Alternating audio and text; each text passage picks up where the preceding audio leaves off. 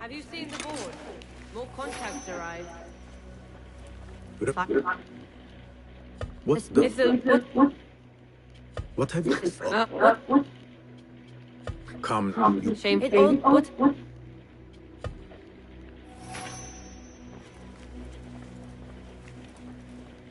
What? What?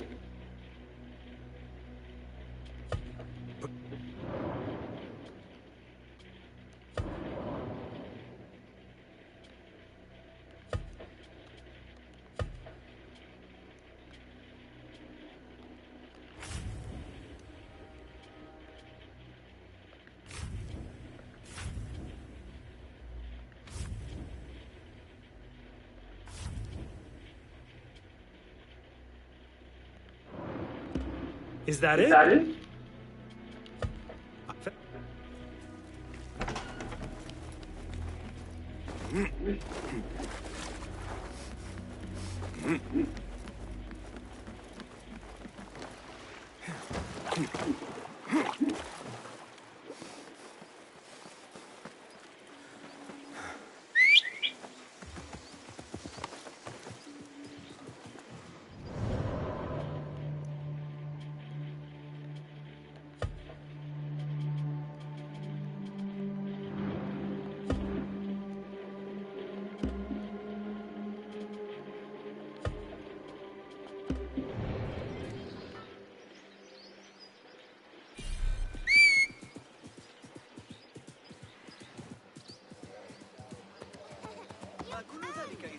لا تدس أصابع قدمي.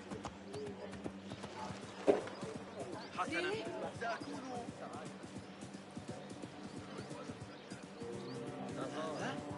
لا يبشر ذلك بخير. اذبح جماحك.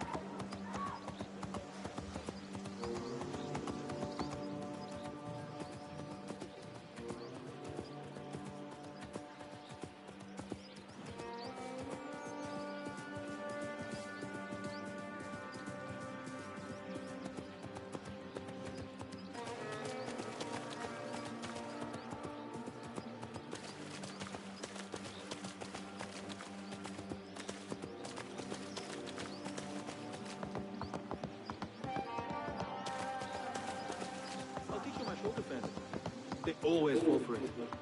Saved my backside too many times to count.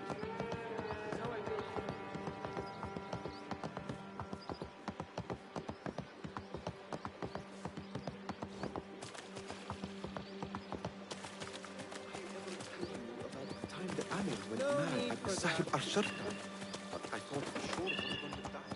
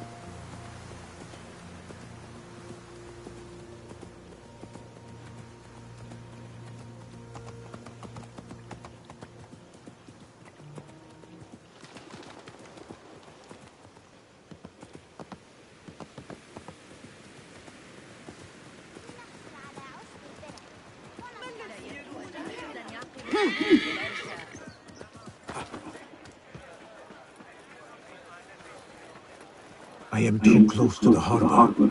I should leave and return later.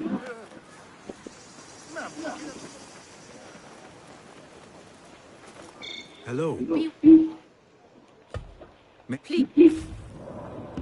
Is that it for...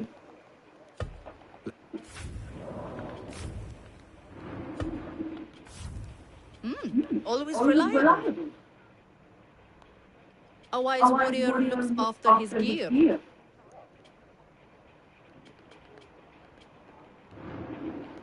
Very well.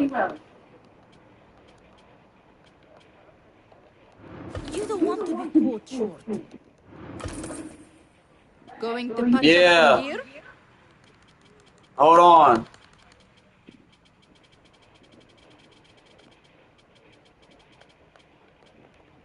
All right. Nothing else?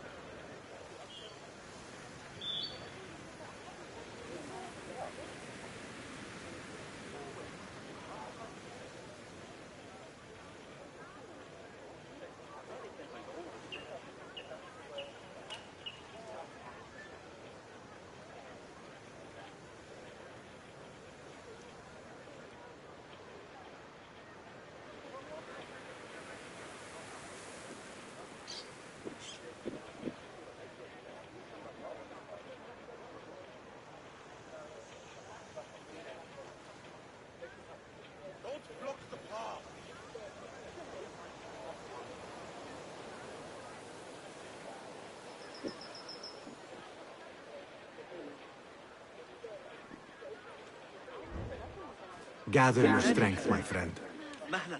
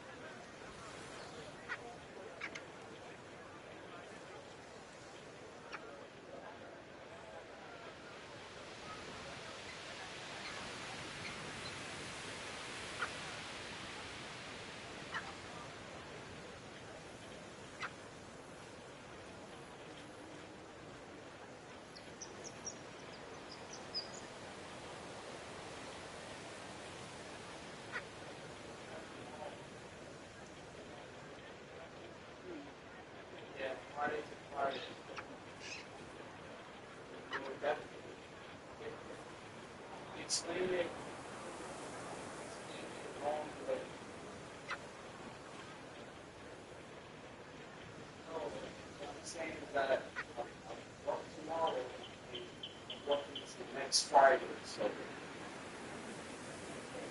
Yeah, but it's not only the open, it's for the other shit too. Saturday. That's next Saturday.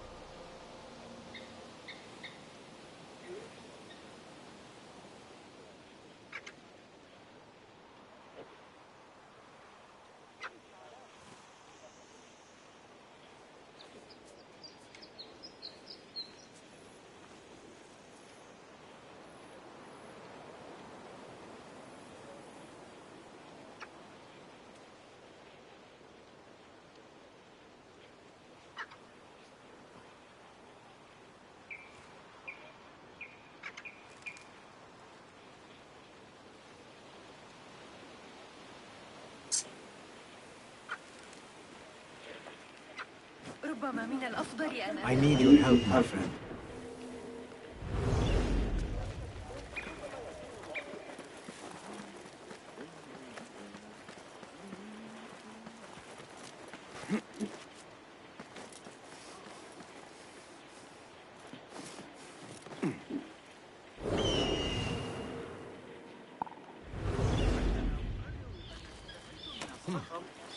Almost.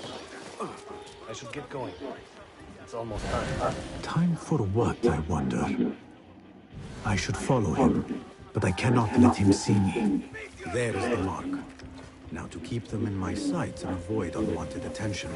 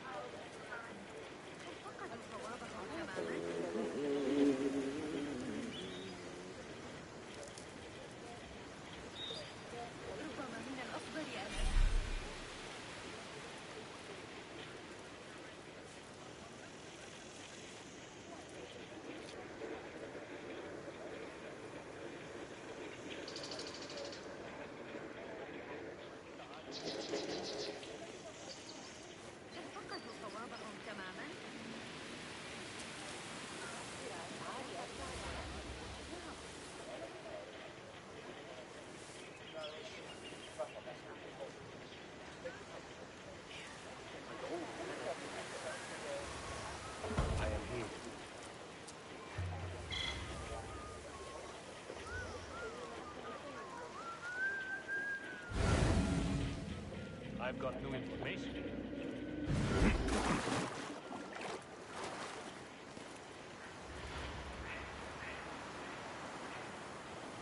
What have you got for me? Apart from that slave kid I already told you about, someone's been sniffing around Jarjaraya asking questions. Is it the one we reported last time? That troublemaker, Bashi, this one is new. No one seems to know anything about him. What are we doing then? I'm carrying letters for the boss. You're wasting my time. Come back when you've got a name. So in addition to talking about Alien Romulus, I'm going to look at the 2025 FX show Alien Earth, as well as the 2014 video game Alien Isolation, which I recently just played for the very first time. But enough of the preamble, let's get into it. Make sure you have your box These on hand. information for someone called Duan bin Arslan. Face down of the counter. Duan's farm will be heavily guarded. I should return to Ali and discuss the next move.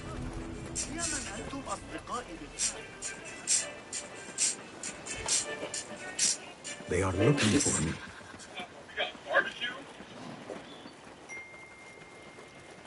I just had brisket builders break to my door, and it was all like this in the one wrap. You return at last. What have you done? What I had to do. Is this what your freedom looks like? I do not follow your creed, nor do I answer to the hidden ones. This is the price of war. Beshi would disagree. Beshi does not lead this rebellion. He does his part and I do mine. But enough. What have you discovered?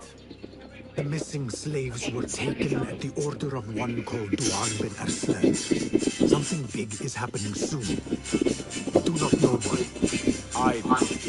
This one said my men are being interrogated and are to be executed by their leader afterward at the villa. Ali, the informant, mentioned Beshi by name. They are looking for him. Let them look. Go free my men. I will prepare our attack on the villa. Meet me near the farm when you are done. Today's sponsor, Express free way to prioritize your health. ZocDoc is a free website that helps you find and book high-quality tech workers so that you can find someone you love across all 50 states. They have in-network booking with over 150,000 providers. Whether you're looking to see someone in person or just a quick video visit, ZocDoc offers over 200 specialties, so you can easily build the care team that's right for you or your specific symptom. Making an appointment is so easy because you can view actual patient reviews, availability, and book right on the website. No phone calls and no waiting around. That's a big deal because for a lot of us, it's not that we don't want to go to the doctor, it's that the process of going to long offices, being on hold, not even knowing if the doctor is the right fit, it's enough to make you put it off. Like many of you might be doing right now. I get it because I was doing the exact same thing. My mom needs I was surprised to find and book a primary doctor that was not only in my vicinity with availability, but a highly rated one at that. Appointments made through ZocDoc typically happen fast, often within 24 to 72 hours, and sometimes even within the same day. Your health is important, and you want us to be able to make it a priority without all the added stress of having to make an appointment. Head to ZocDoc.com/to find a doctor that's right for you. It's completely free and it takes minutes. You'll feel a lot better knowing you did. Thank you to ZocDoc for sponsoring today's video and helping us all take better care of our health. Now back to the video. Alien Romulus, directed by Fede Alvarez, who also did the 2013 remake of Dawn of the Dead, be the first Alien film to come out after the acquisition of 20th Century Fox by good old Disney. The reality that we will likely never get to see the third film in the trilogy is just devastating to me. But we can't look at what could have been, we have to look at what we have. So let's talk about the most recent Alien film, and what this tells us about the new director. This film was extremely and widely well received upon release. I mean, if you pull up the critics and audience score on Rotten Tomatoes, it's pretty obvious that they made like a really crowd-pleasing movie, and I know firsthand that this movie has a lot of fans. Judging by a lot of comments on my last video, people have been really excited for me to talk about this Ali film, is waiting and just think it's outside the farm. crazy. Go, What I've seen quickly. looking at The other middle videos sun and is a lot not of discussions here. online, there's this idea that the franchise had mostly lost its way, and basis where it's that sort of brings things back in line with the quality of the first two films. Now, in my view, this film has some of the highest highs of any movie in the entire franchise. while simultaneously having some of the most insulting rock bottom of any film franchise. So while I will try to keep this review balanced, I want to warn everyone that there will be long stretches where I'm pretty negative towards this. Probably a lot more negative than most people want to see. But just to be clear, I'm not critiquing this to say anyone who loves this film is wrong, and here's why. Even if I express myself passionately, I'm just sharing my personal feelings. And this really should go without saying. I don't know why I felt the need to say all of this. I just feel like I'm pulling the pin for some reason. I know I've had a lot of hot takes so far. People can call me a contrarian, look like that. There's absolutely no point in me making this video if I'm not 100% honest about it. This takes place in between Alien and Alien. We open on a skiff showing up to the destruction of the Nostromo, and it's there to collect the xenomorph specimen that Ripley blew out of the airlock in the first film. That's the bad. This is weird to me. I understand they wanted to connect it to the first film, but I just don't think this was the way to do it. So Weyland-Yutani apparently then knows everything that happened on board the Nostromo. They know there was an alien on board. They know that Ripley blew up the ship and then jettisoned the alien. This is contradicted by Alien, which gets picked up by random teams after floating in space for 50 years, and is then questioned by Weyland executives who don't even believe her story. Really, but also say this in a random range. Weyland-Yutani kept everything secret, and that was destroyed later on in that break. And then all history about this they go looking for the alien that blew out the airlock. Instead that they look at this specimen floating in space for 20 years. We see the lab later on in the film. We see that they know that these specimens came from LV-426, so why wouldn't they just go back to LV-426, where the aliens were originally found, and then collect as many specimens as they want? It's not hidden or something. They put a colony, but why are you looking through space for this alien? Just go back to the dairy. But let's get back to the meat and potatoes here. I'm already hyper-focusing on details that I'm sure nobody cares about. We follow Kaylee Spaley's character Rain and David Johnson's Andy. They live on a Weyland-Yutani mining colony, and they are stuck under the food kill of the company, slaving away for years to pay out their contract so that they can get leave to travel to a new system. One, Rain hopes to have a visible son in the system. She's alone with her companion Andy, who's a synthetic that her father repaired before he died of lung disease. A disease, it seems that anyone who spends too many years on this hell planet is supposed to live. But not to worry, because Rain has fulfilled her 12,000 Your mother is waiting for you. I'm not going back yet. Take my father. I will fight with the others. The dream that she can get out of here through hard and fair work Fine. is only that. Meet Ali outside the farm. Because the company will That give is you all of them. absolutely nothing, I and should in meet return with they Ali. expect you to give your. This opening segment on the mining colony is exceptional. We're seeing more of the universe of Alien, yet it's a perfect harmony with everything that's been set up and shown to us. I love this. But before we get to the setup of this film, let's talk about Easter eggs. Even just at the start of this film, we're getting a lot of point-at-the-screen moments. You got the water-drinking bird, because you gotta have the water-drinking bird. It's funny how big of a thing this is in this franchise. A lot of properties love to reference it just for fun. It showed up in Alien Covenant, which is really the only instance of fan service that stole involves you from alien your homes when you were on top of work every day, but what you took is weeks for your paycheck. If you need $100 to make it through the day, you are not alone. There's this app I love called Earn It, and with it, you can get up to $150 a day with a max of $1,000 between payments. It's your pay, your pace. Just verify your identity. Spin this one right here, and you can put money to your bank account. There's no credit check, no mandatory fees. Get what you need to make your day right. Trust me, your future self will thank you. Especially with mistakes around. Download Earn It and make it payday. and brought you here.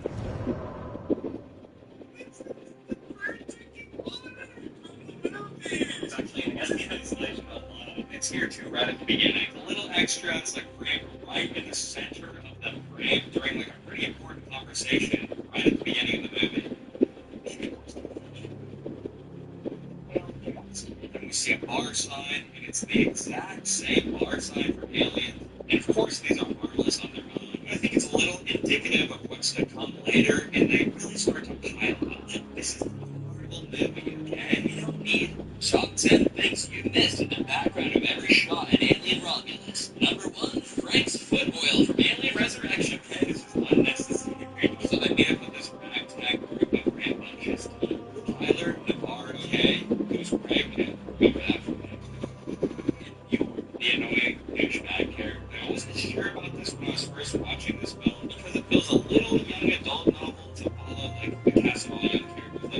but there's actually a good reason for that. Like I said earlier, their parents have pretty much all died off from lung disease, from being stuck on this mining colony too long. So you really buy this ticking clock element of why they're so desperate to get off of this colony before they eventually succumb to the same fate. So there's an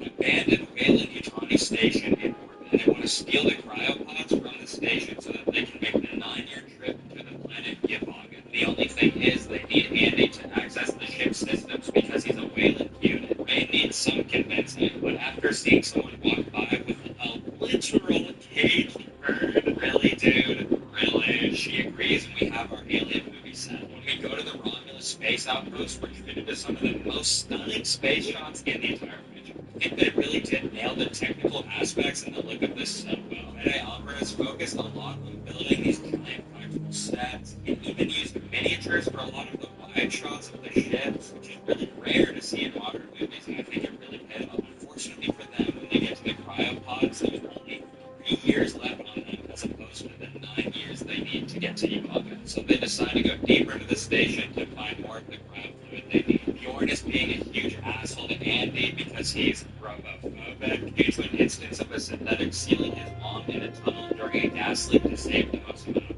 lives. Lots of robot shit. I don't know if it just me, but his British accent was so thick at times that without subtitles I genuinely couldn't understand what he was saying.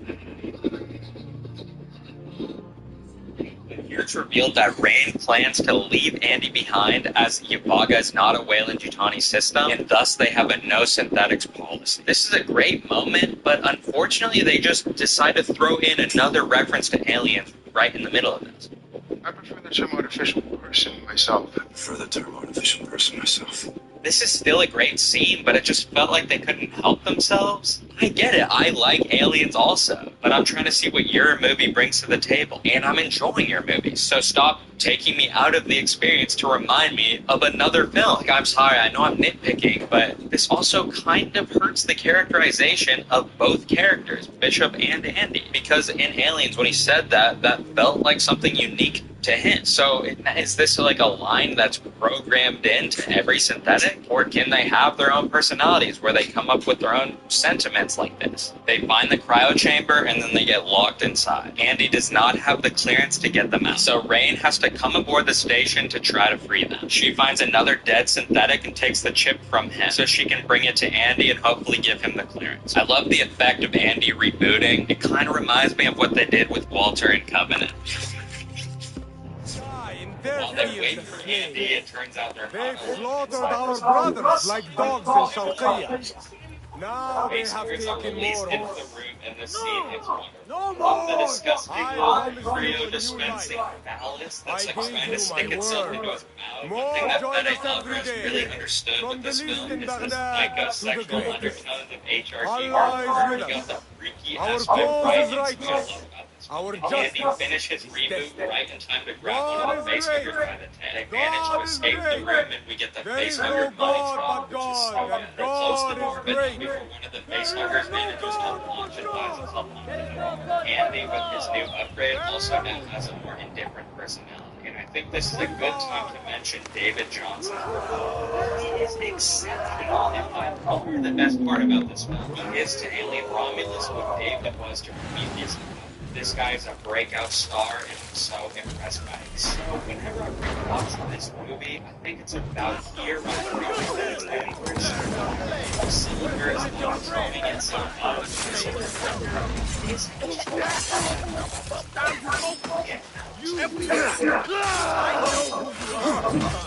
Then you know I am dead.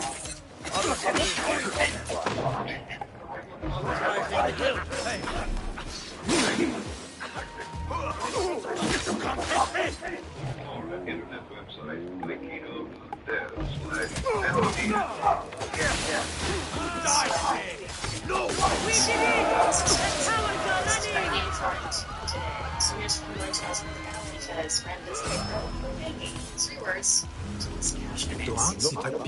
You should go to the officers' club in Sharqiyya. No interest. No credit check. No late fees. They don't judge you on your financial past. Instead, they look at how much you're working and earning today. Download the app and get started today.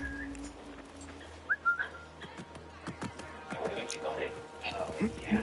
However, if not, you won't. At about 45 minutes in, alien Romulus decides to throw any and all goodwill out the window. It was a choice so baffling, I can't wrap my head around it to this day. To try and get some answers about the alien threat aboard this station, our characters revive the dead synthetic that's been lying on the ground, and it turns out to be Ian Holm from Alien.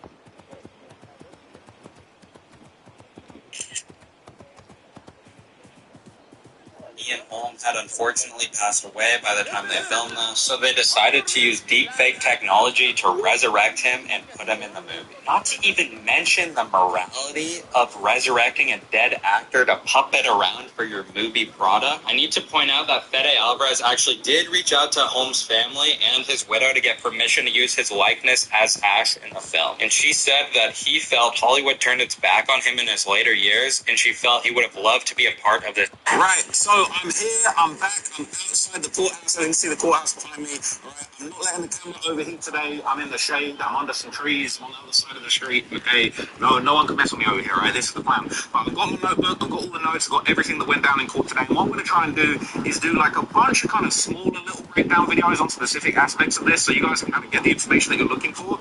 But it was a pretty crazy day in court today with Doug. This is the last hearing before his full-blown trial begins. It's scheduled to go ahead. There was no delays. There was nothing like that going on. And it looks like jury selection is going to be done by the end of the week. That is what is planned, okay? Now, it got off to a little bit of a weird start. Now, for the first time, now this is a little bit weird. I feel like this maybe was just an oversight. But usually they let the lawyers in, right? I see Brian Steele. I see Drew Finley. I said hello to Brian Steele. You know, so he's still got all that aura, right? But he went into a courtroom. And usually they then say, like, the journalists and the public can kind of come in afterwards. They didn't do that this time. So, like, all of the reporters were kind of waiting outside. Even some of the people from Dirk's team were waiting outside. And I, like, peeked through the window and I was like, yo, it's started. Like, the judge is in his chair. So we just rushed in there. We were like, yo, let's get in there. But it seemed a little bit like, you know, I don't think that was something that was intentional, but it just seemed a little bit like, yo, like, they're not waiting for anybody. Like, this judge, not playing around, he's not waiting for anybody. He wants to get this done, and he wants to get it done within a couple of weeks. That's what he wants to do, and that's what's going to be happening. So I don't think there's going to be any delays for nothing going forward. Okay? It's very busy. I'm out in the middle of the street, right? There's a lot going on, but this is the best I can do right now. Okay? I want to do all of this right here on location, give you the information as quickly as possible.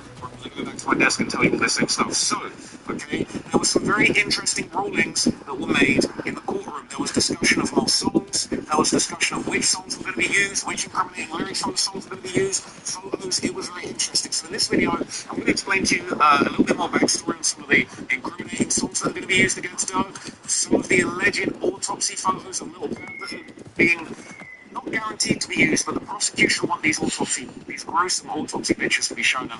You know, I saw autopsy photos in the David trial, and in the David hearings, and it was really horrible stuff. So we understand why they would, especially the judge would prefer for the jury to not see that stuff. It definitely does kind of make you, you know, very, very, like, upset and, like, you know, very, very, like, emotionally affected by what you're seeing. So there was some really interesting stuff that kind of came up. Certain music videos that are going to be used. So I'm going to break it all down for you in this single video. And again, I'm in Attack by the Wind once again. Right? I don't think I can catch a break in this this courthouse. Anyway, let's get into it. Let me get you the right page and all that good stuff. Okay. Look at the state of this. Look at this. Just get blown around the wind. All right. Let me get to the right page.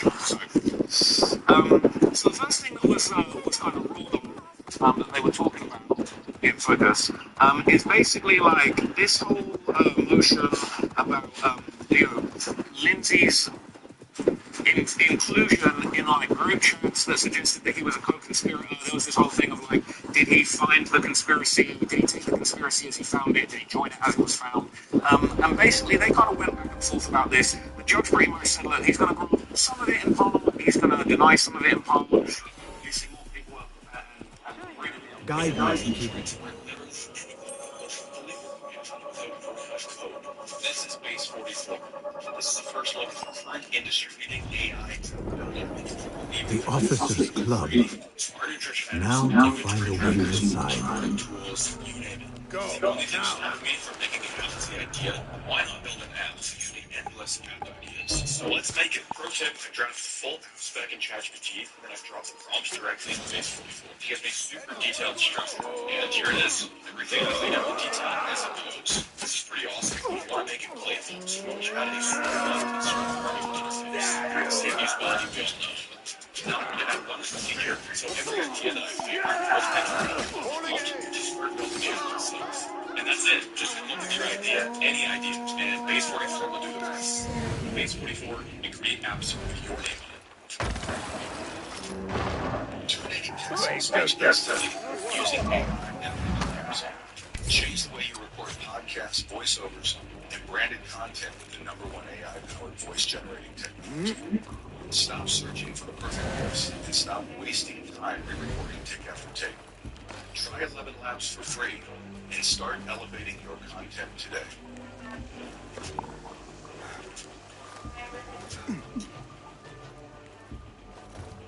That's exactly what will be allowed, will come eventually. Yes, will be allowed, some won't be allowed. Make a mistake of basically trying to see this whole conspiracy as the same as an overall gang membership or gang conspiracy. They're saying that more specifically, there's things that just murder of Lord Cabot. And this isn't a gang trial. This isn't a trial of OTS like all the stuff. It's a trial of stalking Congo on the murder of Lord Cabot in LA. Which really, and I also, even though that I do think that, there is plenty of evidence that Lil Durk is allegedly a leader of OTF. The next trial's going to be about that, and the judge did confirm that's going ahead. It's not like the feds are just going to give up on them from the judge will say, I'll talk a bit more about that in a second. But what was also interesting is that they basically went on to kind of say, just that he everything, and then begin to what's allowed at this point. Now, after this, okay, they basically said that Didi had made a motion for bail, basically just said it was denied for the very reasons that the government wanted it denied. It was denied. Didi gave a bail, right? Not happening. And he basically made it very clear, so look, the mandatory minimum sentence for this case is so serious that any normal person wants to free. He basically said, if you are accused of these crimes, you are facing these 6 years. It's not enough to get to their own reasonable person. Get the hell out of there. So, they don't trust him. So even a normal person would be getting out of there. So, basically, as time went on, Lock. This must be the officer's room. I need the key. The Vicon murder, the Saffron murder that got sentenced in the Lord Pan murder case. That's not just being fooled by the wayside. That is actually going to be taken seriously. And the judge said, I don't want to leave that on the table. I don't want to leave that in there. I want the gate. So you two lawyers on both sides, you need to know that. Get to the bottom of when that's going to take place. Let me know what the problem is. So no trust me. Finish this night trial. And the judge is really pushing us. I need to pay for that next night trial. So I didn't agree that to be honest with you. Now, there was basically going to be escaping various exhibits that would be brought at the trial. Obviously, there's a lot of evidence, there's songs, music videos, text messages, all that stuff. That's why it's basically given an opportunity to fight back against a lot of what's being straightforward is going to basically be to figure out the exhibits that are disputed, the information rates, the exhibits, what's not, what's not, bring up all the ones that I think they need to hear further arguments on, and let you guys go back and forth on both sides of the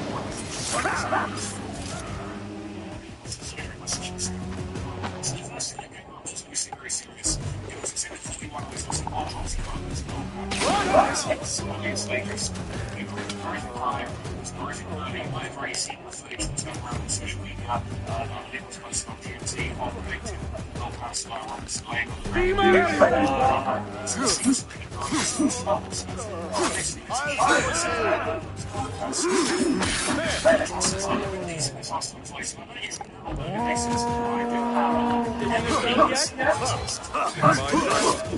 We're not done yet. I will kill you!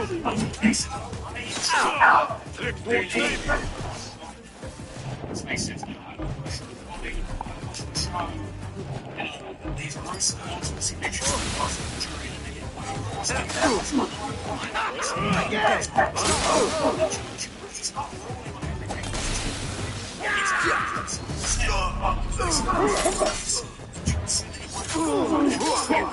Ready yourself, Basil. Come on.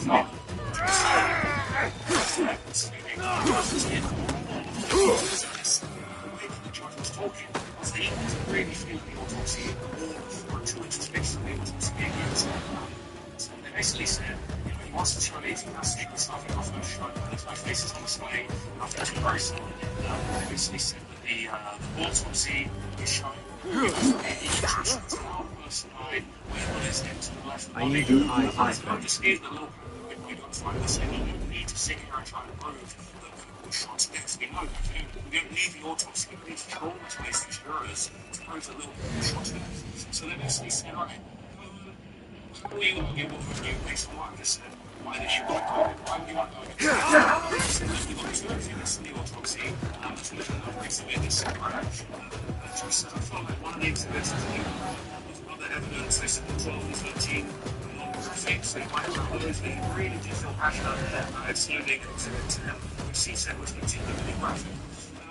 Basically, went on to say, look, we've got cases not existing so they agree with the jurors, say, look, we've actually got to show an autopsy to prove that he was shot to death. Obvious. Hold on. I'll find it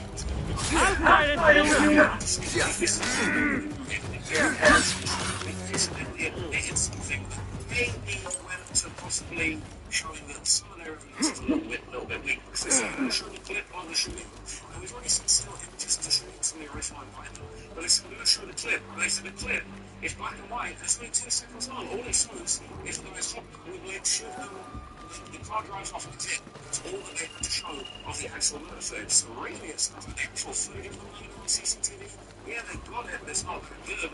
That's why they want to use the autopsy pictures to show. They basically said, without pictures of Wolfgang's wounds, the jury would be guessing what happened after this grainy 10-second clip went down.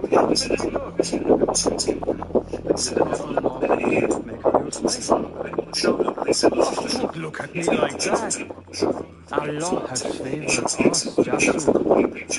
For only the mighty Al-Mardefor enjoy such blessings. Do not speak his name, not even him. Of all of us, he scares me the most. You know what he's like. If he learns of my past and finds fault, where can I run? I do not have the luxury of your ship's knot. You may have taken liberties with truth in the past, but you have proven your loyalty many times. You executed those rebels recently. That was a task more cold-blooded than his ordering of it. Perhaps he should fear you. It is your voice I hear, but the words are those of the Shaitan himself. Do not jest. I want no trouble when he returns. Shaitan! That is high praise coming from you. It is as I told you. We are favored and need not fear anything. Where is Tuang? He is late. As always, my friend, you worry too much. Which is why you are merely Alvo, and I am Aishme.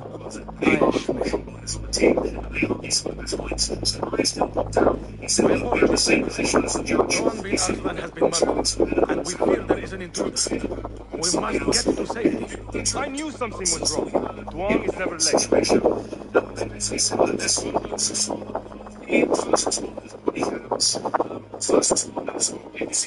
Those two are with the Order, and they serve a third they call Al-Mardekhwar. But now, I need to find a way out.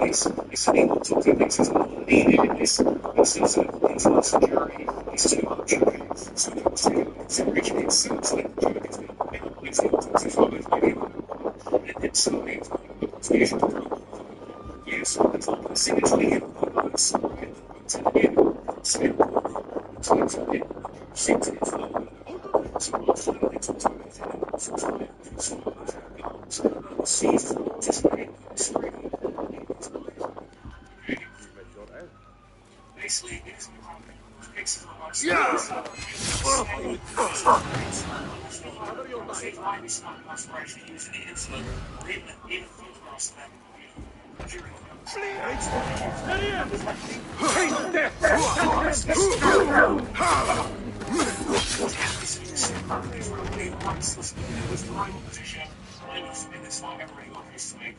We can see this photo to the left. So let's go from ultimacy photo, let's start the consideration. After that was a very interesting one where they said, this is in the past for you. They said this was a screenshot of our wearing OTS blockchains together. Why is this necessary? Need this? Again, what's going on with this theory of like, this is about the meaning past meanings. This is about this is possible meanings.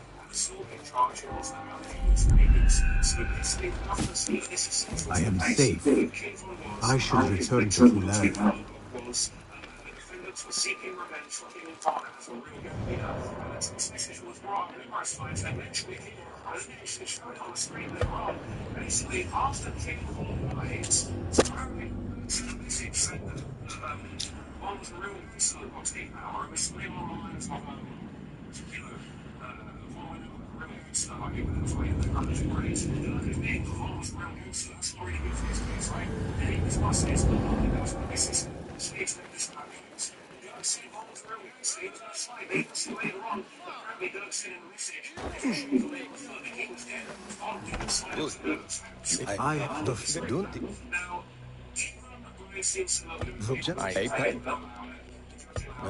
The other. And if yes, fuck them, they will. Good to see you. You.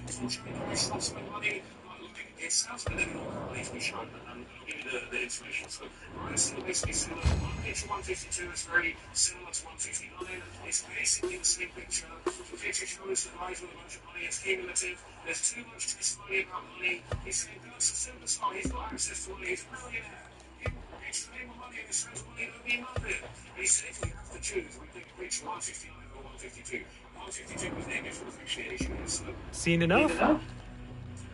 after that, the judge said, well, if I allow it,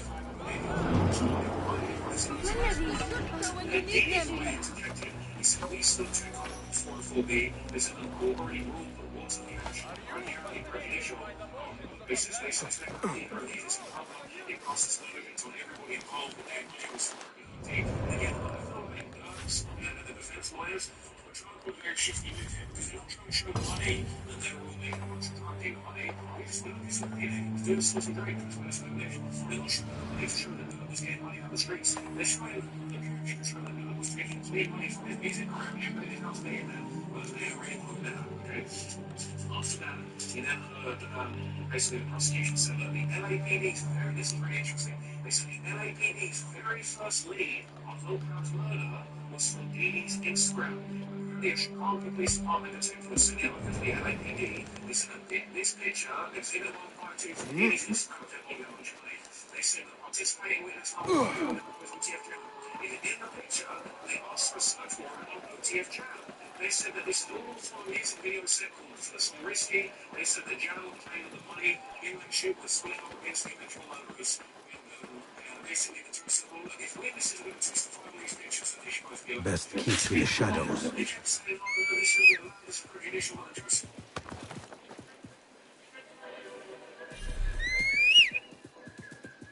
It's 10 p.m. Do you know what your device has now? Some things are worth protecting. Your devices are learn more at the internet website aikido.net/10pm. Sorry, kid. Until Friday. Interest or maintenance. You must shower it during Hey, what's your problem?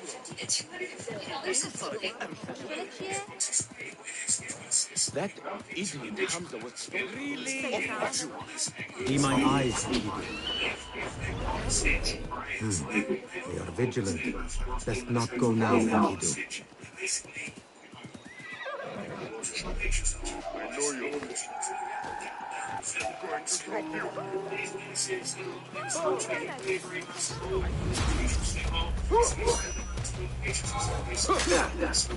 Good one. These were some of the video showing June 2022.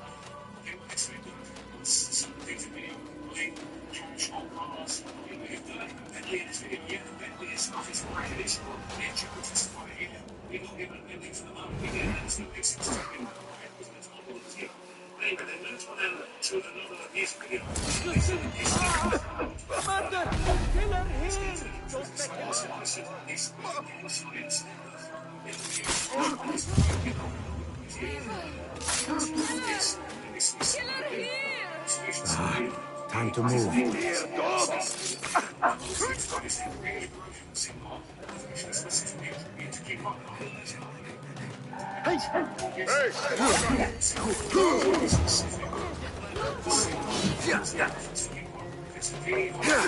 Das war's! Freiwillig!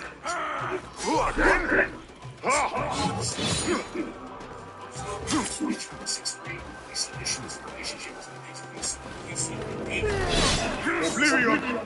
Embrace it! Auf, kriegt doch wohl!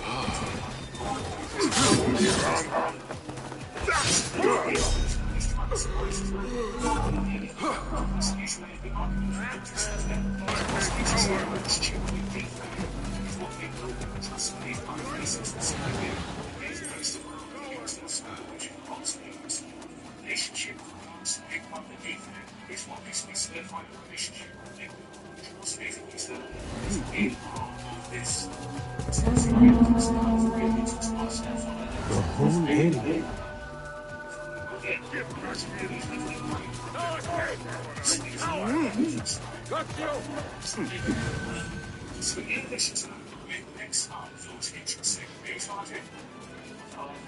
There you are!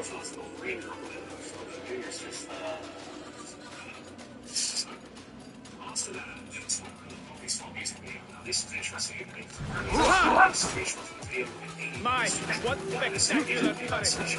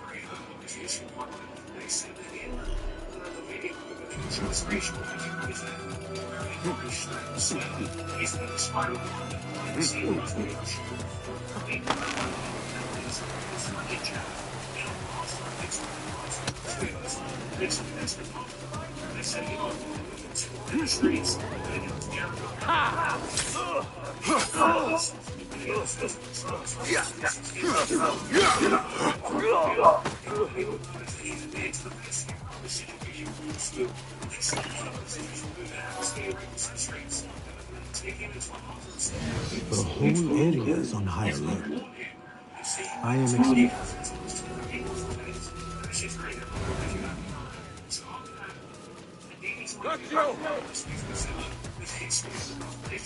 Down, coward!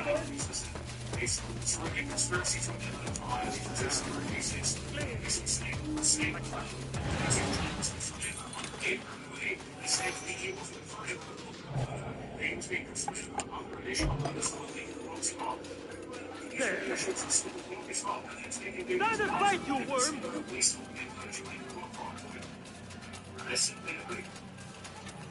Ha!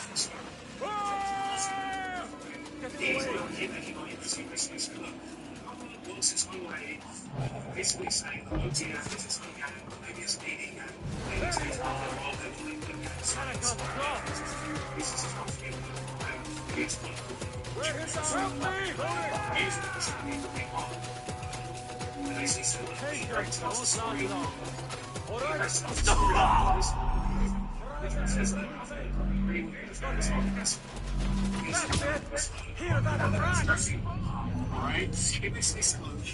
man. I think there's been an assertion from the motive during EW1 that makes the conspiracy more likely. I'll leave it up to the jury.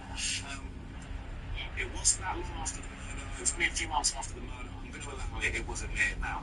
What I think I'm going to do is... let me find out. I'm going to grab one thing. I just want to see it. Let me find out 3 more pages and I'm going to separate this into another video. But I think this might be interesting. So they're all on items 183 and 184. And... okay, you know what, I'm going to put this as a separate video because we're going to move on to like talking specifically about what Von's involvement was, what people think about Von. So I'm going to move on to a separate video that's kind of everything, you know, about the autopsy and, you know, and stuff. But I'm going to separate this so that it's easier for you guys to digest. So that's it for now. I appreciate you watching this one. I'll be back with another one very soon. I'm literally just going to record back to back and get all of these done and then get all of these out to you as soon as possible. Anyway, thanks for watching this one. See you in the next one. I'm about to go back to back. I'll see you then. Go away.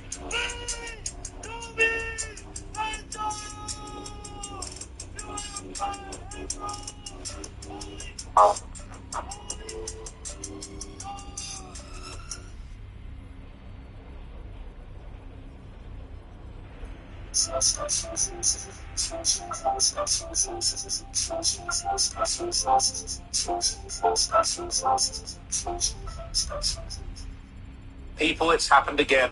Another No Jumper host has been arrested, and this time it's for murder. Over recent years, No Jumper has developed a reputation as a pipeline that takes figures from the gangbanging world of the LA streets to being entertainers, podcasters, and rappers. But unfortunately, as we see time and time again, not everybody makes it to the promised land of podcast glory. In fact, over the past few years, an unsettling number of hosts, affiliates, and regular faces connected to No Jumper have ended up tied to serious criminal cases. This has created endless rumors online, with people making ridiculous claims that real law enforcement, the FBI, the ATF, the CIA must be heavily monitoring or even are the ones operating the No Jumper podcast studio, with many people pushing the wild theory that the owner, Adam22, might just be a full-blown federal agent. Anyway, there's no real evidence that ties No Jumper to the feds. That's just the reality of hosting and offering opportunities to so many figures that have got ties to the real-life streets and gangs. But unfortunately, the accusations that No Jumper is the feds is not going to be helped by the recent news that a fan-favorite host from this new generation of street figures on the mic, and Hefe, real name Maurice Shellman, was just taken into custody by LAPD's robbery homicide division on felony murder charges and initially set a hefty $1 million bail. Apparently that wasn't even enough, and records later showed that after a hearing, his bail had increased to over $2 million, which could potentially point to prosecutors having access to evidence that's particularly damaging for Hefe's case. But what's been happening in the court is one small aspect of this case, because while the lawyers haven't really said much yet, the streets of LA have definitely been talking. And despite many people throwing out false theories on exactly what had got down to the murder that Adam was charged with, now that the dust is settled, The whole area is on high alert. I am expected. The X-ray gangs and Crips, the infamous LA gang that Adam Hefe has publicly claimed allegiance to. So after seeing the news of his arrest, we decided to dig a bit deeper and found out that there might be something much more going on here than just a genuine murder investigation. Content warning, this video is about a sensitive topic involving loss of life. We've removed any graphic content to comply with YouTube's guidelines. We aim to provide informative, factual journalism on a tragic event in the public interest that does not dismiss its seriousness. All clips are used under the doctrine of fair use for news reporting and analysis. Some points made in this video are opinions and theories. I am not responsible for the information. If you want to watch my videos uncut and extended, go to patreon.com/traplordross, where you can get those for just $2. Also, you can now watch my new drops on Spotify, so go search me there. Here's the video.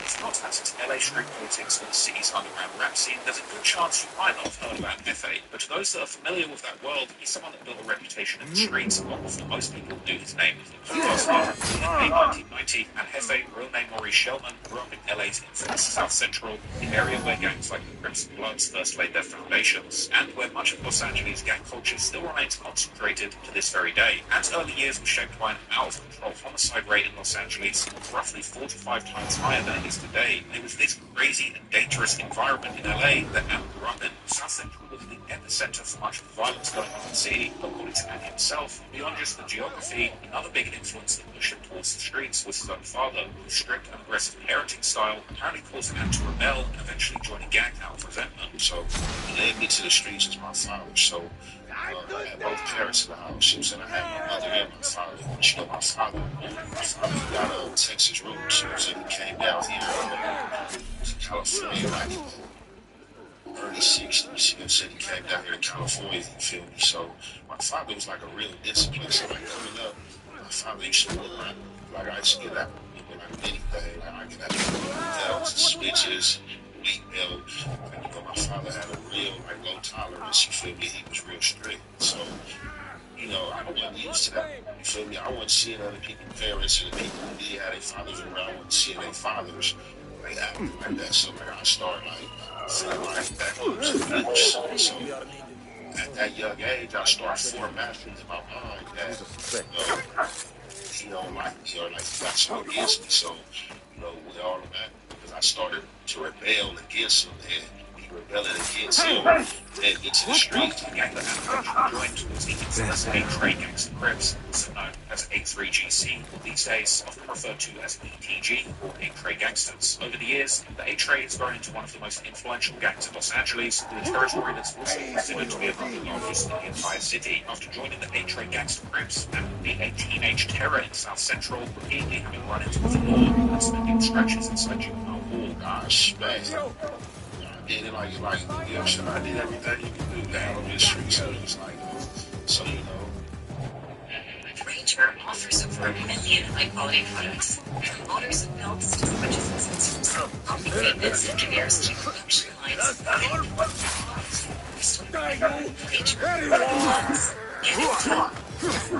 out of jail, you know what I'm saying? I was going to school. Every time I got out of jail, I was in school. I was in and out of jail. So, what do you think? I did every juvenile hall. I did Austin Juvenile Hall, Central Juvenile Hall. I did 4 camp programs. I was in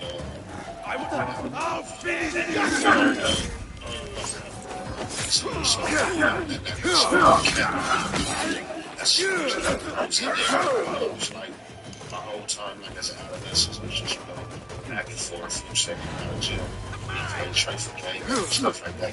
Cases rather than case me.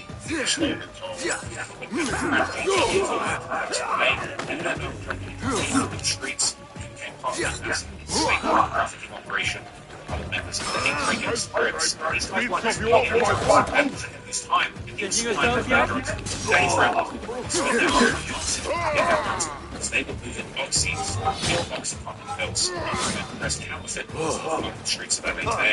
This crack team of A-Tray traffickers would move these bills from LA to Spokane in Washington, nearly 20-hour drive north. Unfortunately for them, this highly profitable operation would eventually come to an end in 2013 when they got arrested by the feds. By the time authorities were done the case bloomed into something so massive, it overwhelmed the court system itself. Eventually, the whole case was released 62 offenders. One of them was then 22-year-old Jefe, real name Larry Sheldon, although interestingly the court documents listed his middle name in that case as Keon Gray rather than Keon Gray, which appears in his most recent arrest record. But anyway, this was him, and Ant was charged with 2 counts in this story, 32-count indictment, which prosecuted the A-Tray members for trafficking and distributing these OxyContin pills. In December of 2014, Ant would ultimately accept a plea deal from prosecutors, pleading guilty to count 2 in exchange for the remaining counts being dropped. But this would still lead him to receive a crushing 120-month or 10-year sentence in federal penitentiary. Clearly, fighting serious charges and doing serious time isn't anything new for Ant Jefe,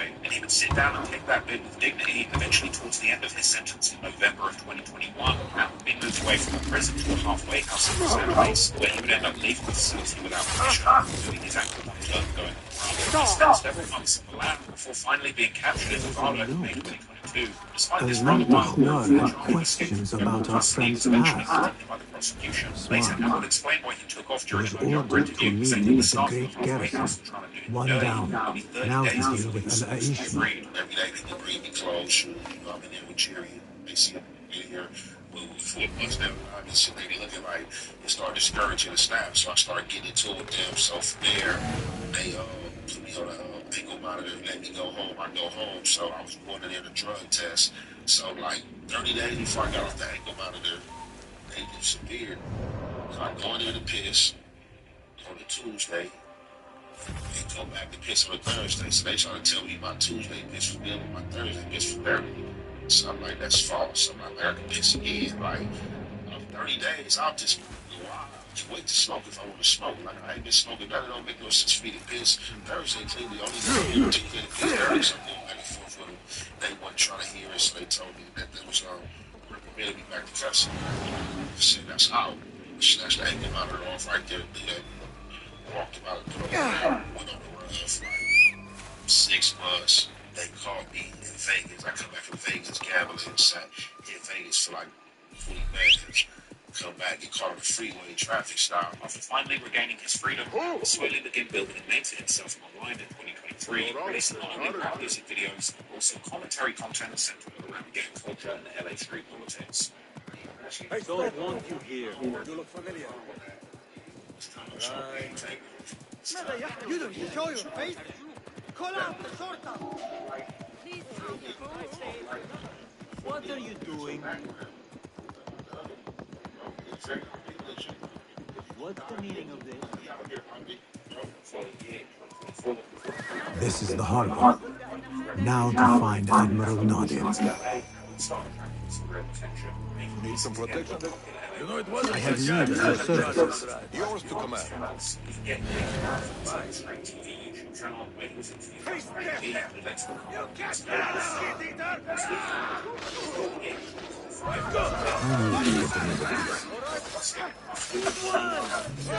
Show me everything. Come on. It's too dangerous.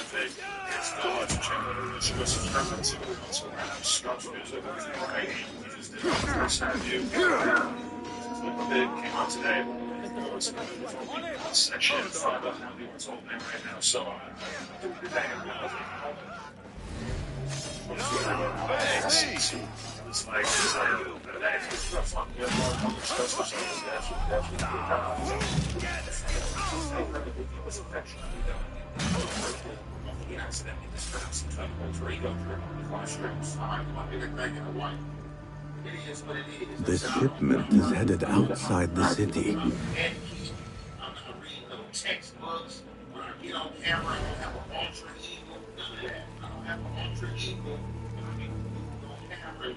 Hey, that's your Several legendary catchphrases over the last couple of years. One of his names is also kept on releasing music and steadily growing the catalog of videos on the YouTube channel where he continued speaking on LA street politics, although now from a far more mainstream and grown-up perspective, as well as covering popular drama. His channel grew very quickly due to his popularity amongst the local fan base, and at the time of his arrest, it surpassed over 50,000 subscribers. But coming into 2026, tragedy had still to take place, but might just destroy everything that LFA was able to build after he got out of prison the last time. This is a detailed diagram of a strange-looking ship. 2026, and LFA would eventually post videos to social media, and she spoke about the village during the bad day. The reason why that video is still being unclear is what happened next. That video was something on the subject of countless theories and speculation online. What's the good old deal with the good old people, man? Today was not a good day, bro. Today was one of those bad days, man. Yeah, working hard, man. People gotta work, man. We was this close, man. Since close to cashing in on this week. So right now, right, I'm in a phase where I'm trying to reborn, you know what I'm saying? Some big things, man, and just, create the space to be calm and instead of continuing the storm, you know what I'm saying?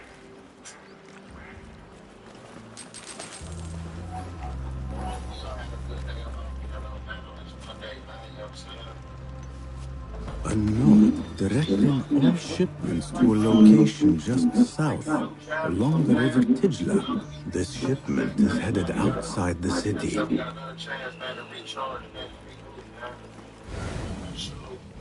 Stay strong. very next day, I took from me and been arrested by the LAPD on felony murder charges, together with another alleged A-grade gangster The criminal. thing we pass for art these days. That same day, Drop the Show was scheduled to air with one of the co-hosts, starting speculation and obviously suddenly didn't show up. The radio silent. Guys, what interesting. Okay. What's up with yeah, it's not picking up his phone. People are trying to contact him. He's not picking up his phone right now. It is almost 2 hours. It's the podcast. Seemed like him. And in addition to that, he was supposed to be early before the podcast. So, I would bet money that he got arrested or something because it's all about that. You know, it was just like him being 3 hours late, phone off. What are you doing? Hey! Nobody here. Where's the shooter when you need them? Got that one on the fly from Talal's background. He lost his phone, or he saw there was no service in those. That's the Even if he wasn't going to come, he would say something. yeah, he was coming his time out. He would normally have texted my mom, like, on the late, forget some of the keys, very professional. Like, so, you know, just stuff. This already starts to theories online. Before midday, the internet went wild. Announced reference published from the LAPD and database cited with frenzy. TMZ seemingly breaking the news. This will be followed by hip-hop and entertainment media. And then the makes the rest once. Here's the arrest rate. And then from the line for example, mentioned murder and F8 allegedly been charged with. Rest, my friend, if you are weary. City Nash recorded a video on May the 20th where he made a questionable clip and accidentally did a shooting.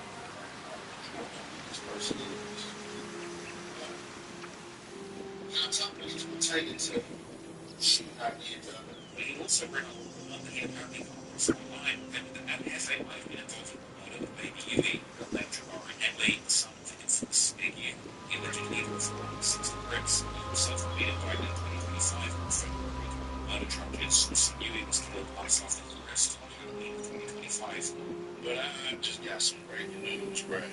They saying that allegedly, supposedly, and FA is the one who killed Big Houston and you.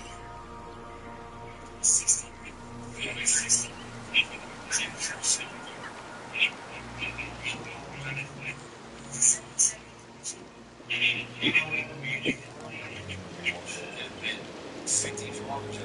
Since you just don't understand on social media every day, so something that happened, it's gonna be a gang or they probably did it, all this would happen. So it's just like that's a neutral spot. If this is true, if he's the one who did that, who put that on, it's gave me a something else. This theory was discussed on the website. It's a Clubhouse show. From the very beginning, there seemed to be very little evidence supporting this theory, but the fact that the 1960s and A-Trade gangster Crips are known to have a long-running and extremely deadly rivalry. This rumour was practically immediately replaced by another rumour claiming that Ant had instead been involved in the murder of an alleged Five-Deuce Pueblo Bishop Club member known as Little Bandit, real name Deshaun Coleman, who was killed after an argument begun in front of a taco stand in the corner of Slauson and Oaks on the early morning hours of May 17th, 2026. The LAPD says there was an argument just before the gunfire, and it all just next door. Bruno 52 spoke with the brother of the man who was killed. I also spoke with one man who was working at the taco stand last night. He told me he heard about 7 to 8 You're a good person. He took care of everybody. We hear some people jelly, like jelly bad words. Some fighting. Did you hear the gunshots? Yeah, I hear the gunshots. I hear like 7 gunshots. This rumor would seem to take off Reddit. One of the most detailed narratives coming from the former post College and Flacco. So we don't get half it. It's not the taco stand. A lot of niggas on taco trying to eat. A Pablo pull up. What? Like, it's probably something like 4 or 5 dozen who knows, right? Instantly. In altercation race, how he starts to bang the young and have to from on. And have to until H against the team. This reminder is brought to you by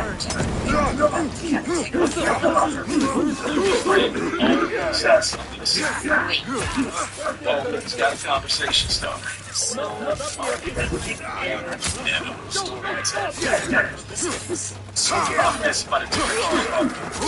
Talk to your doctor about it.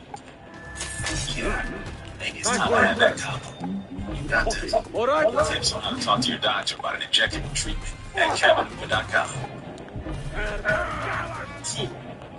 That should have been the end of it.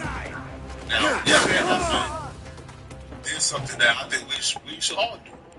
Young and Halfway walks away. Gets back into his car. Now, when Young and Halfway gets back into his car, follows Young and Halfway to his car.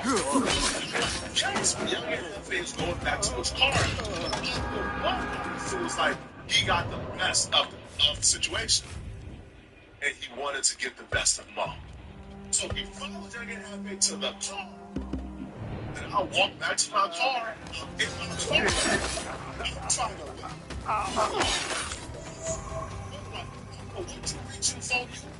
You yelling aggressively. And Young and Halfway just had enough, man. Just had enough. Pulled out the pistol, shot about 7 or 8 times. Bro died here, bro died. And now we're here. And because he still fighting the case, he could be completely innocent. This could have all been a misunderstanding. So allegedly, people allegedly.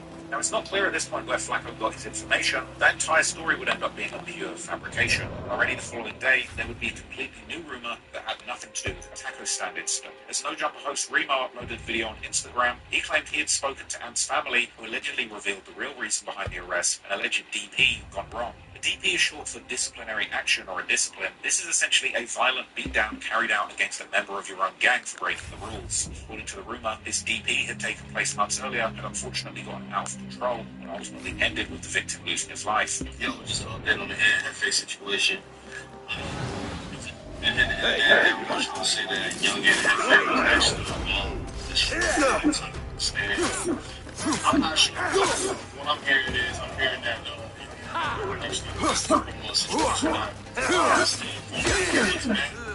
hearing it was like a DP gone wrong where maybe somebody in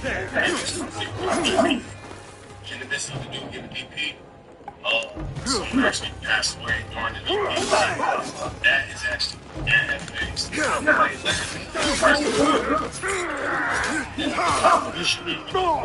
On record saying that it was actually him. He was shot and died. So from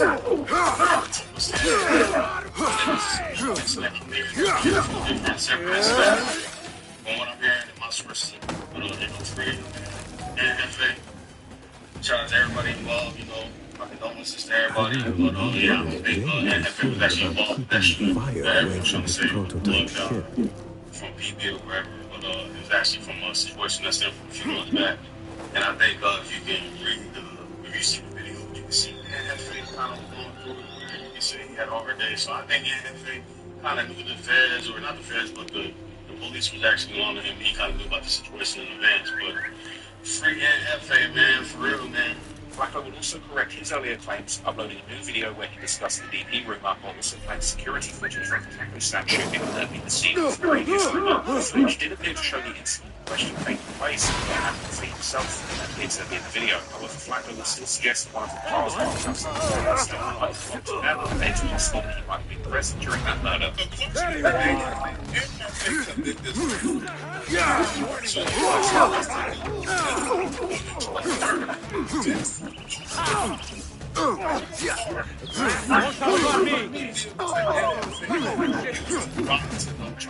This right here is the gentleman that was shot and killed. This guy right here is about to get punched. The person who was shot and killed, they all began to move forward. Now, when they begin to move forward, somebody comes from around the car and started shooting. Hits him, he falls and dies. Then they chase somebody around this vehicle. They shoot an admitted person goes away. Once again, TNT. On that same day, the victim, Carl Lynch, he died in a parking lot from unforced trauma, and that the alleged date of the murder was the 31st of January 2026. These pieces of information supported claims that the DP got wrong in a parking lot where the body was found as a result of unforced trauma. But now that the alleged realized the owner, detectives immediately went to work. And it didn't take long before Reddit and other social media sites were flooded with photos of the victim, whose real name was Carl Terrell Welsh. In the streets of LA, he was apparently known as the Lowdown, an alleged member of the A-Tray gangster Crips. This information seemingly confirmed that Anjefe was indeed accused of being present during the fatal beating of a member of his own gang. Soon, a video began circulating on social media that was claimed to show a bystander recording the alleged beatdown. The footage capturing an individual seemingly punching and kicking someone lying on the ground. The location in the video seemed to match the location where the body was allegedly found. The location of the body was released as paperwork for a series of events that happened. Breakdown the alleged DP got wrong that led to the murder, exactly as it happened, stating, on January the 31st, 2026, at approximately 10:25 p.m., LAPD patrol officers responded to reports that a A assault letter from El Marquez about missing Southwestern shipments Avenue. belonging The to the LAPD Turkic were to the LA mercenaries. Fire Department finding The the victim admiral dead was in the stealing. parking lot. That is His too face down. outrageous. I should His return in to his Fulani. eyes. Detectives marked 6 pieces of evidence in the crime scene, which were 5 pieces of broken jewelry and 1 set of veneers. The victim was found naked, shirtless, with serious facial traumas, close to his own vehicle, a black 2006 Cadillac Escalade. The victim was I should return to Fulad and tell him El Ruch El Al Aish are dead. Specialist at America's name forged by the scene. The final scene is Carl Welch and his cell phone and ID were recovered from the scene by the coroner, also documenting 8 tray gang tattoos on the victim's body. The victim's girlfriend, during the scene, was shot allegedly under the influence of drugs and alcohol, explaining that the victim was assaulted by their own gang. Detectives have gone to recover surveillance video from the crime scene. Around 6:20 p.m., the first suspect arrives around 7 p.m. While the suspects congregate with the victim for about 10 minutes. Always this one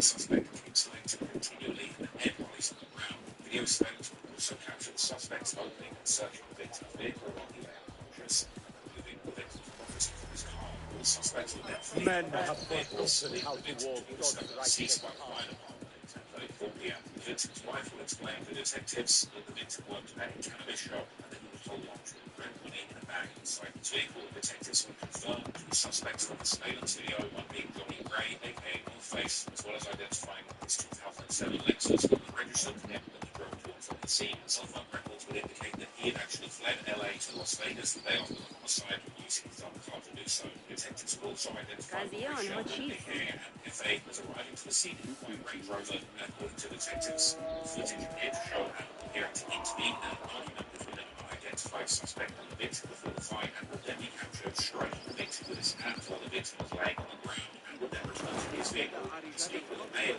identified as Urban Pierce, who was seen in the driver's seat of the gold Mercedes parked next to the victim's car, and would then be observed on video Mercedes, appeared to be in black backpack. Scene as he entered FA, detectives will claim was from the video surveillance. It appeared obvious to them that Pierce was acting under FA's sole direction. This is what the story became in darker time. This growing digital paper trail left across social media by people who seem to do the lowdown towards a growing posted again. A friend of the lowdown made numerous posts criticizing the current state of leadership. Not that was far and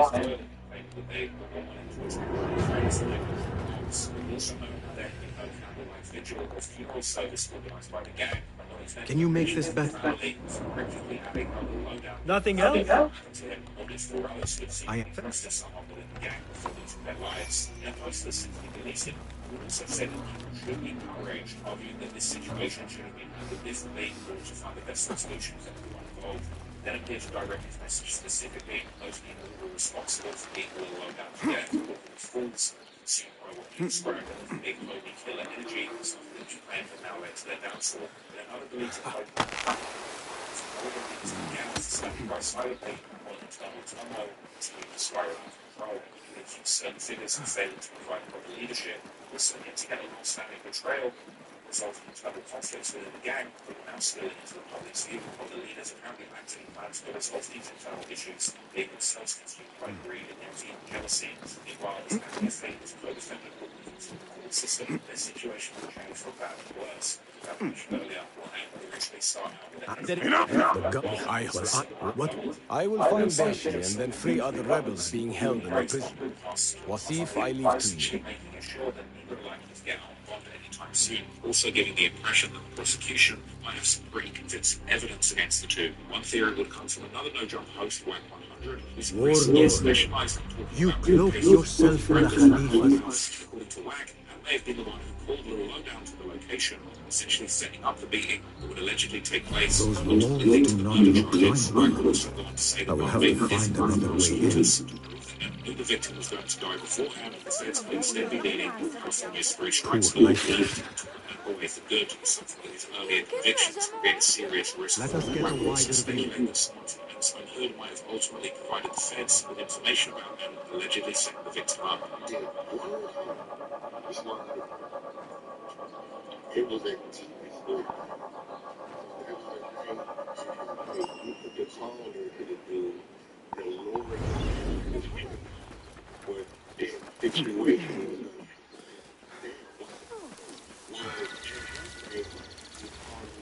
هذا غريب.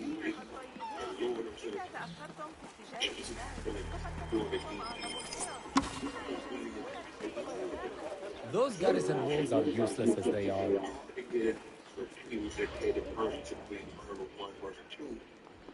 Have you seen the holes in the garrison walls? What's the point of having walls if they have holes in them? You mean the construction? There are guards everywhere. No one's getting in or out of that place without being caught. There might be a way in along the northern wall.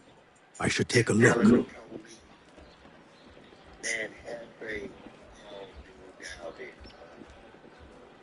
this is the internal thing.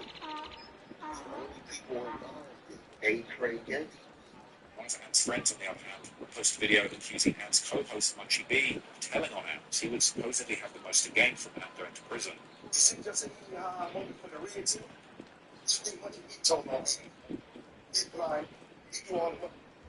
You know, they said one symphony, the other symphony, the enhanced symphony.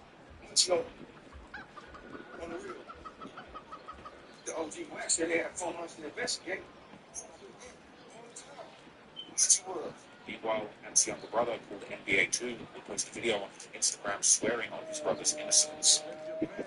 Hey, Fred, man, bash out Fred, you know, map on what's map on NBA 2, that's saying. Big young man, they don't even remember the say, hello's my brother from NC. I know for sure, QA, that'd be home. I knew that they didn't know Sean, sure, man, There have also been some shocking revelations coming out surrounding the victim himself, as some Reddit users have uncovered records showing that Carl Welch had previously been convicted in connection to a gang case and was listed on the offender registry. This development caused many people online to lash out against those that have been vilifying him on social media, and there will also be developments that likely shock those that didn't know anything about LA street politics, as none other than Afro Man would go out publicly to show support to Hefe. Interestingly enough, Afro Man actually also heads from H-Race Hood and seemingly reps the gang to this day. Now, at the moment, this case is still in its earliest stages, and with just how chaotic the information surrounding it has been so far, it's impossible to say how the story will ultimately end, as new details could emerge at any moment and completely change our understanding of what really happened that day. If there's one lesson that seems to come repeatedly out of stories like this, it's that once someone finally manages to build a real career and legit future for themselves outside of the streets, the smartest thing they can possibly do is put as much distance between themselves and that former life as they can, even if that means leaving old friends and loyalties and traditions like DPs behind.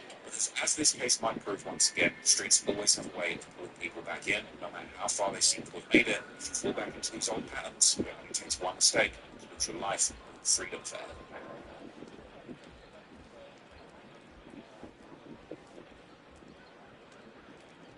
What's poppin'? I got some of my favorite dishes from 5 different restaurants. Yeah. I ordered all of this using the Wonder app. It's a food delivery app, except that you can combine multiple different restaurants into one order. I got the zesty chicken right. The people who would end up having a huge influence on his life and career. People famous for their affiliation to O-Block, whether through the gang wars going on there or through the music that had been made about the gang war. People like Boss Top, Chief Keef, T-Roy, White White, Duke, BJ, Big A, Trey 5, Sheroid, J Money, Toon, and countless other people that played a big role in Von's life growing up. Von also attended youth school in the area, the Hyde Park Academy, where he would attend with people from other rival territories with affiliations to the gangster disciples. People like FBG Duck, who would even claim in a Twitter exchange in 2014 to have plotted to beat King Von up on the school bus, and people like Lil Mo, who Von would even be seen in throwback pictures with before their feud had escalated into something deadly. Von and his friends started out their gangbanging careers with fistfights with the ops at school, schoolyard scuffles that would unfortunately escalate over the coming years, developing into full-blown gang war with firearms involved. Over time, the teenage Von would begin getting more and more involved in Chicago's street gang conflicts, apparently bringing guns to school as young as age 13. Chop Squad, who went to school with both Von and G Herbo, would claim that Von would even show off guns in class, with it apparently being Von himself who started the trend of teenage gangbangers in their school, bringing guns to class. I'm the type of person to bring a polo to school at 13. Like, that's what me and Herb was talking about. He was like, he knew it was real when Von walked up to him in school. He was like, he had flashed the pole or something. He was like, Herb knew every day from there he was up. He was like, oh, we bring guns to school? You know what I'm saying? Like, oh, it's on. He's like, every day from there, everybody brought guns to school. He like Von was the one to start that off. In fact, G Herbo would even later rap about this on a collaboration with Von called FaceTime, saying that Von showed him a revolver in freshman orientation, an experience which led G Herbo to begin bringing guns to school himself too. Now, King Von was apparently out of control as a youngster. According to one story, Von actually did a shooting on prom night whilst wearing his suit, after literally tweeting out that somebody better not try him in his suit. So naturally, you can imagine, Von ended up spending a significant amount of time in trouble in the law as a teenager, with large patches of his most formative years spent inside jail cells. Von went to jail for the first time around August 2010, at age 16, for armed robbery, apparently robbing someone for their car, something that he would actually later refer to on his song Armed and Dangerous, saying that he was arrested on August 11th, 2 days after his 17th birthday, when he was offered 21 to 45 years in a plea deal.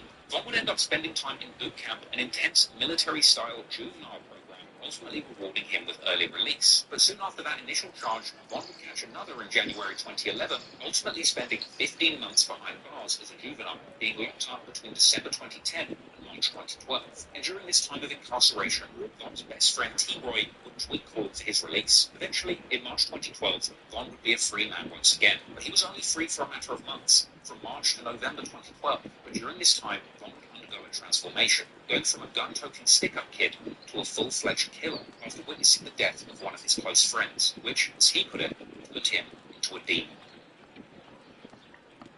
Before we get into the first murders that King Von was allegedly involved in, I just want to take the time to consider the real reasons why he would be motivated to kill in the first place. Despite covering a lot of gangsters who are hardened killers, it's important to consider the social circumstances that need to exist for a teenage boy to start committing murders. Firstly, these areas where King Von grew up, Southside Chicago, Killer Ward, and O-Block, are incredibly poor and dangerous areas, with the latter even being described by the local Sun-Times newspaper as the most dangerous block in Chicago. The reason why so many of these gang murders in Chicago go unsolved is due to the failure of policing in these areas. Someone like King Von destruction as a completely normal thing. And if the police never come to your area to solve crimes or deliver justice, it's easy to see why you would place more trust in street justice than in the state. Furthermore, you really have to wonder whose fault is it really that somewhere like O-Block ended up being so poor and dangerous. While it's easy to blame the gangsters and killers there for cultivating a lawless environment, the city and the state politicians ultimately have failed to create the economic circumstances that someone could grow up safely in these areas. Have there been better economic prospects in the hoods of Chicago, perhaps many of these young men wouldn't have been forced into a life of crime and violence. Furthermore, it's the analysis of King Von's eventual transformation into what some have described as a serial killer. There's actually an argument to be made that geography may have played a part in King Von feeling like he could get away with so many murders. The 70s to the 2000s have actually been described as the golden age of serial murder. One possible cause for this phenomenon around this period has been cited as urbanization and the concentration of inner city living. Some people have said that putting so many people in such close proximity ends up offering a unique level of anonymity when it comes to committing crimes in these complicated, busy, and overpopulated areas. But simply, this means that in Oblong, the sheer amount of people, overlapping gang conflicts, and organisation of violence on the streets means that somebody like King Kong could kill multiple people without attracting too much attention to him personally. As sad as it is to say, in the eyes of the cops, a victim is just another casualty of the gang war, rather than a specific crime that can be solved. And it's these circumstances, the perfect conditions for a young King Kong to begin killing people in his community with minimal consequences. And once King Kong was in jail, gun violence had raged on between the black disciples from Whig City and the rival gangster disciples from St. Lawrence and Eberhard Avenues, or SDL-EBT. And during this time, whilst King Kong was incarcerated, a 15-year-old gangster disciple from the rival hood by the name of Tuco was murdered. Real name Shondale, shot dead by the bus stop.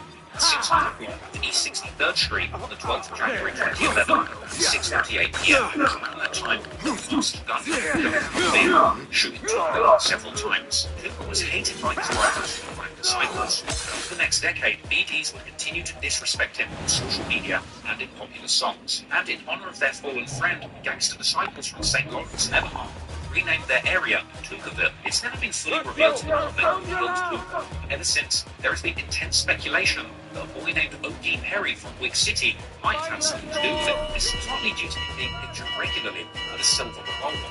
Witness report from the Tuco murder stated that Tuco was actually shot. There is a steward here loyal to Ali.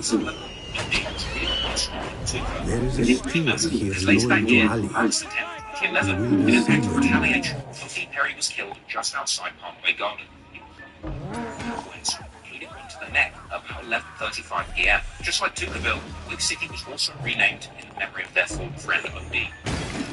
And it's believed that one of the shooters who killed O.D. was a female teenage shooter with the name of Jakira Reynolds, or K.I. Following the murder, K.I. would begin to pose on social media with a silver revolver, similar to the one that O.D. was about to carry, and involved in this murder of a member, leading to K.I. becoming a major target herself. That has not helped, but she would regularly tweet insulting O.D. Perry and alluding to having killed him. Hold on. Others, K.I. made the move, meaning that she killed O.D.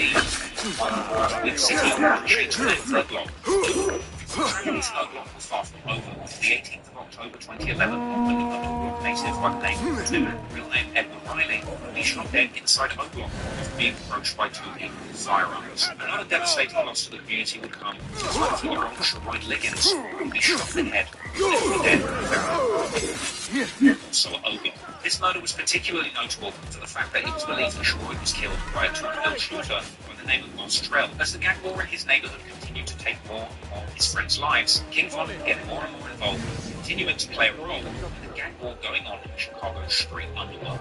Von later rapped on the song Don't Want to Be Me that everything changed for him in 2012, and that this is when he decided to get more active in the gang war. With Von saying specifically that the deaths of O.D. and changed his plans and led him to importance of getting active. There was some speculation of the exact murders that Von was allegedly involved in, and never know definitively that he was truly involved in violence that he was rumored to be associated with. But the very first murder that place in 1958 four men, he had a man called name stumbling into a patch of tall weeds after shooting, would eventually be found dead by his 16-year-old cousin, Modell McCameron. Doc would be remembered as an original native of St. Lawrence and Eberhard Avenues. With his affiliation with the area, largely the reason that he was from despite the fact that he left the gang life behind him, becoming a painter to get out of the streets. Apparently hurt by the death of his cousin, Modell, that boy who discovered Doc's body, would then begin to get more involved with gangs in the area too, beginning to hang around with people like K.I. and FBG Doug, as well as being seen on social media with guns. In fact, it's actually around this time that social media begins to play a bigger and bigger role in the gang war in Chicago. And during this time, King Von himself would become a prolific user of Twitter, beginning a flurry of activity on the platform after signing up in June 2012, going on to tweet constantly about his activities in the streets, seemingly with no fear about incriminating himself. One would openly claim to be drilling in the name of O.D. Perry. He would say that he was like Phineas and Ferb in the streets with his best friend and fellow O-Block shooter T-Roy, warning bots not to diss them, claiming to shoot people like it's nothing. He would tweet that he's been drilling from young and he wants to kill cops too. He would say outright that he will whack people. He would regularly diss numerous rival hoods and gangs, and be claiming to be paranoid due to having so many people trying to kill him. One thing on Twitter to get so enraged whenever he hits the big toker, his trigger finger just starts itching. During this time, the Von was tweeting in the streets. This time, continued to play out. On August 7th, 2012, Von would make a tweet saying the homicide is in the air and that it's supposed to be created. Then, in the early hours of the morning, today, August 8th, 2012,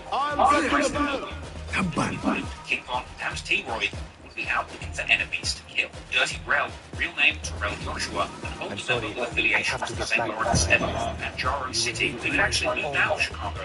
The steward cannot help me anymore. Found on I sidewalk should find another way in. East 56th Street in Washington Park, just before 3:30 a.m. However, in this case, retaliation will come fast. As the day of August 8th, 2012 goes by, that same evening, around 11:30 p.m., King Von is out with his close friend White Wine, real name Tony Dunn. They would go to a convenience store together in 63rd Street, South Market. Here, one of the store, West White Wine goes outside. At this point, no one pulls up, shooting White Wine's back. With a police officer on the scene and returning fire, it feels the shooter ultimately managed to escape. White Wine would be pronounced dead in the early hours of the morning. August 9th, 2012. This day just so happened to be King Von's 80th birthday. This was a devastating incident. Between numerous times about the murder of his friend Whitey, including this one where he said that he just thought Whitey a pill, gone inside the store, and coming outside, find a friend surrounded by his friend, and at first believing that Whitey would be okay. After this, Von would tweet messages saying that this killing is what led him to act out, and in the days following, he would be pledging to kill his enemies publicly. Von later elaborated on his mindset. His song Demon, saying outright that witnessing the death of his close friend Whitey on his 80th birthday was the exact thing earned him including and doing it back to back to avenge this tragic loss. He would be trying to kill much more ruthlessly after this. Desperately wanting to get a rival shooters KI and Whiskey would mock White Wine's death on Twitter. In September 2012, King Von and others called KI on the train and being beating her up. Twitter in the aftermath. One would eventually catch up with KI This is deadly the barracks. circumstances. For a What couple of years, seems for now, he will probably continue further to get inside. bang in the streets with his own brothers like T-Roy, ultimately winding up implicated in numerous murders as he continued to seek revenge for the murder of White Wine and one the other time. This reputation is one of O-Block's most ruthless. Build apps that scale. Big base.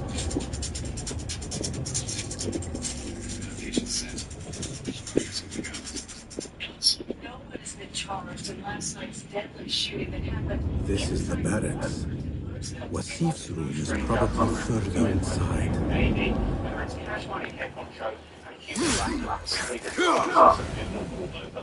aka Birdman, still young folk and recipient of the most underwhelming great feature since he was called over to visit his son Adonis. Little baby, can't seem to go anywhere without leaving a trail of gush or wounded things in his way. Damn it. What do you see, Enkidu?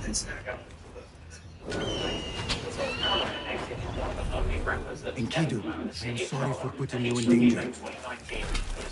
His recent major label debut, Baby on Baby, is back in Los Angeles and Fox Nest on the bonfire.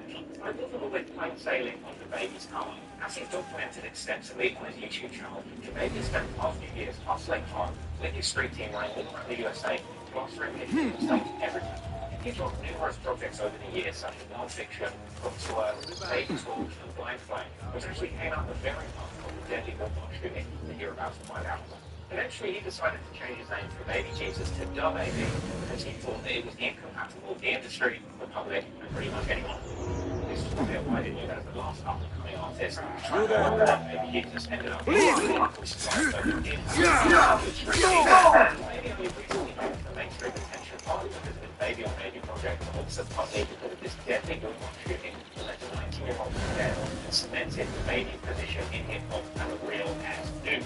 However, the Baby is no stranger to violence. He's been a target of several incidents throughout his career, attempted robberies and arrests, even attempted murder. And in 2017, he actually tragedy on his own career by going to Southwest for a snare dive.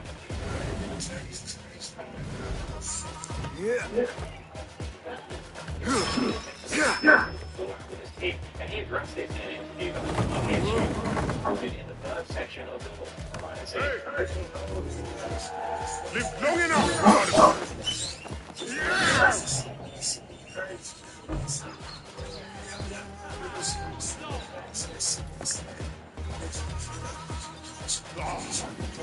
Putting away! But seriously speaking, it looked like for a while the baby just killed Jeff Gray. Those people who were on it already tough communication, which actually left one man shot. So, I know Spider around Spider running over the hill with the slap.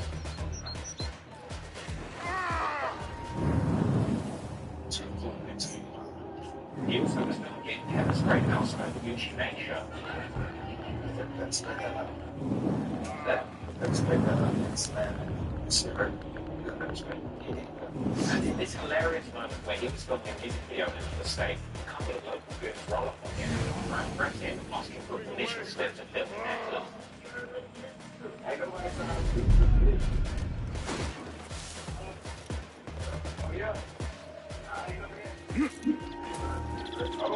His last one is actually partly long unexpected. The rappers work to the point that they start pouring out playing shows in different states. Usually the local goons and gangsters will try and muscle in on the action, and often will try and gain clout by telling rappers if they want to come to their city, they need to check in and get permission slip. Rapper 6 9 was able to play up to this and boost his clout by routinely playing into this concept and dissing local rappers that were suggesting that he needed to check in. This should get me into the inner garrison. I just want to make it very clear that any rappers want to play a show in Bondi Regis, you're going to have to check in with me first.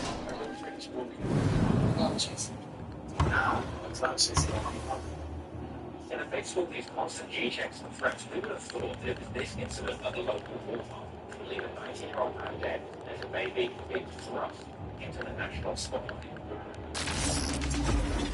Here, here's a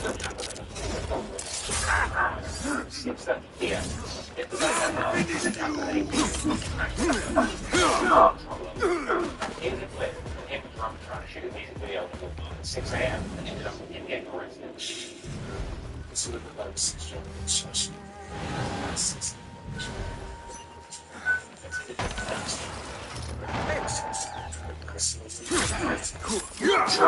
Maybe within this ball market, maybe not, and his one in it was this point that the non-dominant pregnant 19-year-old approached the baby in the kids' clothing section of that said that he needed to check in. He said, I know, it's saying they made it outside. And then they clutched it, they clutched it. Stop!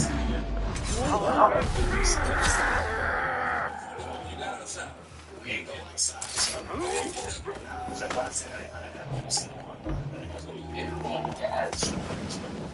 What's someone? He's going to do. He's going to wait.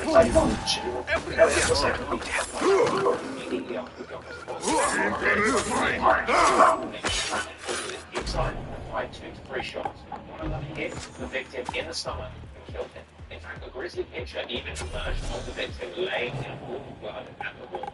I obviously can't show you this on YouTube, but it is equally good concern. If I have one thing to look at that image, it's that I do not envy the cleanup team working for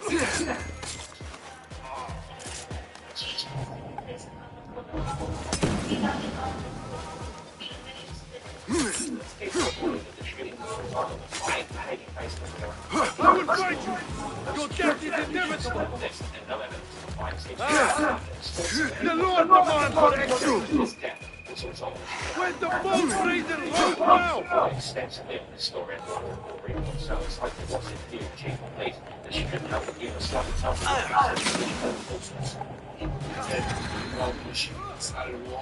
Right later, the baby responded in an Instagram live the next day.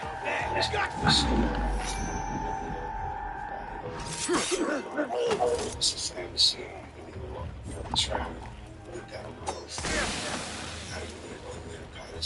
Then a day after that, he popped up on Instagram once again, offering condolences. witnesses to the victim of the shooting, as well as clearing up any rumors that he was using this incident to promote his new release. I can totally understand why people would be upset about somebody using a terrible tragedy to promote their album. But people don't realize, we do forget after the first album that he was caught after a 12-person murder spree, and he turned out the whole thing was just a ploy to promote his new album, and then fall until he had fallen. However, in spite of his claims that he wasn't using this incident, music only 3 days after that shooting happened, he dropped a new music video from Tears, which featured a pretty extended intro sequence that featured loads of clips from the news reporting of the killing.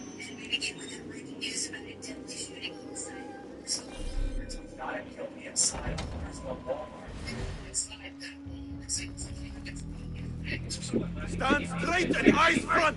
The warlord is arriving and will tolerate no disorder. The idea that it was vital when this is the baby, essentially confirming that a fight did take place before the shooting. The baby was reportedly arrested for carrying a concealed weapon, but these charges were later dropped. This is an interesting tidbit because when you go back Better. The heft is good. The balance, too. The hilt is still a bit tight. Let us see if the edge is better. Whoever bears arms against us is not one of us. You chose the wrong side, my friend. Judgment belongs to Allah, not you.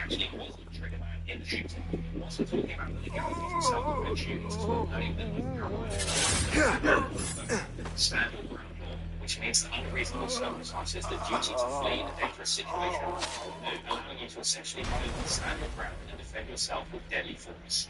Actually, an amazing moment in the baby's interview with Charlemagne at the Rebels Bar when he's asked whether or not police ever get tired of seeing him on these self-defense charges, and he comes back with one of the realest things I've ever heard a rapper say. Hey, we get tired of seeing him. Hey, put the dog down! Hey, let's play film. He actually seemed to do wonders for the baby's career, and it cemented his reputation as a real ass dude into his audience, as well as bringing a whole extra 10 years. He went on to sign that in 2019 on his debut campaign that was featured the slash on the show. In this time, he was amazing. So as well as that, I made all the people so yeah, to turn him into one of the human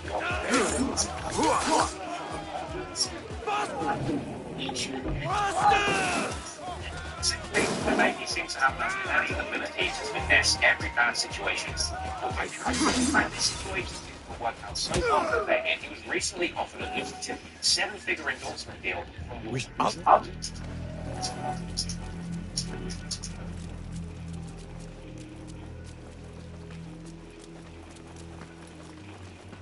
Draco explained to DJ Vlad that he was charged with first-degree murder, 5 counts of attempted murder, and conspiracy to commit murder in March 2018. First-degree murder, conspiracy, 5 murder, 5 times, and 2 naturally. It would later emerge that in addition to these charges, Draco was also being accused of shooting from a motor vehicle, illegal possession of a firearm, and criminal gang conspiracy. It's hard enough finding a murder charge in 5 attempts, but the use of a gang enhancement, a law that's used to impose harsher punishments on those who commit crimes in furtherance of a gang, would see much more serious punishment for the crimes committed if found guilty. In the case of homicide, this meant that Draco was facing, at worst, the death penalty or life in prison. Draco was quite literally fighting for his life as a result of his supposed gang affiliations. But let's not forget, Draco doesn't claim to belong to a particular gang set, so in this case, the cops position the Stink Team as its own LA street gang, with Draco being the leader, pointing to the Stink Team, aka the Tugri family, as a squad of home invaders made up of members of Roman and Creed gangs. Prosecutors said that the Stink Team was a gang with around 20 to 30 members, even pointing out that the Asian-inspired logos that they use are a reference to robbing the homes of Asian people, and a common identifier of the Stink Team as a street gang. Draco would later tell DJ Vlad that he felt that the cops were simply trying to make him guilty by association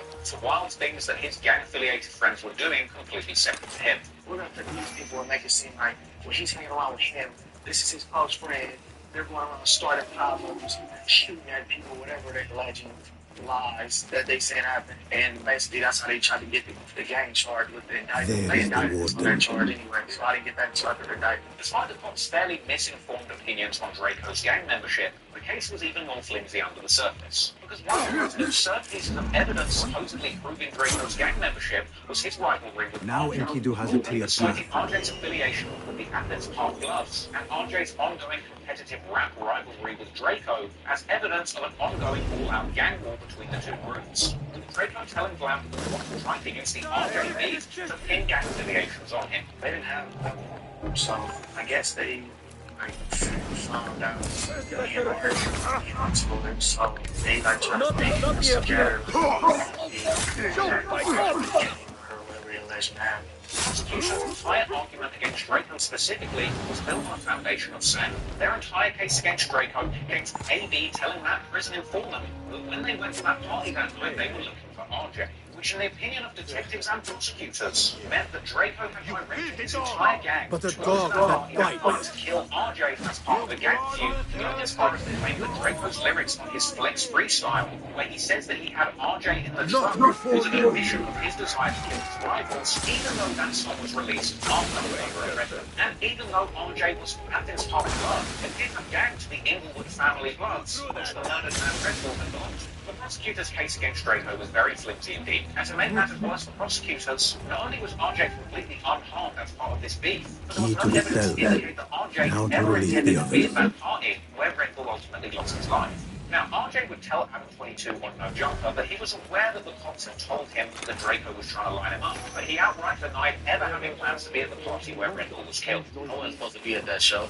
No one's supposed to be at that show. The show that they're saying that he was somebody sending someone to kill you at or whatever. Yeah. I think I got a lot of love on here. You know what I'm saying? Even from my interviews, you know, so I don't think nobody was trying to kill me. RJ would also go on social media denying that he ever planned to attend that pajama party where Red Bull died, saying that he had a show elsewhere. Never been a runner. Nor I know. I will kill you!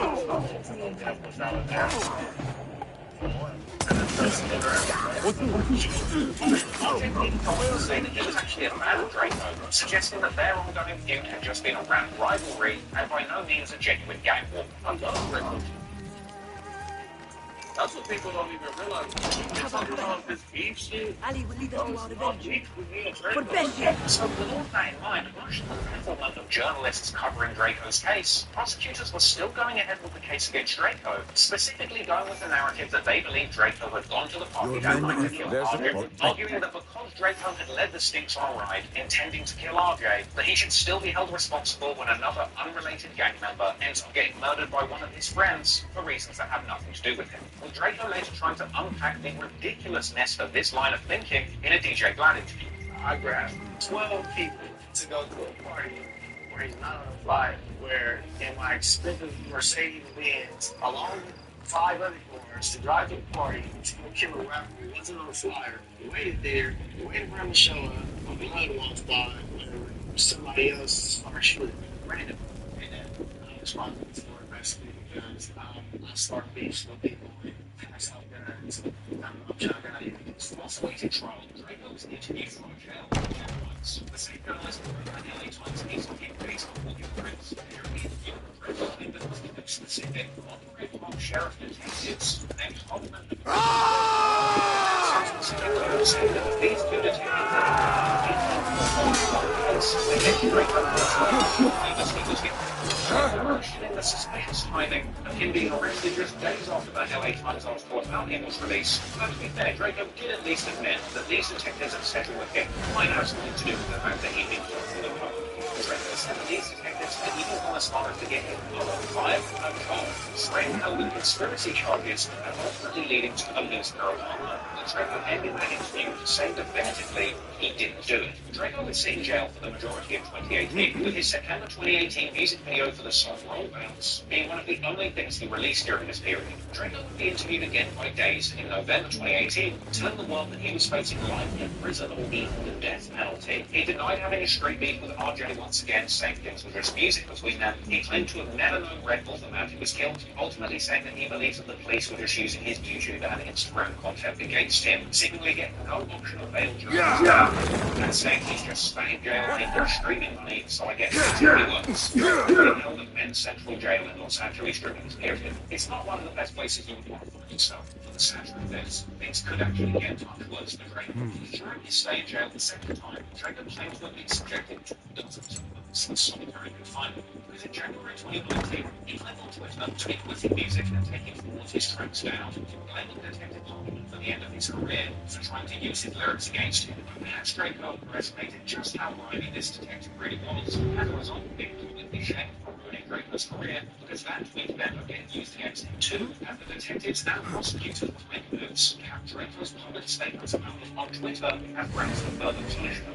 Draco later told DJ Graf that he was subjected to months of solitary confinement, not for violent behaviour, but because of his followers on social media hating the detective that had been the case against him. Run quickly. The rebels have attacked the garrison. Request reinforcements.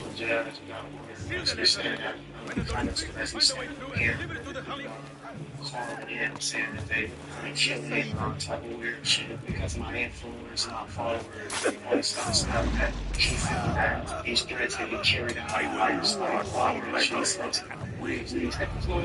are clumsy and slow.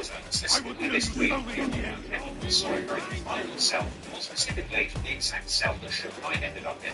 Draco was in general population. I think it was okay. He tweeted this, and the detective went to a different judge, not even our judge, and got him placed in solitary confinement in Suge Knight's old cell. And so he's locked down 24 hours a day, except for a couple of breaks when he gets to go out. Like he's, going to prove Mexican mafia against most large, powerful workers again for tweeting, taking my music down, that part of it. And he's remained in there for 8, almost 9 months now. Draco would later tell Patrick Countdown in a podcast that it was around the 10-month mark that his mental health started slipping, and he began having hallucinations in his cell alone. Yeah, it seems like all that stuff in solitary would make you go crazy. Yeah. You start hallucinating or having a feather. Isn't that ironic? Was it taken from an eagle who fell out of the sky? A symbol of freedom. A word you did not use often. And never will again. Oh.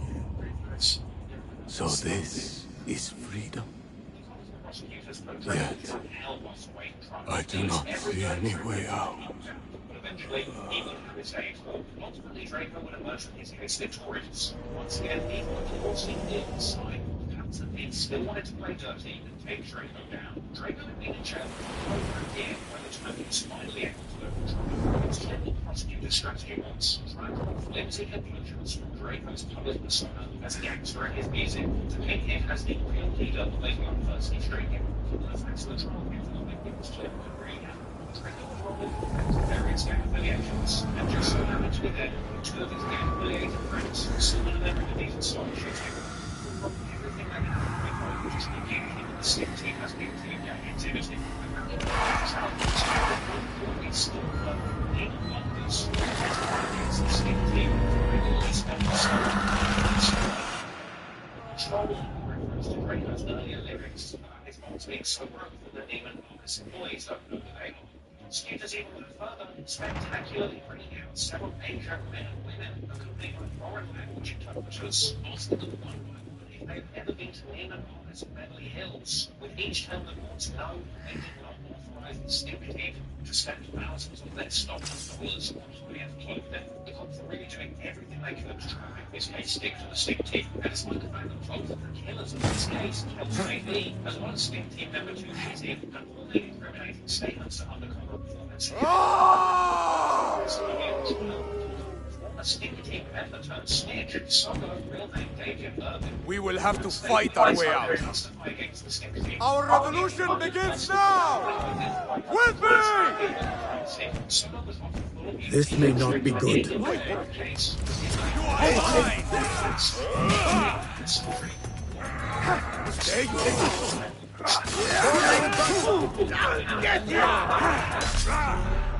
This is a good beginning. Witness to convict the real killers killed maybe wanted Draco and this really didn't fit into their narrative. So they would continue to bring up the beef between Draco and RJ and make immense efforts to connect the murder of Red Bull to Draco's music. And to be fair, they would have a few This may not be good. Guns from the shooting, but the bullets left at the scene and Amy's confession that a 38 and 40 bullets. They believe the murder and then alleged crimes to their music. Look at Draco's recent music videos. That's when they found the video of Frank Charlie Monkey from murder with Draco, Kells, and Ralphie guns surrounding gorilla guns. The Charlie Monkey music video featured a lot of extreme close-ups of guns. In fact, this music video was several of the guns appear on screen. There's serial numbers on display. Okay. It was later alleged that the gun featured in the video of this display the exact same pistol that had fired the original screen. To be fair, it was claimed that other people had possessed that gun between the Chunky Monkey music video shoot and the actual murder of Red. Also featured heavily in the Chunky Monkey music video was Draco's signature Mercedes SUV, also seen at the scene of the Red Bull murder. At the time, people were commenting all over that video that everybody included in it is now racing 25 but that information was really bad news for Kells and AB, the young shooters who had actually done it. The prosecution's case against Kells looking particularly strong. Not only had he been duly snitched on by himself and his friends who were losing for informants, that's close. Social media saying that he was sitting on the dead. Posted on his own Facebook, people in the comments talking very reckless about what had happened to Red Bull. It was clear that Kells and AB were very deeply tied with LA's brick gang politics. Combine that with the fact that Red Bull was a seemingly beloved Inglewood club with a reputation in the streets. It's not unsurprising then that during the trial against Kells, it was reported that the court was lined with both bloods and prints in attendance. And pressure was taken for any witness on both sides, apparently leading to a courthouse burglary where somebody was stabbed during the crime. Things get really Draco's co-defendant Kells, renamed Michael Buchanan, was ultimately convicted of murder and multiple accounts of attempted murder with the gang enhancement, avoiding the death penalty but receiving a full life sentence, with the other shooter AB being under 18 at the time of his trial, and at this point it's unclear whether or not he faced trial privately as a juvenile, with the results not being made public, or perhaps due to delays in the legal system, maybe he's not even gone to trial at all yet. But looking at the evidence against him, you would say he is you, probably similar to Kells. Meanwhile, was convicted of second-degree burglary and possession of an assault rifle with a gang.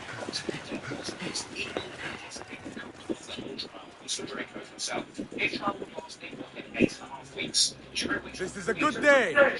I will meet you at the bureau. For the case, offer expressed concern that the gang against Draco was not accurate. Tricks the prosecutor striking against Draco. In the end, he was victorious. Our fight begins! We will have freedom or death! God is great! There is no God but God! God is great! There is no God but God! God is great! There is no God but God!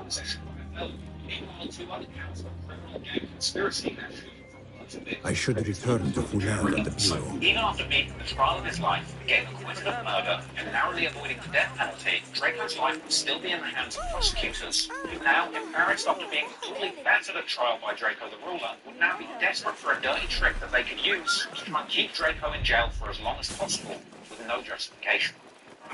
Presidency feels like a never-ending grind. One day will never change. President's commitment to medicine's long-standing. Get you now, Dr. Park. Christ passage. Today, we're making the GPT 5.6 series of models generally available. Across the family, GPT 5.6 delivers more intelligence for Tokyo and is better at If you mention the cat, he will come. And here he is. Go softly, come softly, so the cat does not gore you.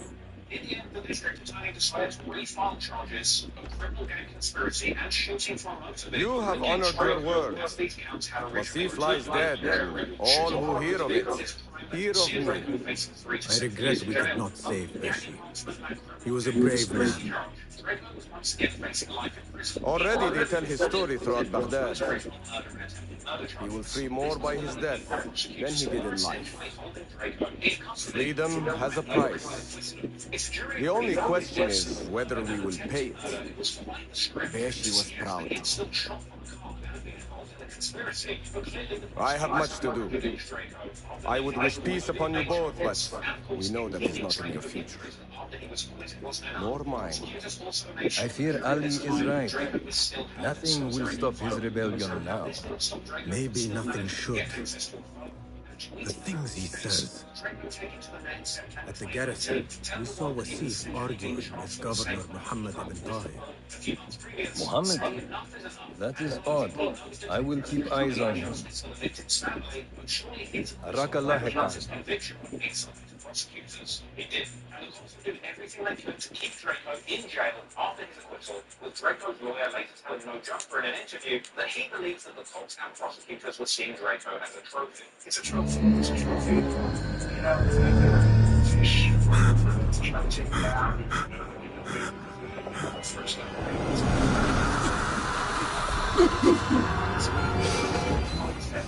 Easy, Basim, I'm here. Basim, are they My companions wait for me at the Harbiya Bureau. Clear your mind, Basim. Focus on the task before you.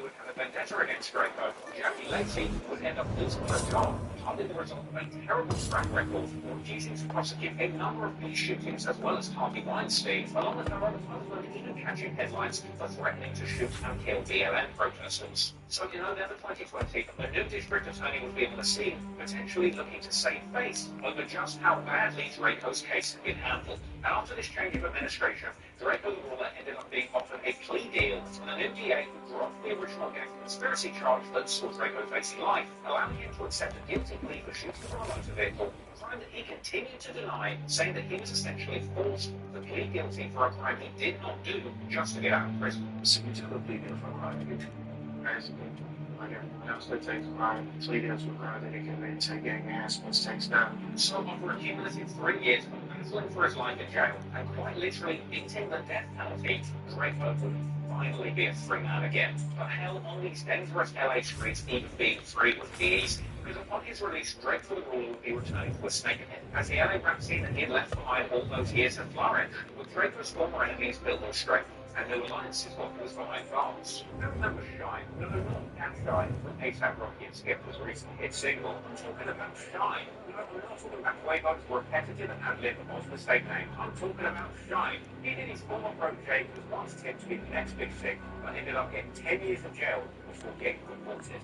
You will remember the formative days of Diddy, dancing in shiny velour suits, making lentils out of ice like Mason and the notorious B.I.G., and of course being a master of self-promotion. But after the tragic death of Biggie in 1997, Puffy had been looking for a Biggie quote, and since science hadn't yet created a machine big enough to quote Biggie, he went to the next best thing.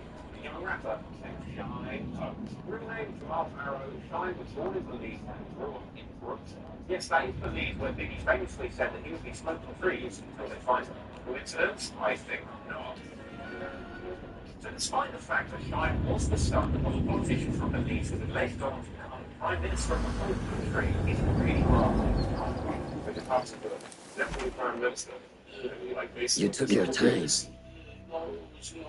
Did you wait up, Master? I wait for no man. You look tired. Nothing a little adventure won't fix. What news? Ali thinks the time is right to attack the palace. The Oyun are distracted and the people divided. Divided how? Some are claiming the new Khalifa stole the throne from Abu Abdullah, son of Al-Mutawakkil. What do you know of him? Little. He was there the night. I did. Let's go. A hungry belly has no ears. If it is sustenance you seek, you might check the board. Poet, politician, and concubine. I will soon know which one wears the mask.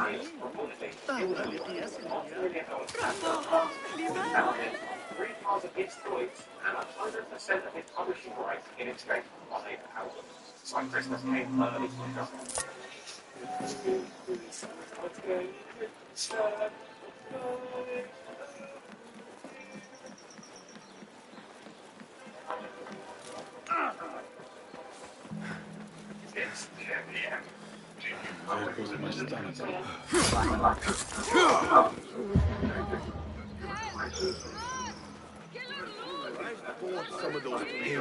I must get out of here.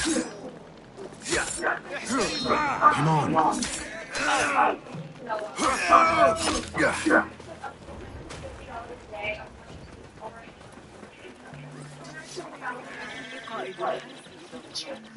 Cash out anything that you need to, and without any mandatory fees. It's literally somebody giving you more control. Citizens, be warned, a nest of cobras has been The guards will be ever vigilant.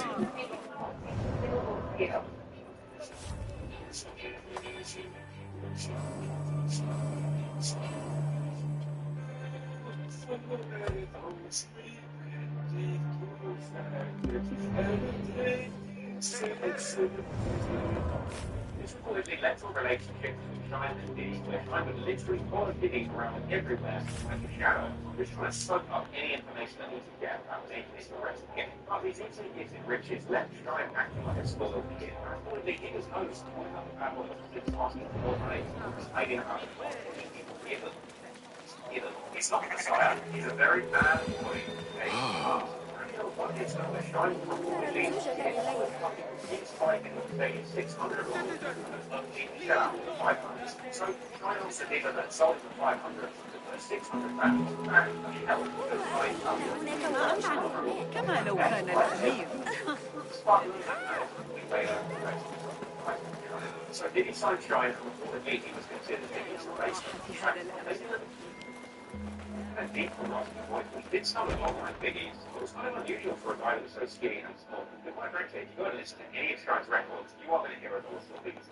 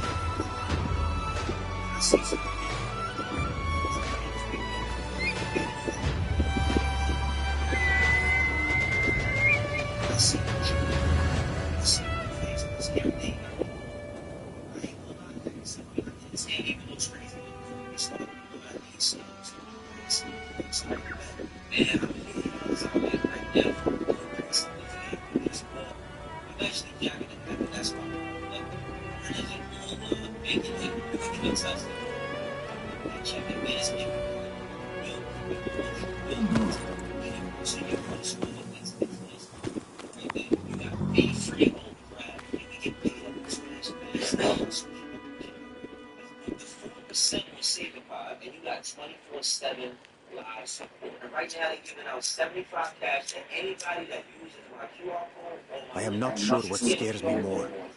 Finding my father's rest. It is. Once you unlock that promo code, that's going to get you $75 bonus and switch to direct deposit. You're going through it, stressing over your money, you ain't getting your drink fast enough and all of that. Don't worry, Current has got you covered. Can't go wrong. So Music is supposed to be celebrating the birth of new face. We know that he has a kids out there. Now, with that being said, these they have the different scenes, they go back and forth. I can't remember what his first baby mom's name is, but we all know Krishan Rock's name. We seen Krishan Rock go back and forth with the other baby mama, having the other baby mother having her own controversy and all that shit. And like I said, all of it was put there for some sort of purpose. Because they have gone anywhere. As many times as people called this again, as many times as people said that this shit would fade out. I don't think that's gonna happen. We're gonna be watching Blueface and the Marvelous 3, whoever you want to call it. Good response for saying. Greetings. Well met. Here is what's in... These are always handy. So.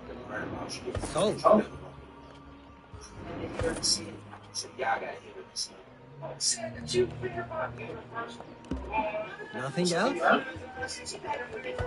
What do you have? Take a look. Going to enhance your gear? I always try to keep those in stock. Thank you.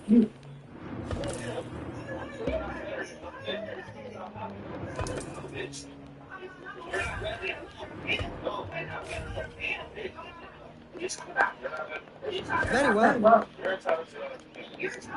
Tools do make a difference. Got some gear to work on?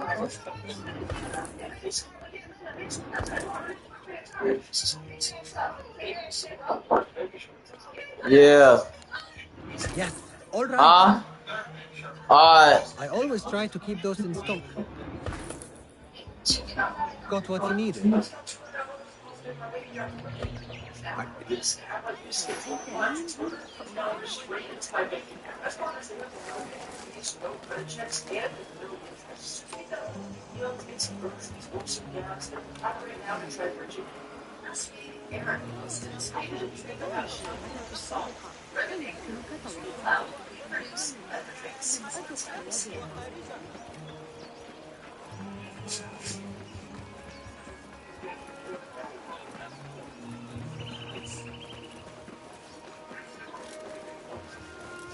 Truly, Al-Ula is a land of the rarest beauty.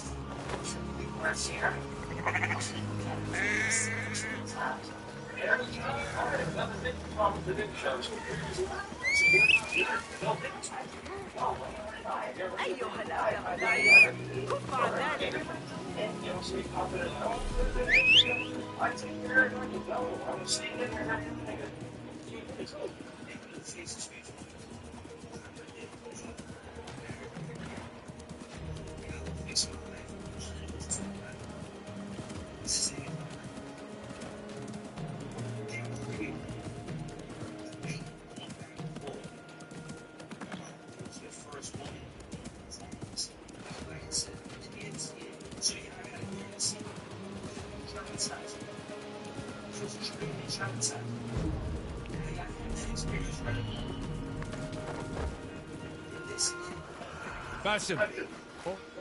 I hope you're well rested.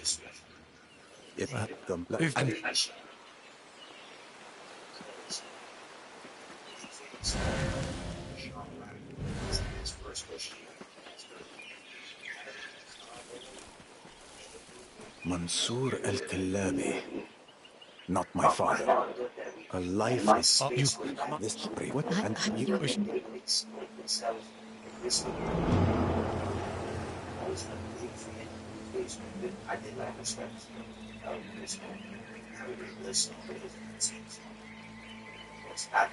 Forgive me if I'm being too forward, but I assume your husband's passing was recent? He has been gone 3 days. Though he had been ill for a long time, he often suffered chest pains this past year. Do you have children? 2 boys, both still young.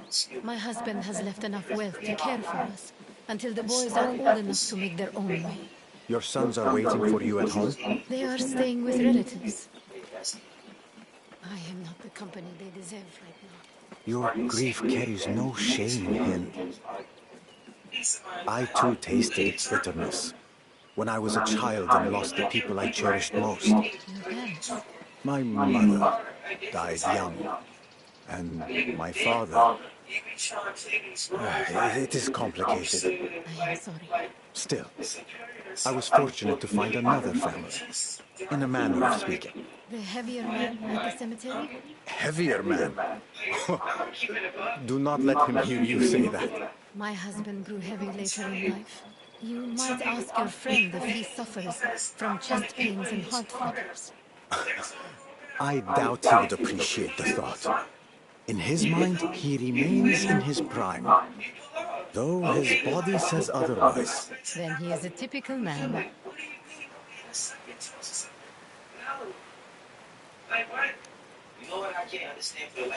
We are nearly there. See, that is my home. And beside it, my husband's warehouse. That mark. They are here. Who? They came for my husband's valuables. Robbers, then? In the warehouse, you will find a small wooden case. It holds my beloved husband's portrait. I beg you, retrieve it for me. But do not endanger your life for anything else. Altercation breaks out, and this altercation also led to 7 shots being fired. What's the face of the artist? This face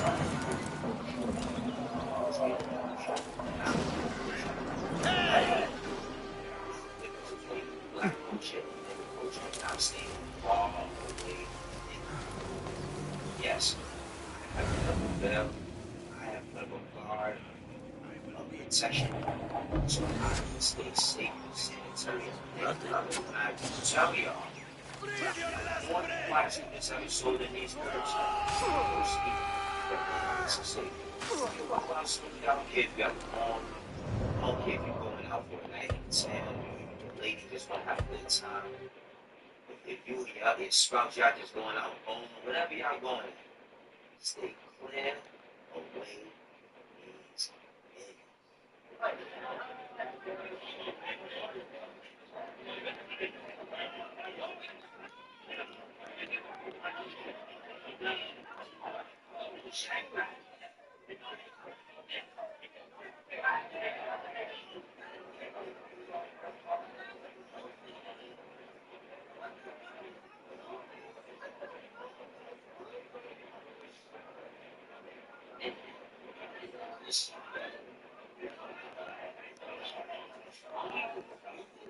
Blueface and Krishan wasn't supposed to be together, and somehow Krishan rocked while she was gearing up and doing all this stuff, making songs Yahweh and singing about God and how she was sober and wanted to take care of and protect her baby and do everything she had to do for her child. She's now ended up back in the blue universe. We call it the blue universe, not the universe, the blue universe. The blue universe, that's what we call it shit. This is a cinematic universe of Blueface and shit, so we're gonna call it the blue universe. She's back over there. She's fighting, she's going back and forth, and now they can also start up some more controversy because there's 2 light-skinned people. They speak or are speaking about colorism and don't understand why saying certain things could be deemed offensive. This is what Blueface had. My law doesn't relate your work. It does your work. Events, research, reports, follow-ups, across every time. All regions. Whatever.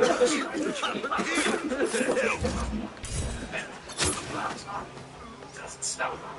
We go to results. Going. You correct one reply, it never waits that way again.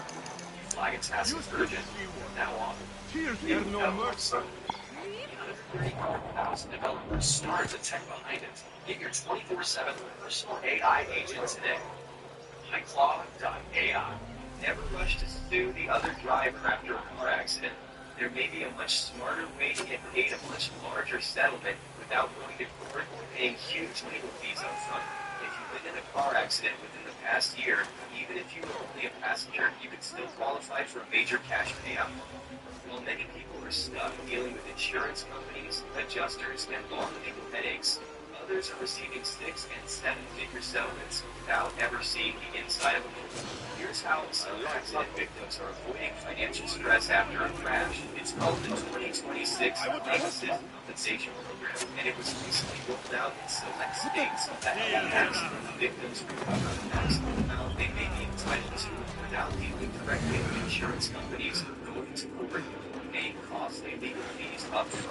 Right now, looking for just 5 more accident victims to see if they qualify for this program at no cost and potentially receive the maximum compensation available. No money worries, no more stress. Take Daniel's story. Daniel first reached out. He assumed his case wasn't worth much. He was overwhelmed by medical expenses, stressed, and on a deal with a complicated process. The insurance company initially offered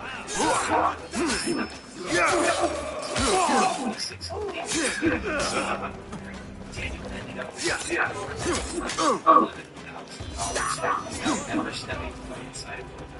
This happened more than 5 months after his accident. Here's how it works. In just a few clicks, you can find out what your accident may really be worth by clicking the link on this page. Your coding is over! Questions.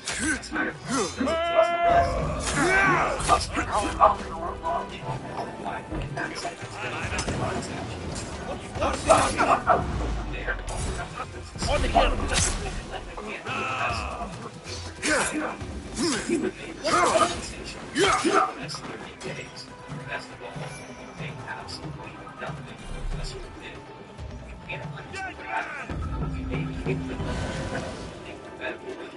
Lost wages, property damage, and other accident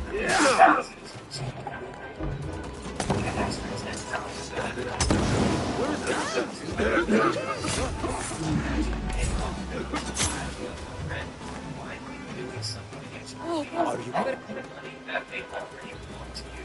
If the accident wasn't your fault, why should it be less structured? Insurance companies count on people not knowing what their case may truly be worth. The reality is that many accident victims end up settling for far less than they deserve, even nothing at all. If your accident happened within the past year and wasn't your fault, you may still qualify for a major payout, but time matters. Cases do not stay open forever. And waiting too long could mean losing out. Nothing can hide from us, Enkidu. Click around this video, answer 4 simple questions, and see what your case may be worth. It's fast, free, and you pay nothing unless you win. But act now, because waiting too long could mean walking away from life-changing money.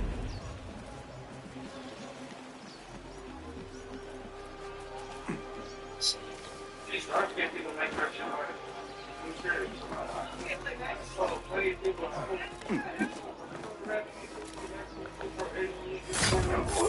Your fate is sealed.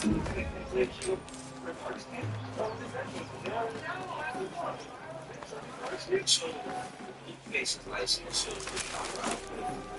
also does not understand negative connotations from people, specifically women. See, no matter what we do, no matter what we talk about, we can't forget about the country we live in and how this country has treated our people. See, I didn't grow up dark skin. I actually was mad that I was dark skin because I looked up to Michael Jordan so much. He arson, Wesley Snipes, he was in the 90s doing all those fighting films. Hind will be relieved when I return this to her. Darker because of the negative conversation that was going on with people. People said that, oh, you're a certain type of person, you guys can let it home be black. See, that was the biggest fucking executed idea when they and picking us against one another. It's not that. I'm saying colors, we have wars amongst ourselves based on our skin tones. Not to mention, we've been flipped, bounced through all the way around. Basim! Over here, Basim. I am relieved you managed to get out of there. Though it's there enough for you. Please, I will show you the way. And I will... So, Whoa.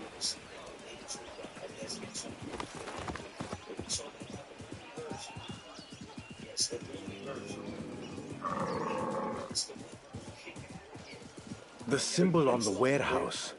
The vulture. What does it mean? The robbers always leave that mark. To cause fear. No one opposes them and lives. Until now. Who are you, Bessie? Sometimes, I wish I knew.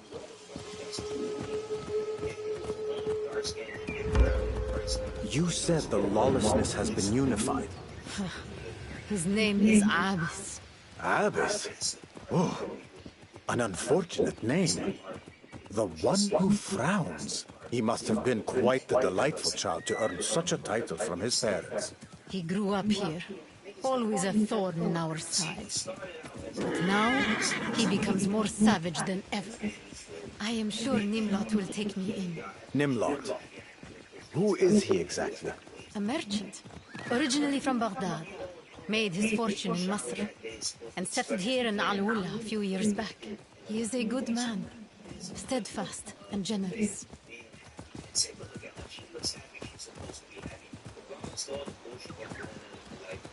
For what it is worth, Bessie, you have reignited my hope. It is time we people of Al-Wula fought back against the criminals. Yes, but be cautious. I would not have my example cost the lives of the innocent, especially yours.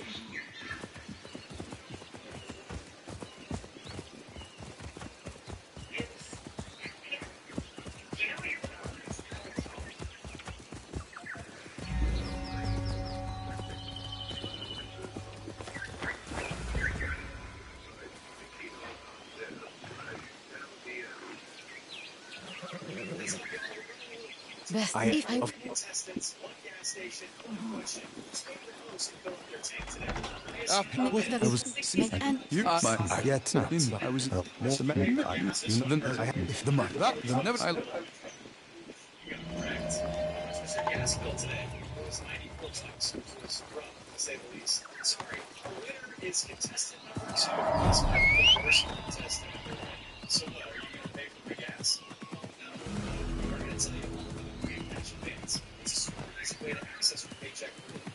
check, no late fees, no drama, just a little breathing room. So prices like these don't throw you off. How much can I get? You can get $25 to $500 in cash advances. You can get your money instantly for a small fee. You can do anything else. You can play games and earn points, which you can redeem for extra cash. Okay, I do feel more like a winner now. I'm downloading the app right now. Don't get caught without cash. Download the app today.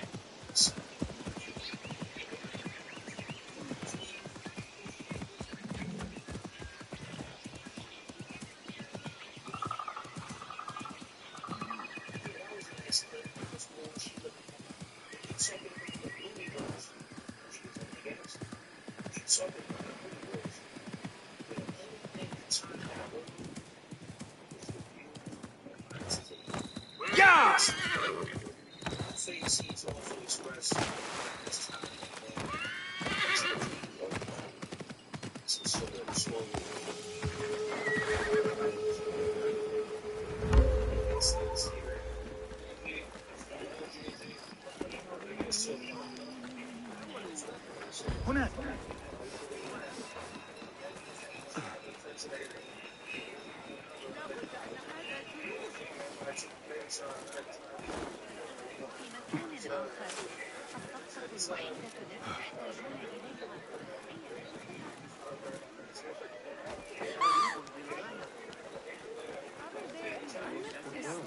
Huh? Hey! Surely this is the market Nimlot spoke of. Please behold the wares I have on offer. Take a look. I promise you will find my wares most inviting. What? Extension. His garb mirrors that of the robbers I met earlier. I must follow him.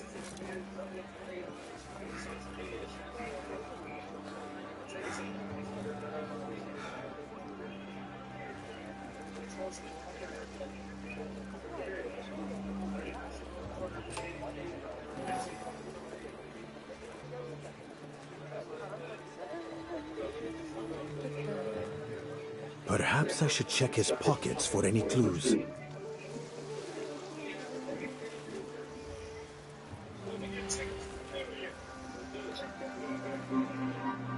It is a list of hidden spots where the robbers keep their weapons.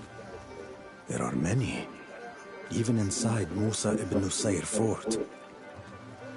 Ah, he has slipped from my sight, Enkidu. I need your guidance to find him. I need your help, my friend.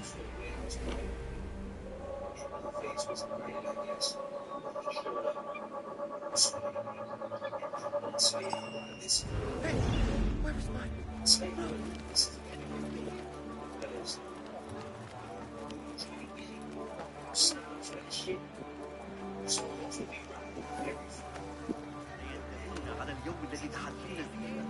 Promise a rich yield, each fruit lush.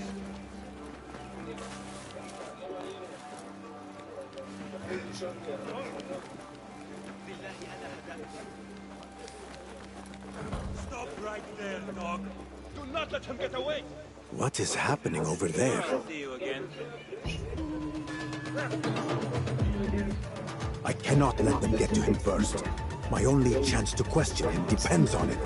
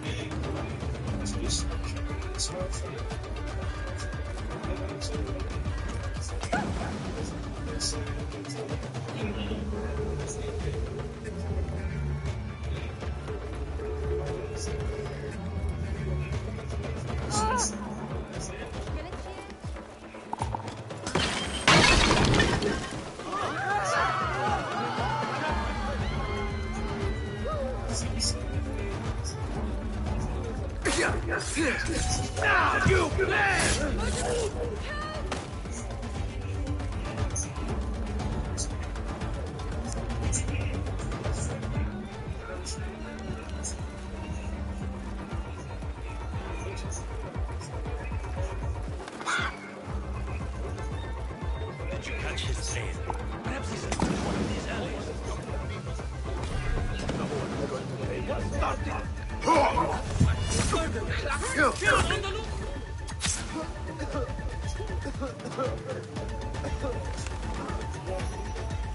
Wait.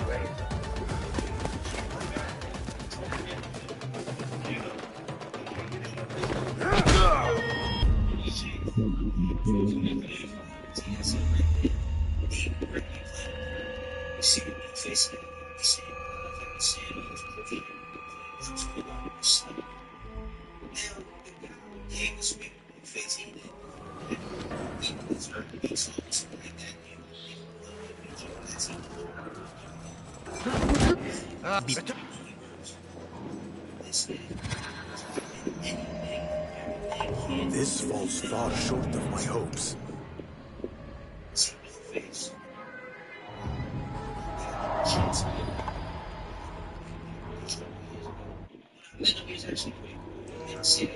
Have you noticed?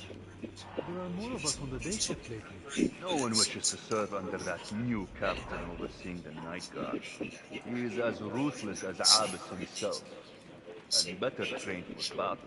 But how are those few left on night duty meant to patrol the entire prison? Harsh methods are their only hope.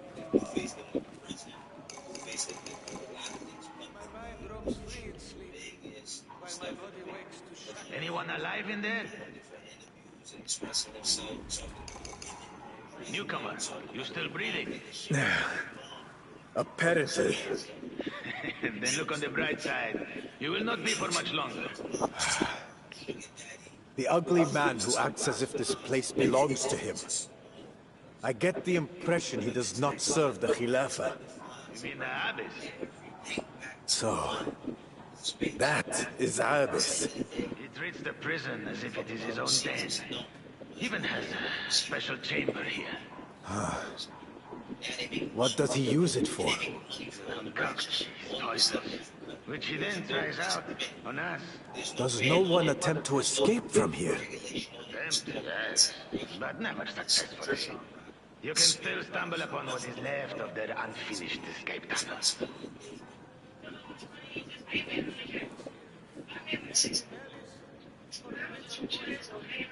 I must keep watch for any chance to slip free.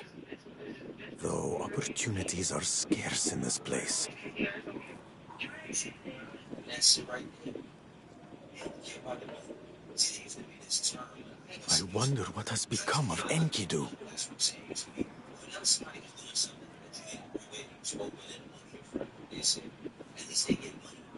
I hear the silversmith has gone 40 days without so much as a crumb. If true, it is barbaric. Stop fretting, cook. He does not get to eat. That is the order of Abbas. One of his little experiments. You are new here, but soon you will understand. Abyss is a stain on all this land. Shut up, wench. Or maybe you would like to become the next experiment. I cannot help but pity this silversmith. As for the cook, was that his servant?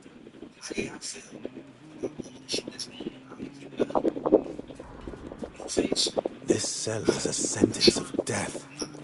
Forget Abyss or the food. Boredom here is the cruelest of killers.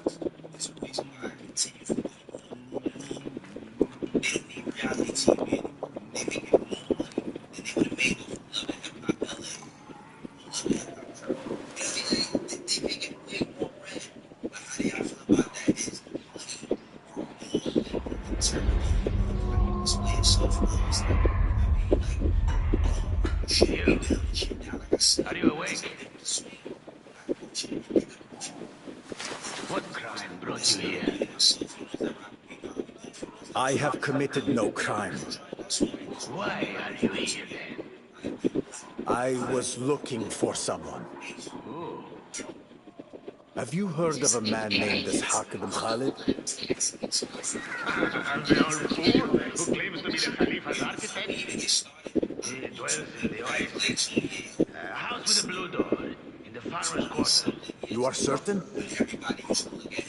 In Al-Ula, everyone knows everyone. We're a small community after all. Nimlot did not know of him. Nimlot? The foreign merchant from Masr? He's rich. Why would he care about the likes of Ishaq ibn Khalid? What more can you tell me about Ishaq? What more do you want? How is he? How would I know? I recognize his face. If you want details, escape from here and learn for yourself.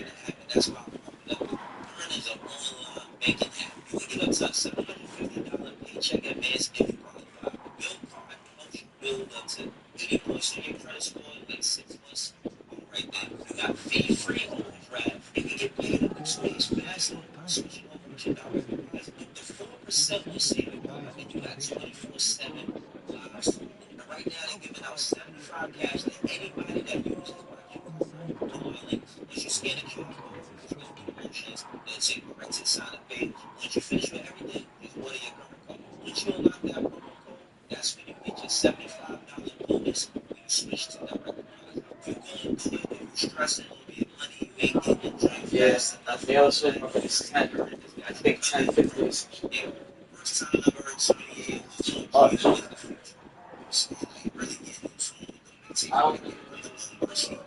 have you hold it solid? Junior was unstoppable in the early 2000s. I'm speaking specifically 2002 to around like 2007. Completely unstoppable. They put out more work than anybody had out in the market as far as the streets. They changed the mixtape game completely. Nobody was doing mixtapes in the way that they Whoever left these marks must have been touched by madness. May I not follow the same path. Not as if nobody ever rapped over no one else. There once stood a man here. Best version. Now only bloodstains remain. I must be more than this. This could be poison. I should not take the risk. We got another conversation about the greatest mixtape series, which I think I want to do. But I pray the robbers learn nothing of Darwish. With me confined, he stands unguarded against their threat. But remember Fanatics Fest and everything that was going on that weekend?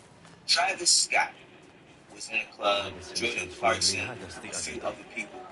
And it was a situation that went on that you You were fortunate. Keep clear of him next time. because the video was really blurry.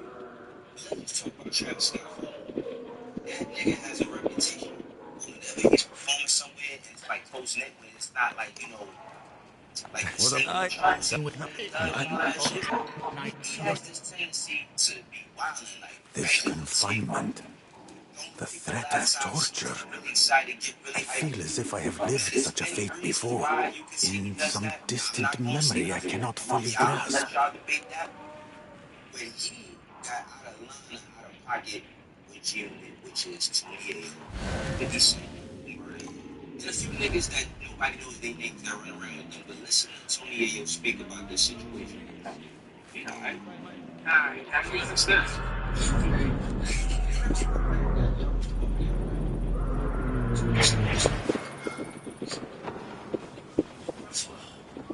For a man who starved to death, he is heavier than I expected. He had plenty of friends. Now the other prisoners are getting less. One even struck. Can still feel it. Travis Scott is off, and I heard you been wilding, like throwing clothes out of the microwave in the house and all kind of shit. What was going on? And you just told the wrong person, like, yo, you can't come through here with drilling shit. Like, I guess he was on some gangster rapper shit, and niggas wasn't having it. Was 50 performing while this happened? No, it was coming Oh, he off stage. Yeah, it was coming off stage. But it was like a light. It was just like a little kerfuffle. Yeah, but you know, sometimes rappers just get out of hand. They just think, yo, because I'm this person that I can talk to anybody the way I am. And we in New York, people ain't fanned out. Most of these niggas want to rob a rapper. So it's like, niggas ain't fanned out. There was a little stuff from late night. Shout out to Travis Scott. Where have you gone, Enkidu? That was because of him and Cuban. If you still draw breath, I would welcome your help. I don't know nothing about that. It had nothing to do with that. Son just be home, just be drunk, and be on his shit, I guess. But nobody said, yo, Trav, cool out. That's the unit. That's 50 and that's jail. I mean, by that time it was over. Oh, man. You see how fast shit gets out of hand? How quick it go left. See, I'm happy 28 said that a lot of rappers, when they in they glory, like Chief Keef would say, or they feeling themselves, whatever they got going on, they might be drunk, tipsy, or doing whatever they extracurricular activities may be. Niggas start getting out of pocket, and they forget that you dealing with people who not going for that shit. See, New York has this negative reputation that we are the biggest haters, that we don't like nobody, but that's not true. New York is one of the only major markets, because it's way different than LA, that we embrace most artists that come to the city, do shit in the city. And we don't be trying to extort them or lean on them or none of that shit. New York has always shown love. But the thing about showing love is, with the 50 Cent saying, get rich or die trying, show no love, love will get you killed. Right now, that's just a fucking line from the movie. But Tony didn't want them to explain that shit. Now, here's where he speaks about Jordan Clarkson, because I was confused. I'm telling y'all, when you see these link-ups, you see shit happening. Right? For a person like Jordan Clarkson, who just won a championship with the New York Knicks, he's on cloud nine. That nigga probably tired his giraffe pussy himself. While he was out there doing his thing, brother, you are one of the athletes that represent the 10. Though of humble name, these weapons should serve and we me. ain't talking about the YN culture. We talking about young people who actually see Before I Jordan depart, Clarkson as an I inspiration. must settle Abyss's fate Town that for ain't been done in good. 53 years. I mean, he wasn't solely responsible for it, but that nigga had some big games during the finals. Now, this is where 28-year-old speaks about what's going on with Jordan Clarkson and how he got a little bit out of pocket. Like I said, man, when it comes to these Freeing athletes, these when it comes to captives these would sow artists, chaos and gotta aid know my what escape. they want. I think that's a lot of these artists' problem. They be out there, like the Kid Fanatics, all that. You don't want to be in the house with. Get out so late.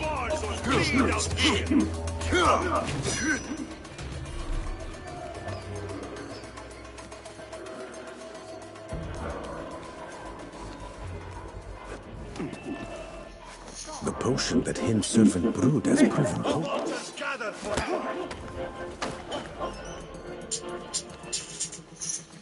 The potion that Hind's servant brewed has proven potent indeed. Hey, what's your name?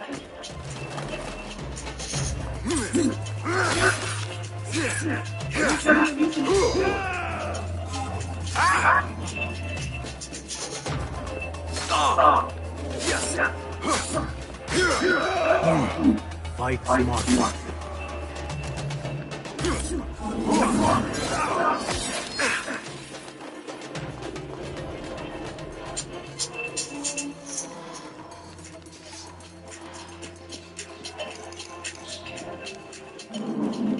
Step over here a moment.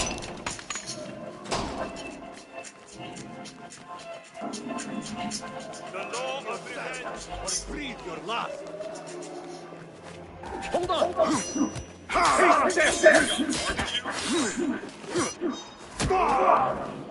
just had a biscuit delivered straight to my door, and it was all by using the window round.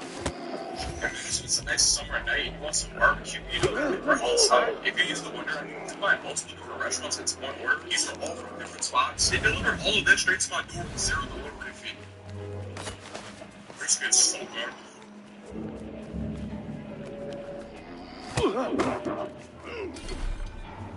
Who's the best squad? Jordan Clarkson, yeah, that's my man. Shout out to him. He was wilding too though. It was like a drunk night for a lot of people. I don't know what's going on. You know, a couple of bottles stuff like that. But it is crazy how the media work though, because This is not a fate I would wish on my worst enemy. We never started nothing. Travis was on some dude I can't. Yeah, it's like what? And I'm bugging because I see him at 50 golf tournaments and shit like that. So I'm tripping, and then I'm like, damn, this is the last place I think it's gonna happen. That you got Dirk in there. I mean, you got Kevin Durant in there. You got Bruce in there. Yeah, you got all kind of ESPN people in there. So I didn't even think it was gonna pop off like that. But come on, man, just because we older though. But y'all didn't get no headlines. You know what I'm saying? Behind the scenes, people knew what it was, but the headline was Jordan Clarkson and Travis. Yeah. Jordan Clarkson was wilding too. Shout out to him. I seen Towns looking at him like he's crazy. Like they were too drunk. I mean, that shit, but you can go yeah. This chain on my neck like part of this rap label. Because you be on stage, right? And Jordan Clarkson come. I don't know who's behind me, and he got a big Jesus piece too, like a nice joint, and he like put it on my neck. So I turned around and I'm like, oh shit, it's the New York Knicks. But he was wilding. Kept it on. It's crazy. We would have kept it on because when the brawl started, I kind of still had his chain on, but I didn't want to be on the news and taking the New York Knicks chain. You know what I'm saying? So I just rocked. It's like you playing golf. He got the golf too. Yeah, he got the golf. So and Travis was there, so I was more confused. I was just like, yo, man, shout to Travis. See, it's not like Tony Ayo ain't one of those petty niggas. The lunch is too great, even for This me. is the level of maturity that we may have not seen, and I'm happy that he actually went there without one murder. Because every time they together and they try to talk to one another, one of them got to out to the other one every single time. But he got this show free Ayo and everything, and like he said, man, they done been around the block when it comes to all of this shit. It's nothing in New York that Unit has not done, and I mean like the nightlife, the chicks, everything. Niggas is getting older. That list of weapons I stole the other day. One of the hiding spots lies within these walls. And you gotta know when you want. See, now, when Tony A was breaking this down, you see that he was being sensible. Them niggas came in there, did what they were supposed to do, and they was invited in. And Travis Scott and Jordan Clarkson got hit with the head. This is better than it takes a turn. Because I remember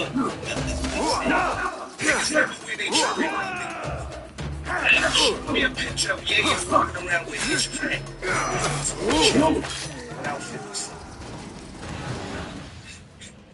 I gotta see. See, when Blake said that shit, out of all of the stuff that he said, I have to admit, look out of here, Blake, and you my dog, bro. Like, niggas ain't gotta walk around. They ain't gotta walk around wearing their jewelry at all times. That is old shit. That is young shit. And in the same breath, Blake was saying, yo, we 50. Niggas still wanna go beef and all of that. We acting our age. Now, Tony Ayo finally listen to this. It says one of the main reasons why I don't care about you. And like I said, I see everything. I was seeing this level. Sure. So yeah, y'all, this nigga's cooking. We gonna give people their credit and their respect every time is through. We're not gonna hold nothing back. Even when we this. I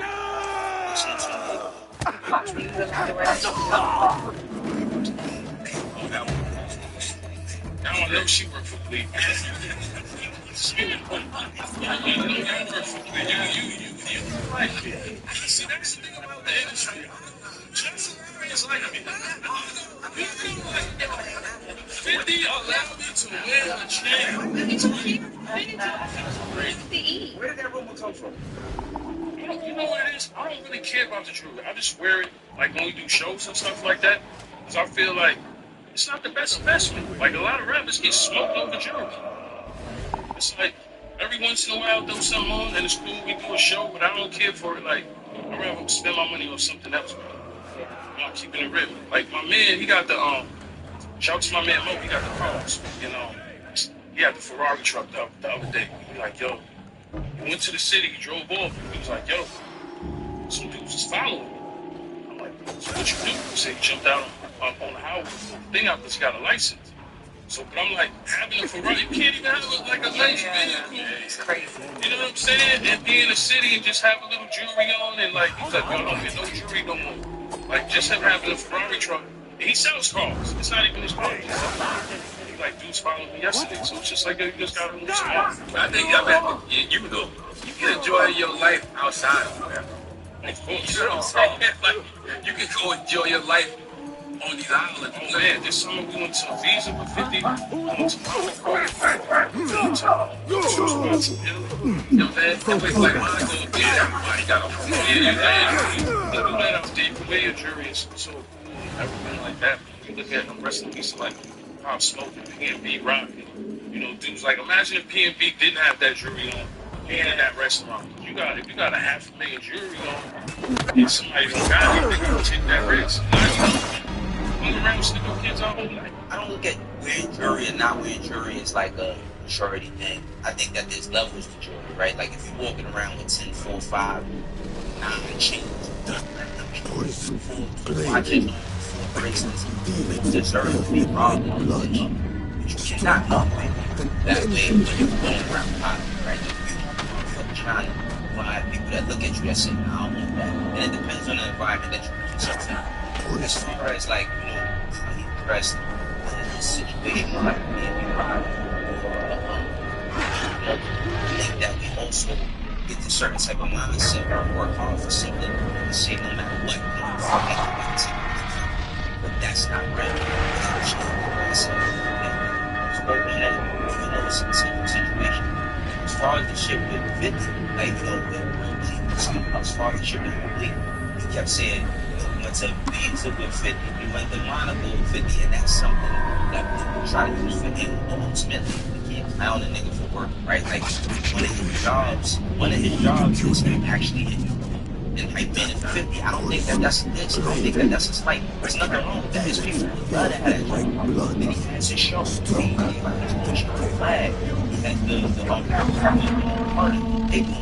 So the reason why I'm even bringing up all of these things or all of the stuff that Yale got going on and all the stuff that was going on, most of y'all niggas think we're awesome. I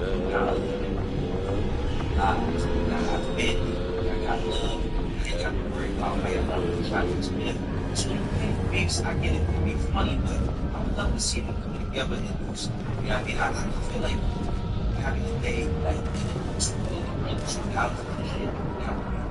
It's the reason why that's how somebody linked up.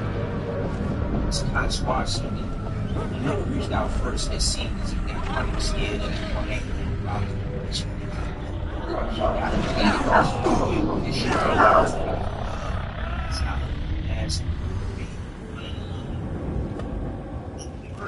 This concept that James Rockefeller was that before Rocky, but y'all niggas is all older, y'all all been around the block, and truthfully speaking, none of y'all have really achieved that higher level as artists, and that's no business. People they think it's now $4 you got a bunch of records, you able to that poison blade, I can feel it filled with my blood. Stronger than anything I have heard before. Perhaps I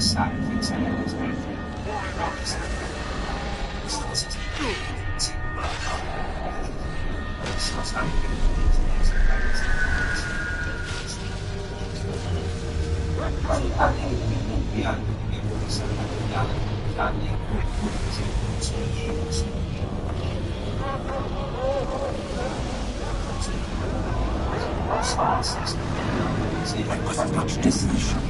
Only he can cure me. Perhaps the wisdom of the Bible. I must endure until then.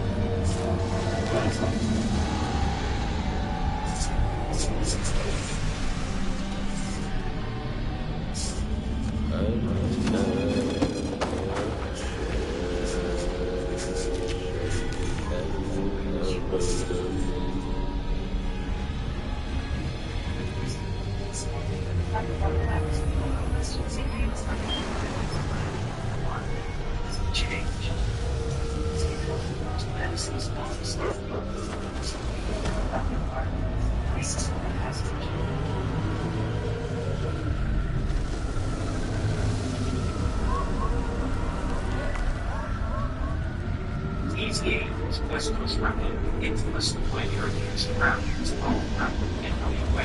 Well, this is how it was.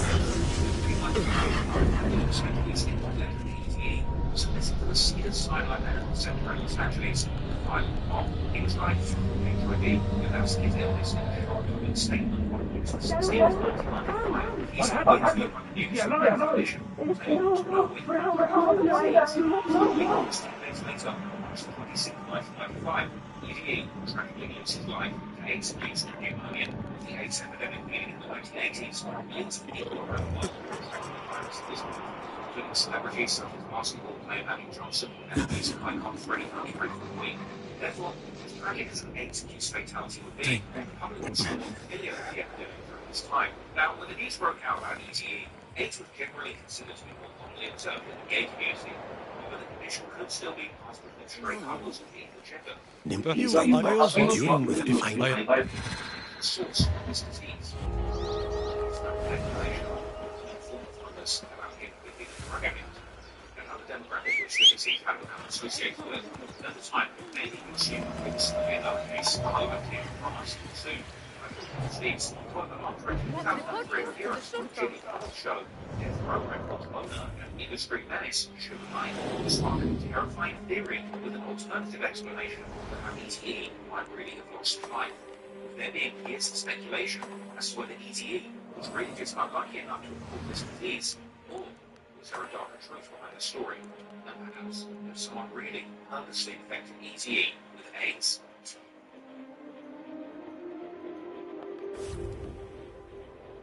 During his short stint of fame, ETE pioneered gangster rap music in the West Coast, beginning and funding the legendary rap group NWA and Ruthless Records.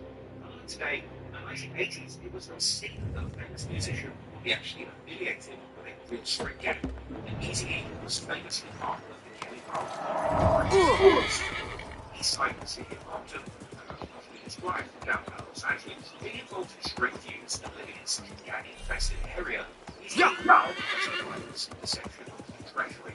By the time he entered the music industry, he was accustomed to the sort of shady behavior that came with it from his time in the streets. ETA's Ruthless Records had no shortage for enemies either. Signed with the NWA's breakout single F Police, this track alone set the media and even the FBI against the group, leading to the song actually being banned from being performed publicly or getting radio airplay. It was also being arrested and flagged down by the police on a regular basis.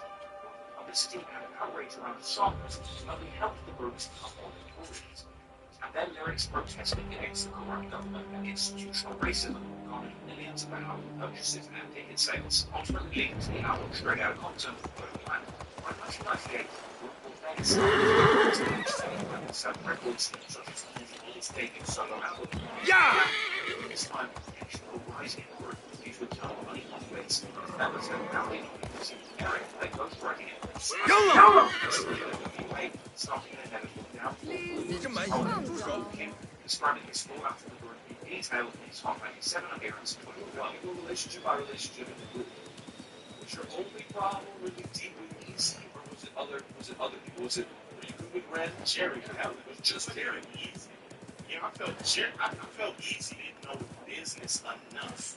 You know, this is how I felt because I remember him coming into it. He came in, you know, kind of wide out. What did we do? You know, maybe we do this. You know, so I felt like he wasn't savvy enough to pull this without Jerry Heller's, you know, coaching, you know, showing him how to make it happen the way Jerry, you know, had it. So I was just mad at that dude because he wouldn't give me my contract. You know, I just wanted, yo, let me see it right there. Take it to my people. You know, the normal stuff. Contract. And he was like, oh no, you know, I can't give it to you. You can sign it, but I can't give it to you. So that was shady. And so I had a problem with him. That's good with everybody. A little mad at E because I felt E wasn't taking the right side. You know, I felt E wasn't doing enough to keep me in the group. You know, it's kind of like, yo, this. However, a more troubling issue would be introduced to Eazy-E and Ruthless Records in the late 1980s. This would be when ruthless artist the DOC would employ the notorious Blood Gang member and ex-football player Suge Knight as his security, with Suge ultimately going on to become one of the most feared gangsters in the American record business. Suge Knight was also from Compton and was given the name Suge by his father as an abbreviation for Sugar Bear, quite the juxtaposition to the 6'3", 300-pound frame that he would grow into. Suge grew up in a life of crime and would often go out robbing rich kids from the Hollywood area. Suge Knight also used his physicality to garner a successful college scholarship in American football, and he would go on to play for the University of Nevada in Las Vegas, juggling sports with his academics. Suge would actually go on to play for the NFL as part of the Los Angeles Rams in the 1987 strike season as a scam, meaning essentially he was a strikebreaker. Perhaps this being just one early proof that Suge Knight couldn't necessarily be trusted to do the right thing in every walk of life. Ultimately, Suge was cut $13 after this, sent back to the streets of the bleachers of the NFL. Aside from his talents in school and in sports, Suge would eventually hone his skills over rough contact sport, gangbanging, and deadly streets of Compton, despite his mother seemingly doing her best to keep him on the straight and narrow. She could play against him.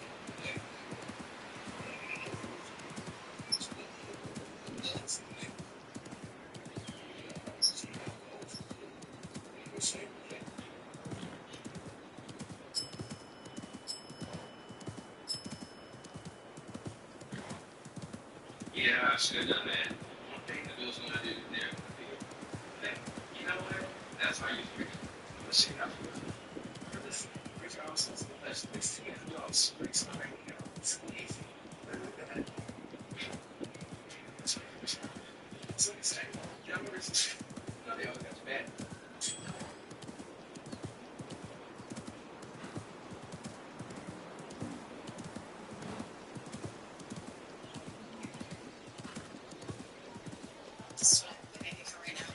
So I'm getting paid in 6 days. This is what I need for rent today. So here's how I'm going to ask my family because this will be for other people. It's yours. So this all should be assist. I can't wait to get access to no interest. No credit check. No late fees. They don't judge you on your financial past. It's what you're working and earning today. That is what's happening.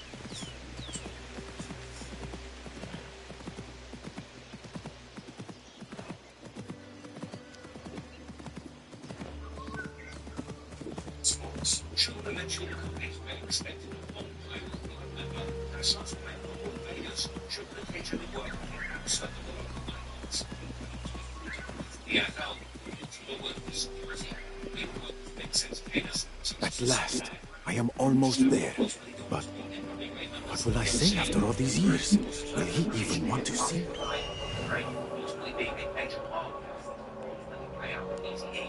After a brief amount of time working together, Suge's violent reputation and respect in the streets.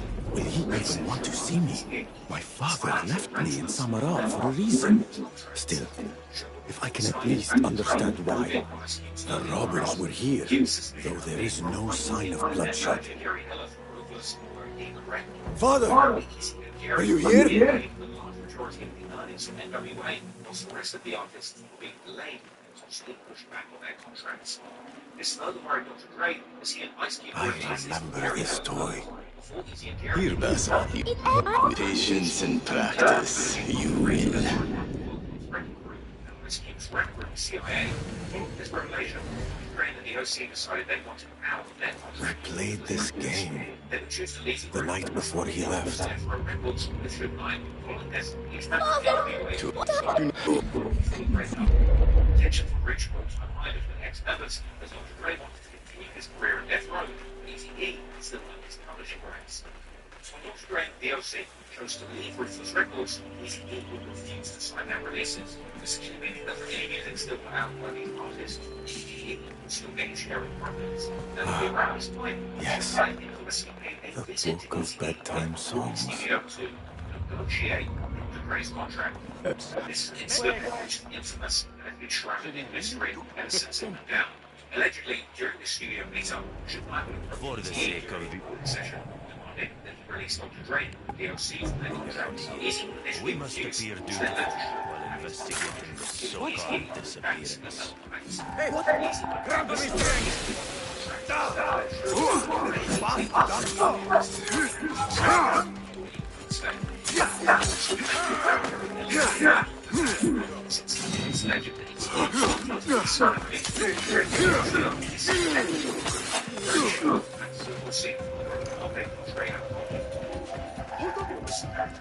What is happening?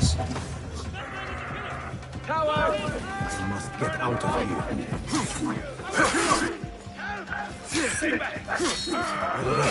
I have this. Got it! Come on.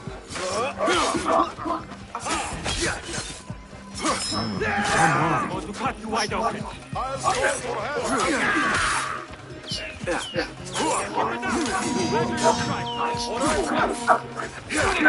Yes!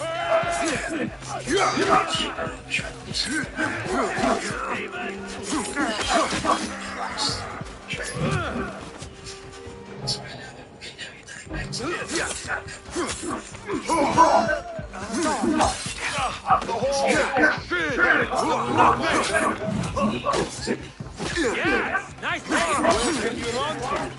Not getting through.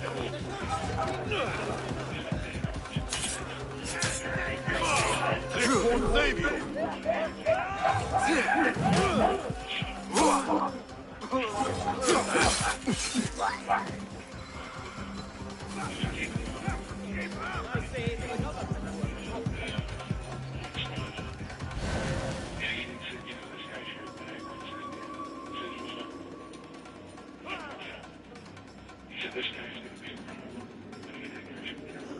I will find you.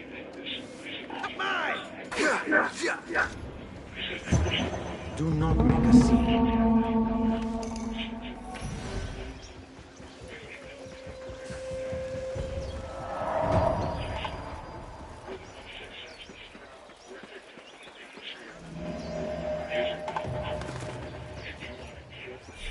My father has been taken.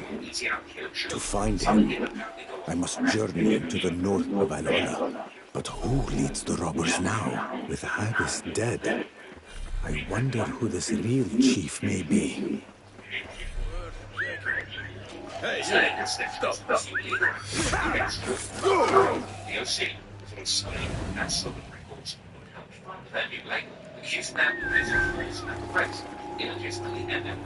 They are looking for me.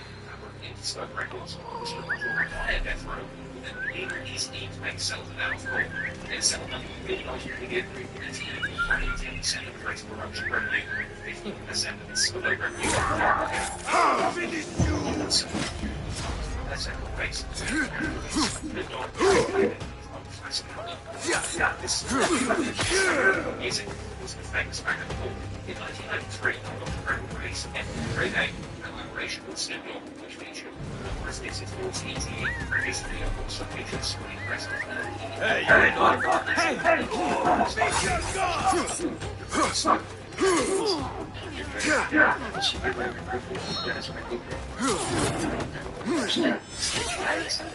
shirts, and, you know, wrinkles, eyeliner, and, you know, lip back like it's his whole albums before where he did something like the Cabbage Patch the Fly. He's like, Dr. Dre. And you look back at him in his doctor suit, you can tell where he came from.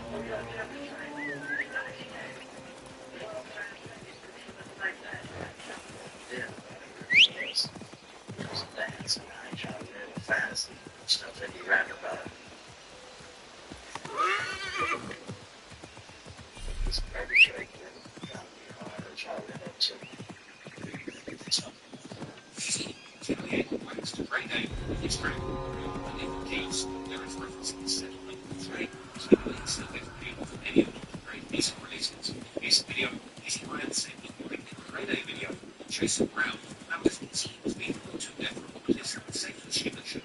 He reacted to this. And incidentally, he's not very hero. Somewhere else. Hey, that's your face on the poster. His life. Age 31. That's one. He would take one final charge tonight for the grave. However, as the years went on, he used his death as a circulator, potentially nefarious plot. They were attributed to his early demise. Outside of being with Easy and Ruthless Records, the company flopped track record, using serious violence to explore and enforce his will. That's one example. Of course, we see into the story of sharing their database, who essentially made ice pace to check in fee whilst being LA, leading to the classic hip-hop. That smoke. I should investigate. The story was to see that everybody in the music industry knew sports and violence. Everyone wanted it. As the years went by, it would seemingly get more comfortable eating towards these violent actions. In 2003, Sean and I would appear on Jimmy Kimmel to discuss Death Row Records and releases. He actually recently been through jail for his assault conviction for the Michael George War. They got the line. Sean enforced evidence of the company's funding and US arms here. Sphere, that's where we interview. Sean would sit down on Jimmy's desk before taking the scene. The industry was quite aware of Schuman's personal signing and reputation at this time. So much so, Jimmy Kimmel actually jokingly called a bullet for the next. Shortly, as Jimmy's client, as a way to got everything. Effective if you want to get away with murder. States the technology is so high, if you shoot something. I beg of you, stranger. I need your aid. This stuff. You have my pen.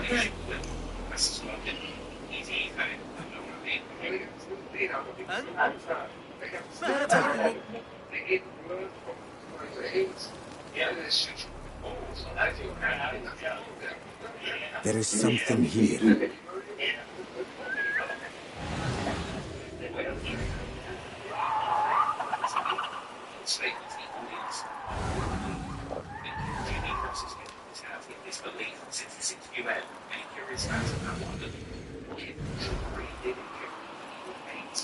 This seems to be the right way.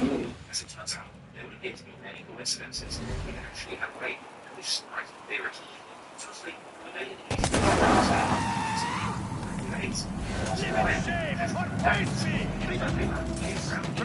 You are forever storm. Oh, yet you are the ones about to die.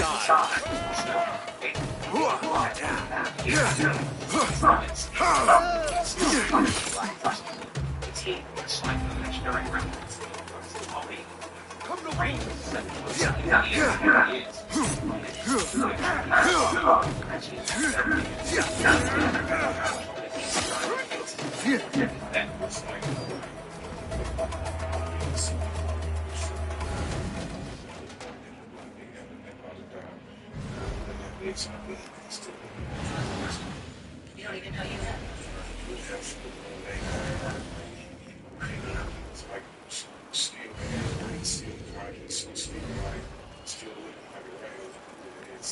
This must be one of the robbers' hideouts. There could be useful information here to help me.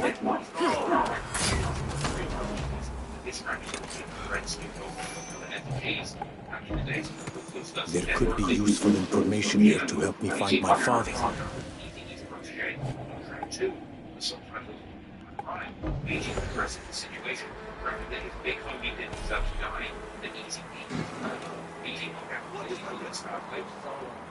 Fate calls.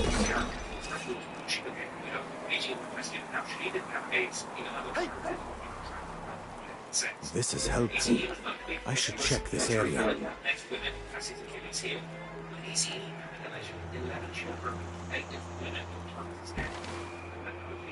Seemingly contracted the virus in Beijing. What the? His dead prize is dead. Sleep off the force he made us suspect. Contrary, Yuri himself believes that they will conspiracy will happen. He agrees that he found a plan called the 2015 interview. Yuri interviewed for true with music. Yuri is also racist. He showed his guest in the NBA song. They're going on the hill. Who is responsible? Jeremy. Wait, what? Sam will bring your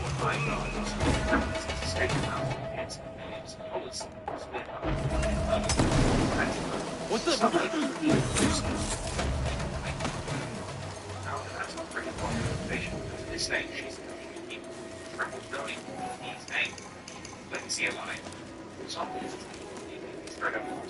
Even a self is produces.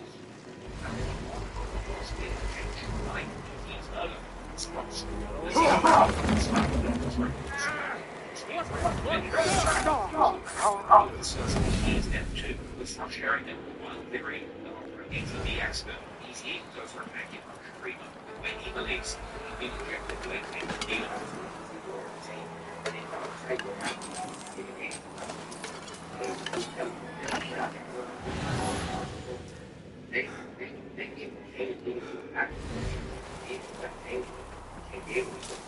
You then go on to say, I say that name because it's a death snake, but no person around his career. What?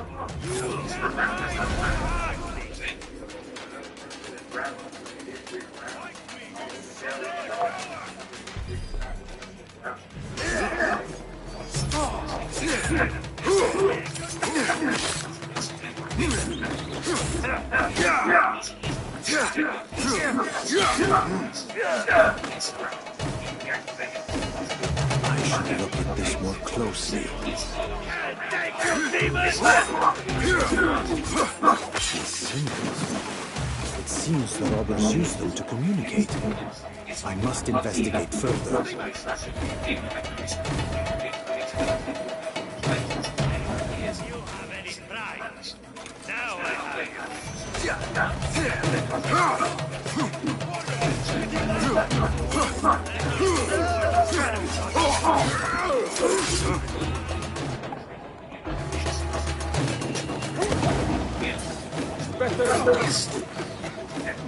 Not here, please. Oh my God!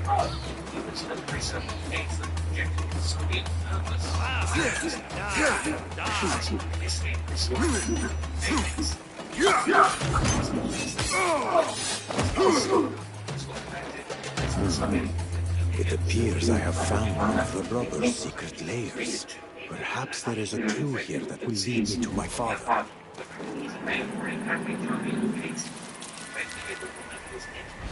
It's not very spectacular either.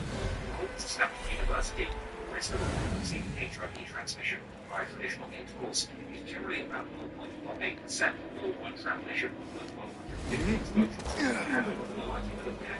What's wrong with you?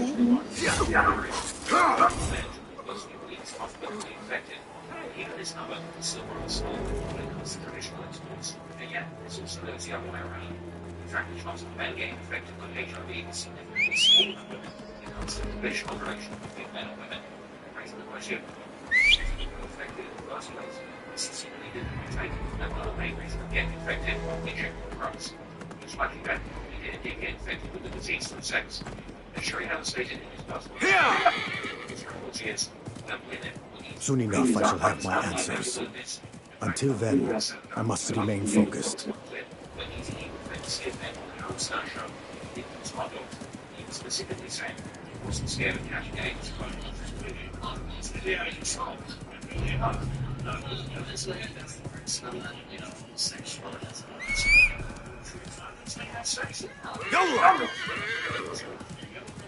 If only I could understand what I did so grievously wrong.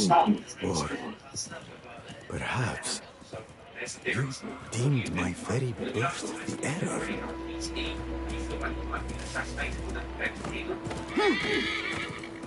Conspiracy theories in history gets passed down from generation to generation.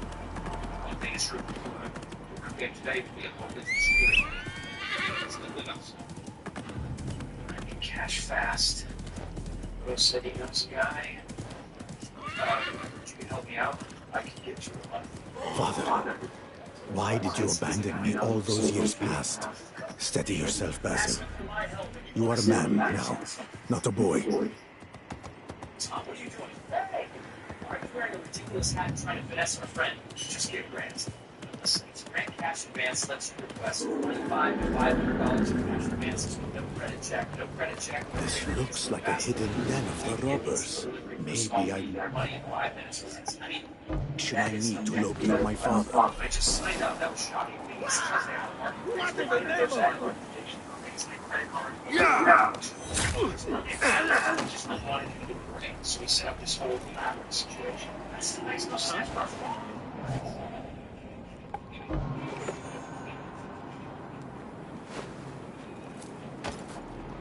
Hold on. Won't take long.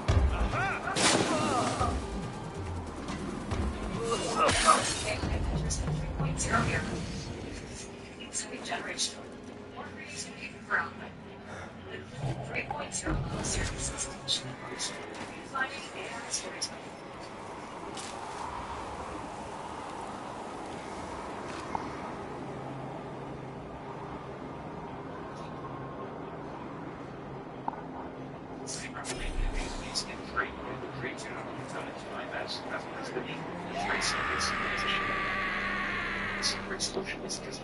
It's business model. Yeah, okay. There's one name that's bulletproof to these tactics. It's completely setbacks. This was the so it's a lot. It's not great. Perhaps in 1999 track out the 50,000 size of the era's biggest numbers and sinners for a year, 50 to 5 bullets, point blank range, hitting one to the face, especially with the results of the swallow tone. Also, is the truth. A slightly slow voice is just rather like violence. Hence, by EV detected with all the was a hit. Straight by forces that have connections to Trump, as they allegedly heard from the 50s people who are armed for a march resulting in 550 in jar. 50 cent drops down. 50 cent jar of get into. Now, from what I understand, I will help you. 50 cents people, there's a jar for lunch. 50 carried out to over that situation because it was too easy with it. Right, so if this fight happens, and time to be innocent, which is great. Go! 50 Johnson, 50 notes. Right? So there was some sort of education. Out. Very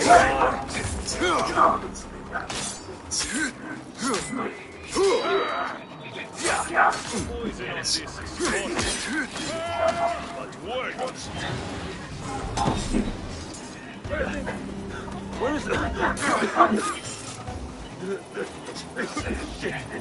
Can't breathe.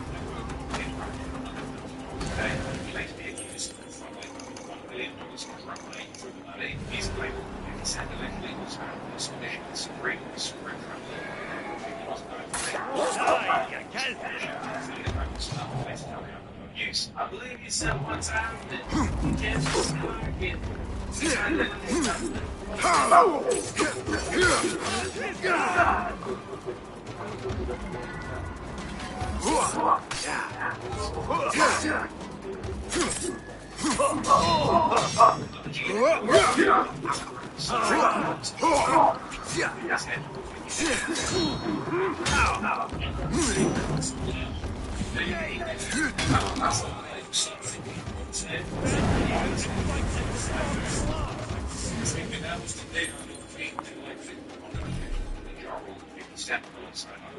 Let's bring the same insight to people. 15 minutes up when he started running 50's location requirements. I didn't have to do between 50 and the draft. But obviously 50's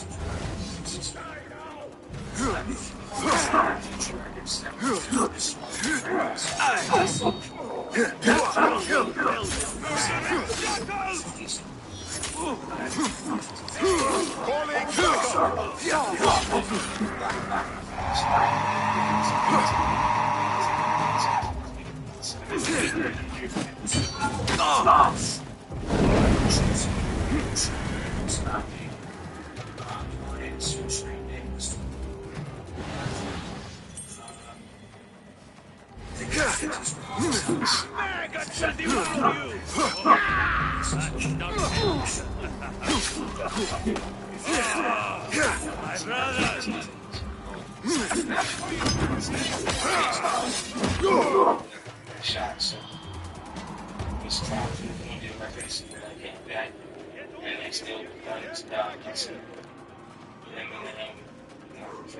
So I'd like to describe the parallel that you found for the shooting, explain how you made consensus and changed the way you do. I wanted to fortunately actually be a friend.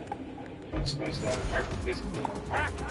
And so I was afraid, and I was being afraid. One time I wasn't afraid, so I was actually looking for somebody connected to it. These guys was awesome. Just like the experience about just it's good. This shit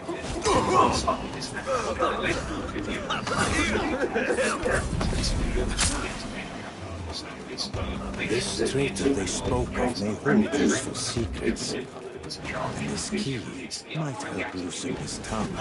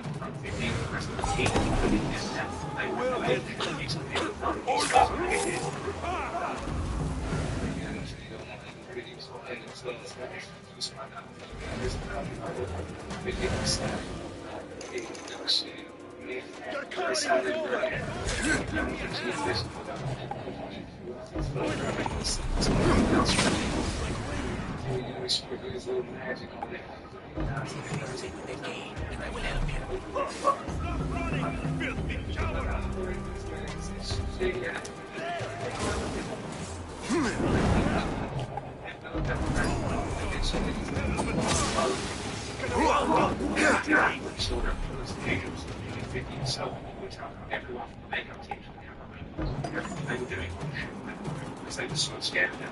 But it's not imagine it's funny that we showed up.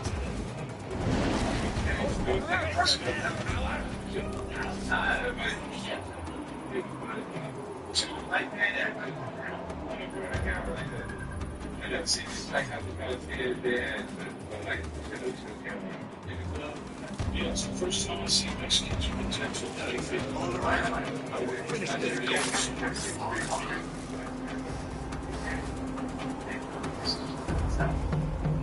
You look like you're after some answers.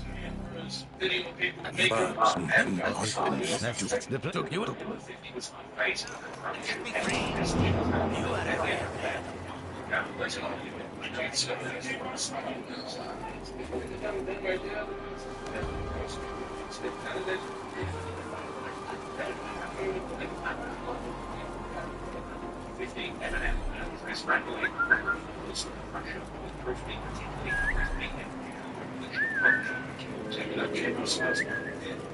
I possess all that is needed to rescue my father.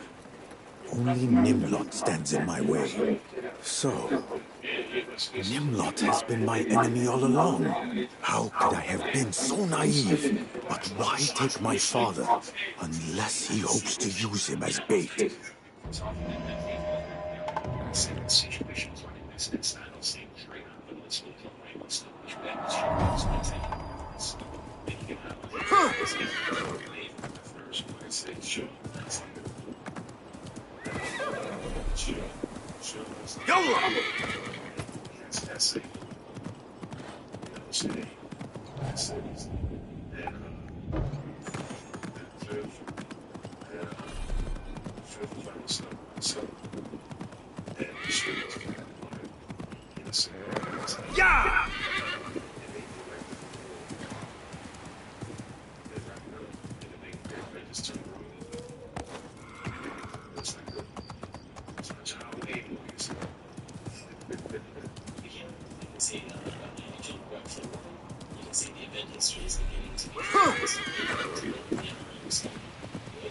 Tokyo has enough information to run its first tour.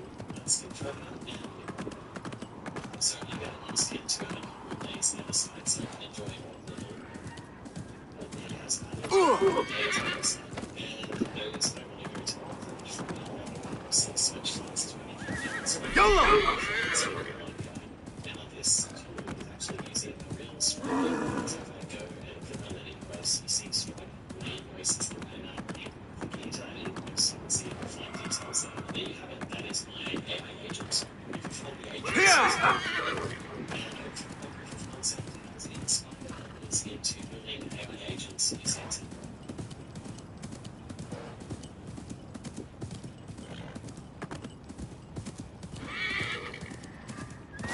Yalla, yalla!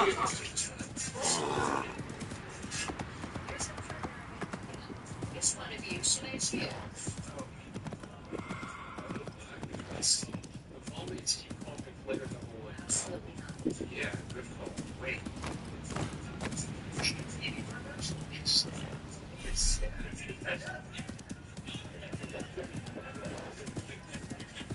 Yeah!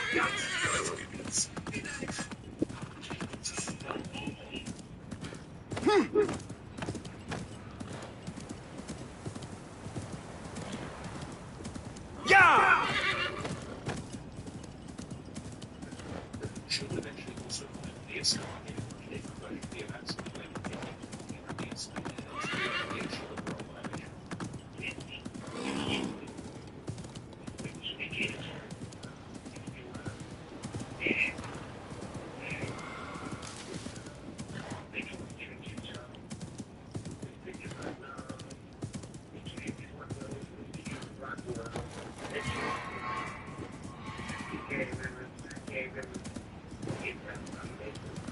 Yalla, yalla!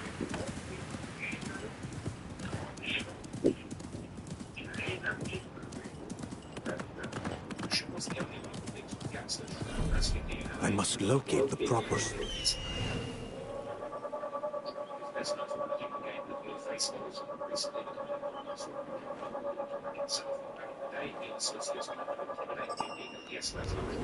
I must locate the proper spot to sound the signal.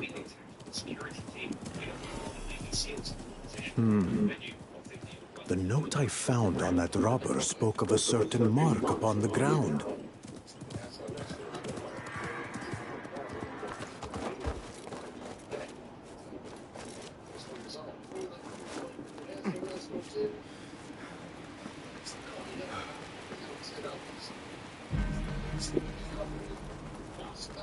Ah, good. Here it is. The right.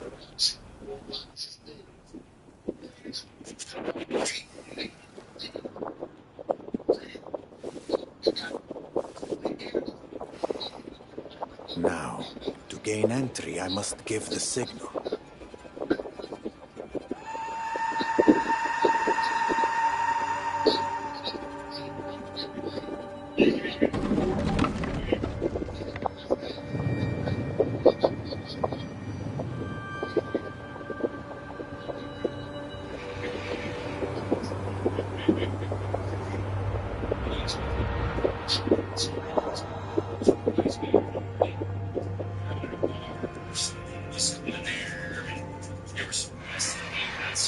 Navy SEAL kind of characters with D&D.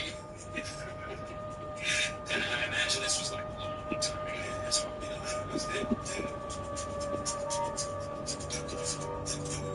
so this way you have to be ready. Get ready, you gotta be ready, alright? Things around me, different situations. Indiana, if he says unity to solution, he's around the soul. It's not quite set. From hustling on the streets of New York and elevating himself to a business mogul 50 years to turn every bullet and every betrayal into leverage. Well, again, still fighting lots of his legacy. As long as there's money to be made, you can bet that 50 would still be there, still smirking and holding down his status as perhaps him, Tom's least extortable friend. This is where it begins. That's not what he said, though. He came publicly about it for the first time. Van Winkle describes a terrifying night in his suite at a Beverly Hills hotel.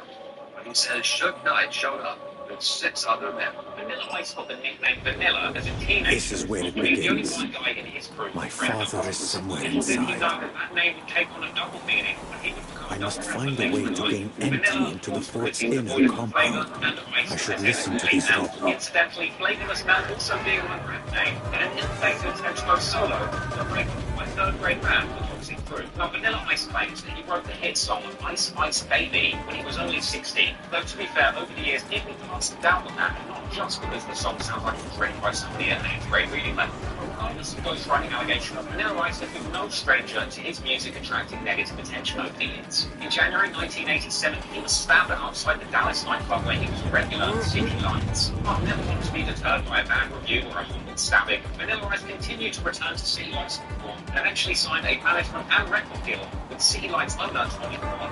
Especially Tommy Kwan was paying for Vanilla Ice's studio time and bankrolled the eventual release of his song Play That I should Funky listen to Music, these robbers. Ice Ice Baby. They could have valuable Unfortunately for information. Vanilla Ice, Play That Funky Music went down like a lead balloon filled with vegan farts. But the B-side of that single, Ice Ice Baby, took off in a big way. Tommy Kwan quoted $8,000 to create a music video for Ice Ice Baby. I believe the budget breakdown was around $500 for the warehouse, $7,500 for hairgel. And from there, Ice Ice Baby became the first hip-hop single to top the Billboard charts. And at the time, this song is really credited for diversifying hip-hop and bringing a lot more mainstream attention and money to the genre.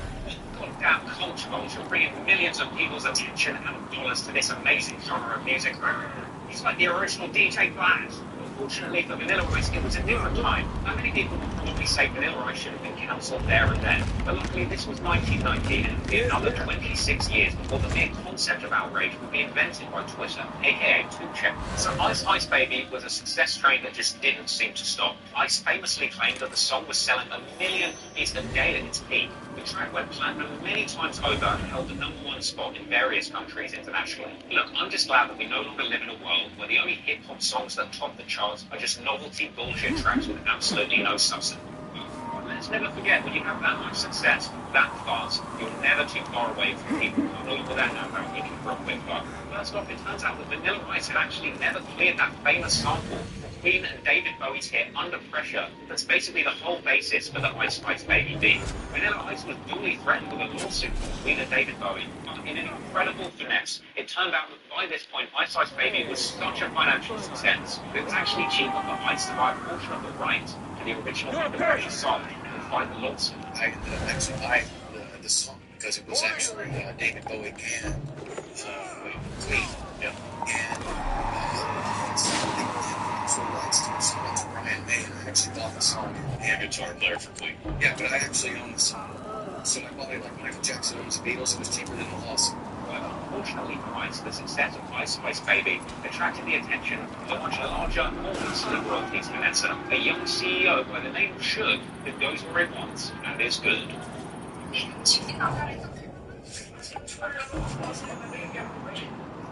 Just how about you send $25 to $250 straight into my bank account? That's fine. No interest. You know, it's more so games than top right now to try to legit. We put it to you. To yourself. Is it true?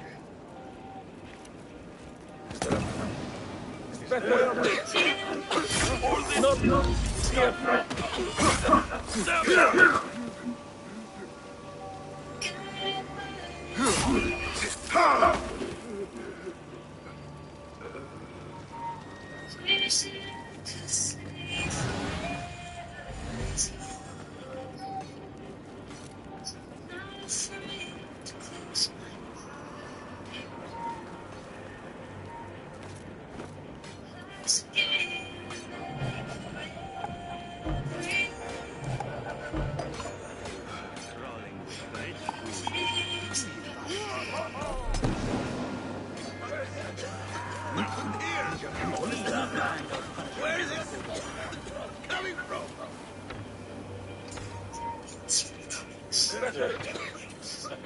Last number, not yet. What's going on?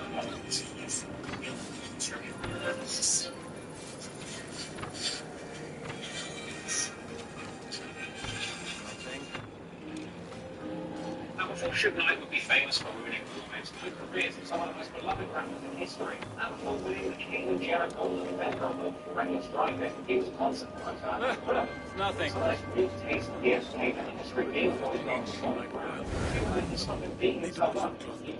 Bobby Brown, the torture of the value of the lovely masters in the music industry. And Suge began to see this as a route to get rich. Mulad says the inner wall is weak in places, fit to crumble at any moment. Too bad the Khalifa's so-called architect cannot mend. Not in his state. This is no jest.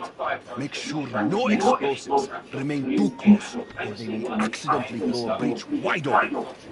Slipped off the DOC, but Suge's legendary connection made famous by the Death Row Empire, including the Suge publishing company, Funky Enough Records, and begun representing a young writer and rapper by the name of Mario Johnson, aka Chocolate. The story goes that Mario Chocolate Johnson is capable of written and produced the song Ice Ice Baby, as well as 7 out of the 12 tracks on Vanilla Ice's album, The Extreme, without receiving any credit or royalties. So Suge was sometimes plans to get that credit. It sounds a lot more at home on something that's stuff on especially when you first time apparently Suge arrived with 2 equally gigantic men and literally flung Vanilla Ice's bodyguard aside and sat in their place, asking Vanilla Ice how you doing like some kind of blood gang joke from the army. Formidable boys. But so am I. Vanilla Ice said this happened several times in various locations in the lead up to the famous battle of the incident. Remember you slowly. Eventually, Suge showed up to Vanilla Ice's suite on the 50th floor of the L&H Hotel, along with Chocolate and, for some reason, several players of the LA Raiders football team. Now, Vanilla Ice says this was completely unnatural, but Suge and Chocolate claimed that Vanilla Ice invited Chocolate there, specifically to listen to some tracks that they would be working together on, and that Ice had asked Chocolate to come alone. Ice said that he was there with his security who had guns, but apparently Suge and his crew were actually the guns. Hold on. I have... Unfortunately, Ice's group didn't have the time they needed. Press L1, R1, L2, R2, up, down, left, right, to get more guns, and so they were outgunned and outnumbered, and thus Suge and his crew had the upper hand. So with Vanilla Ice's group seemingly stuck up by a whole bunch of upcoming LA Raiders, Suge walked Vanilla Ice out onto the balcony to have an alien to the talk. Now let's be real, I know what we're all here for. We all heard the sensationalized version of this story, where Suge Knight dangles Vanilla Ice over the balcony by his ankles like a young Michael Jackson. But it is Vanilla Ice has disputed this version of the story, and has suggested that everyone is much more of a friendly chat, and a lack of further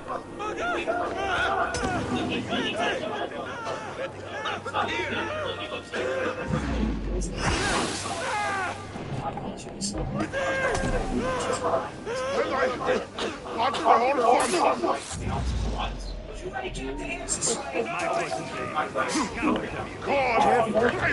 more likely to face in your sets than me.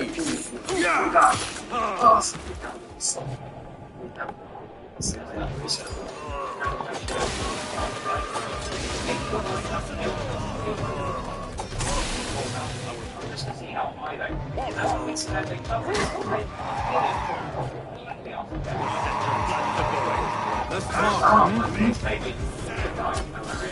How can steel move in such a way? Your calling is over. Abandon all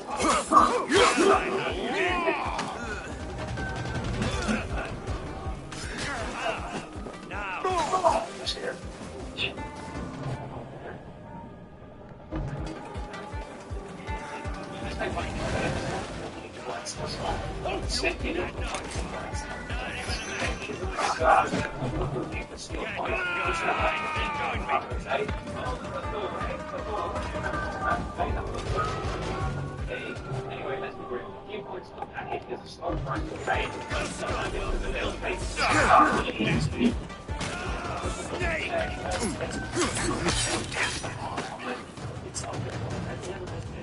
Stay back. At the time, Vanilla Ice was just thinking about his Vanilla line. He decided to sign that contract. But they reiterated the company story.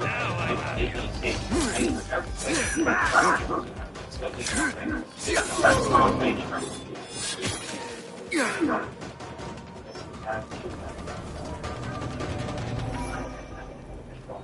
just want to say that these boys are worth around $4 million.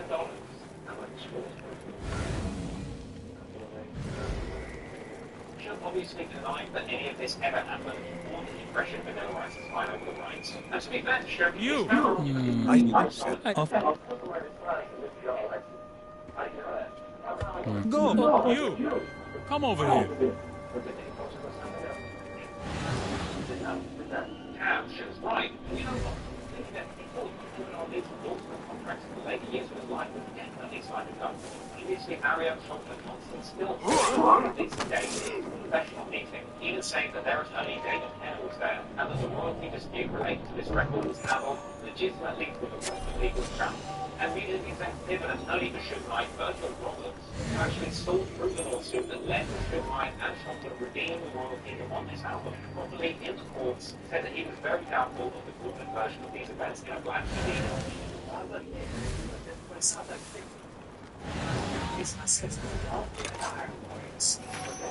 Over the years, many people have suggested that it was actually Suge Knight himself that had embellished this story, perpetuated the myth that he had dabbled Vanilla Ice over the boundary, only to further encourage the gangster mythology that surrounded Suge Knight, and basically to just encourage everyone in the music industry to keep fear of him.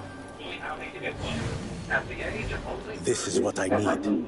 criminal record, including 3 felony convictions, Suge Knight has managed to become the head of a $100 million record company and one of the most powerful and feared men in the American music industry. Suge Knight went on to use Vanilla Ice's finesse money to found Death Row Records and turn it into one of the most financially successful and feared empires that the music industry had ever seen.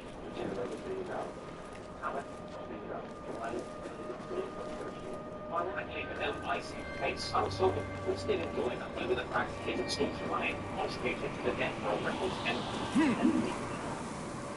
To start, Death Row Records never really funded some of the greatest hip-hop music of our time. One record, Vanilla Ice. Nobody ever thought about that. How about Snoop Dogg? Vanilla Ice, how about Tupac? Funded by Vanilla Ice.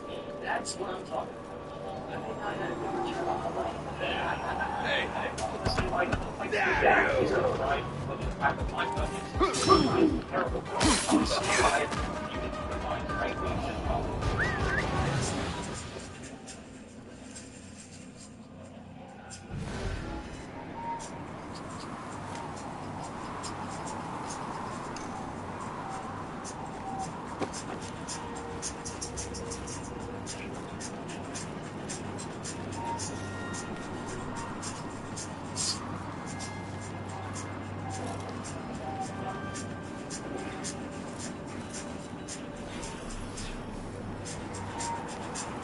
I must not draw attention.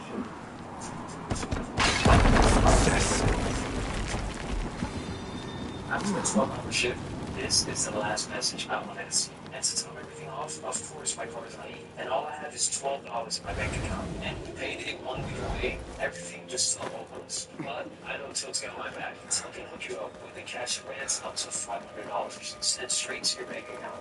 No interest, no credit check, and no late fees. Life can get tough sometimes, but Till will keep it afloat. No judgment, just support you need it most. Because Till knows you're good for it.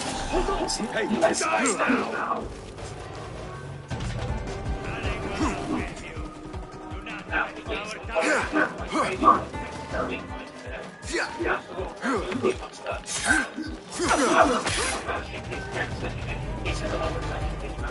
Overexposed him to mainstream hype, and a huge success for Ice Ice Baby was pretty much impossible to follow.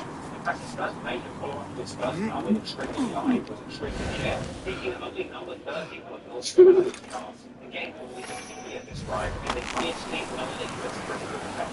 It wasn't a successful probably fine album for the movie. Sometimes, presumably named after the Bell's success over time, it's received mainly negative reviews and a prestigious Razzie Award for the worst new star. I swear this guy's career was like a hit or producers. Eventually, he was forced to stoop to appear on Servants of the Stars, for his own cycle for a Wall of Fire. What? Oh, Ice, you know what happens when you go near fire? And years went on, Ice kind of retreated from the credit line, fell into heavy drug use, spent a few years on and off, trying various different career rebirths, or real state development around a period of professional jet ski. Unfortunately, being a massive embarrassment on a jet ski would have been passion for another 2 decades when DJ Khaled made it cool.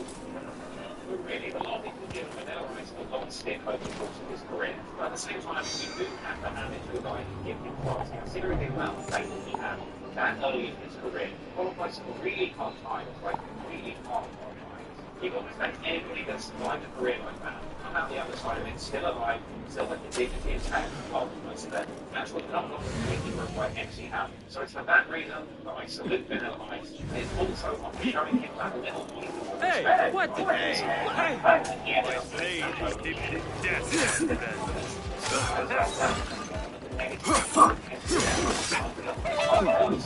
so damn big.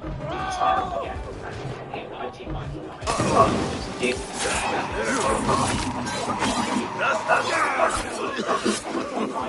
What's going on? The 25 worst videos in circulation on MTV. Which is my absolute comedy legend, that personal hero of mine, John Stewart.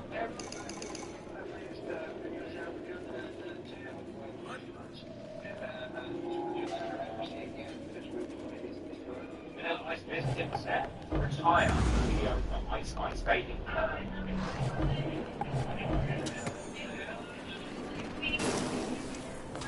Enough! Not wasting any more time. Going to is to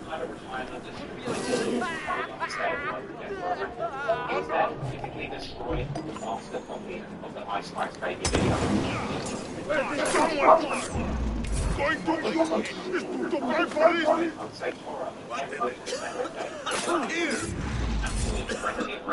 Destroying the entire set, threatening the lives of the protectors, psychotic great by YouTube, triggered by extinction, every piece of scenery on that set.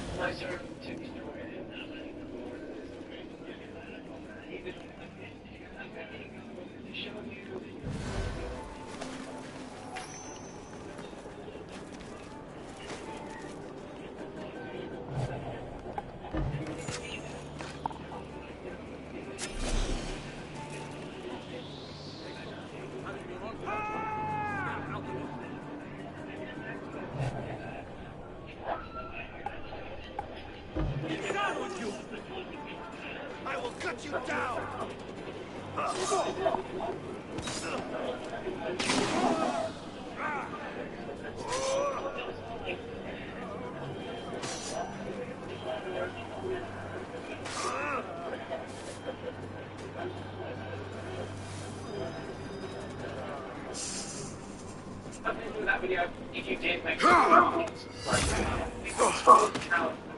fresh and Dragon swag, head over to www.trackball.com where you can watch Trackball Season 2 and a new collection of merchandise of impressive higher tiers of the Trackball underscore playback teams. Like crazy. The Nick Trackball hoodies, nonsense, one of my personal favourites, a bit out here, wear this, why didn't yeah, and of course, my personal favourite trackball is King Robin Town. In Campbell Road, and you will pick up a great place to conceal the tank. I've actually got the key to my house right now. Get the tips. That's the king. Trackball place to lock the kings. Why does the not come later? Now is the time.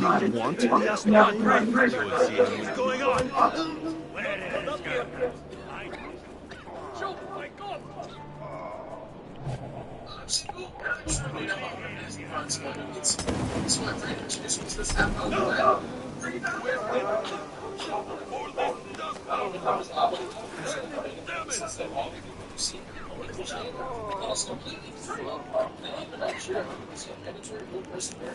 But that's not all. If you're showing me, then you're absolutely yes, you heard me right. The astrologer is ready to make his grand entrance.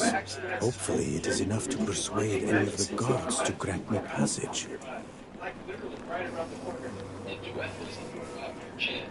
That's based on their personality, test results, their dating preferences, and your profile traits. All you have to do is turn on your notifications and get ready to say hello.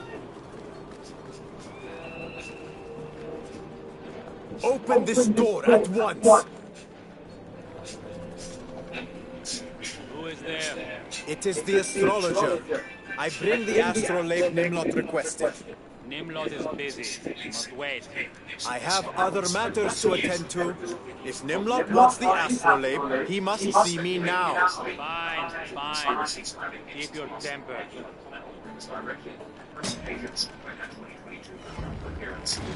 None of them are the man I seek.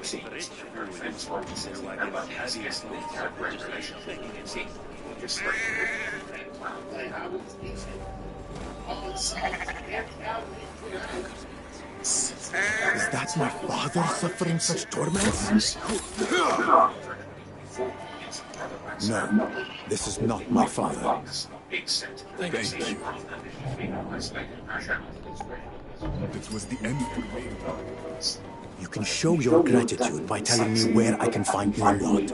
He locked himself in the tower. But to pass through, you will need the key. It is in the captain's pocket.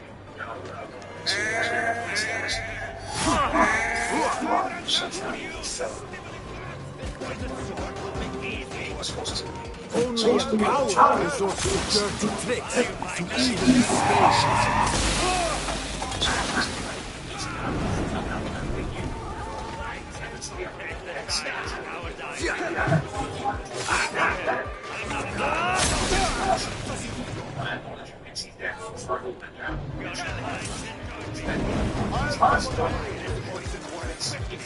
Your poison will not be of much use when I cut off your head. This miserable wretch is not my father.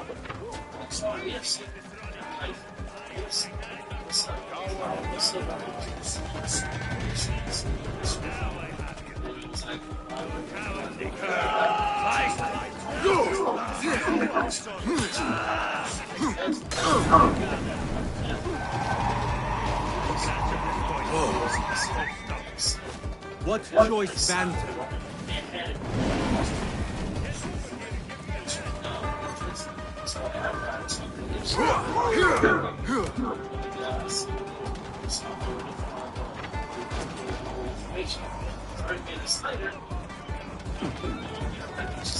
Slide the curve, raise your plate. There you are.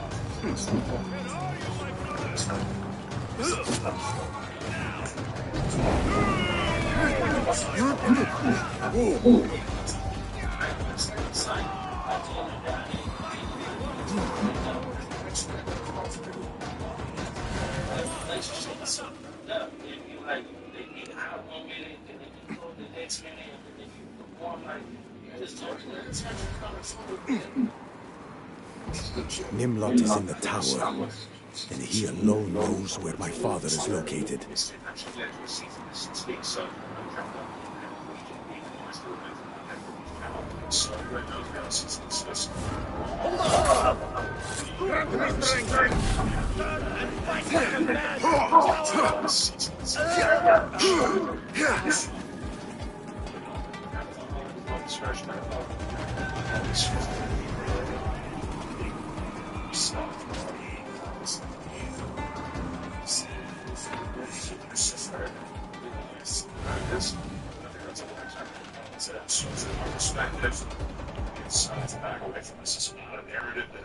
Interested in the beginning in the first place, the idea that they use and sort of saying this join me in the fight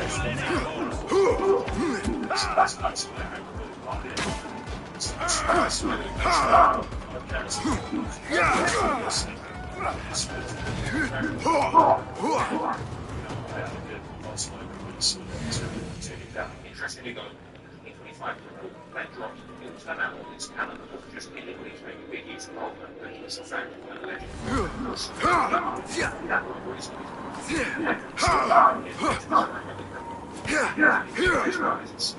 Crazy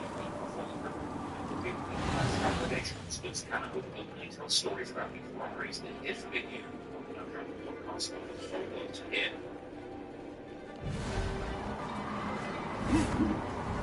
What? Hey, die! You will not get away! Hey, you coward! Careful! You are more likely to poison yourself than me.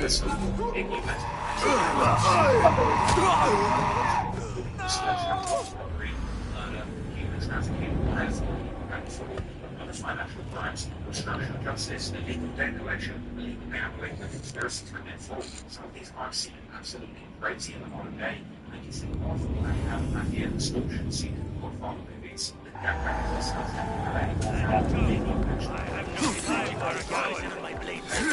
Your poison will not be of use when I cut off your This is a summer.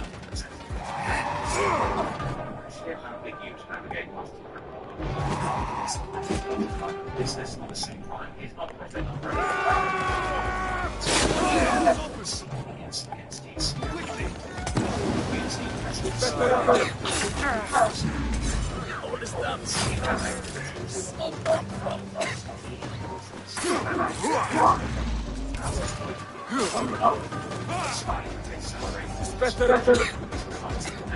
Not up yet. Not his blood! This coward! Organizations. Blood of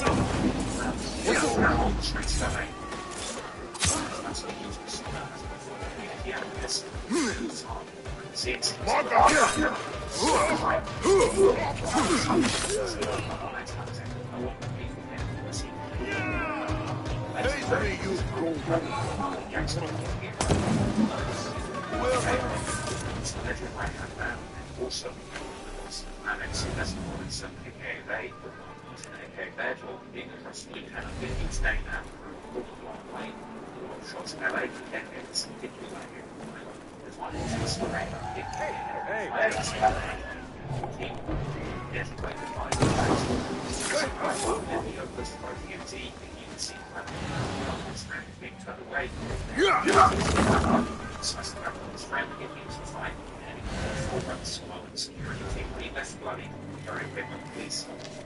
Perhaps I can put these to use.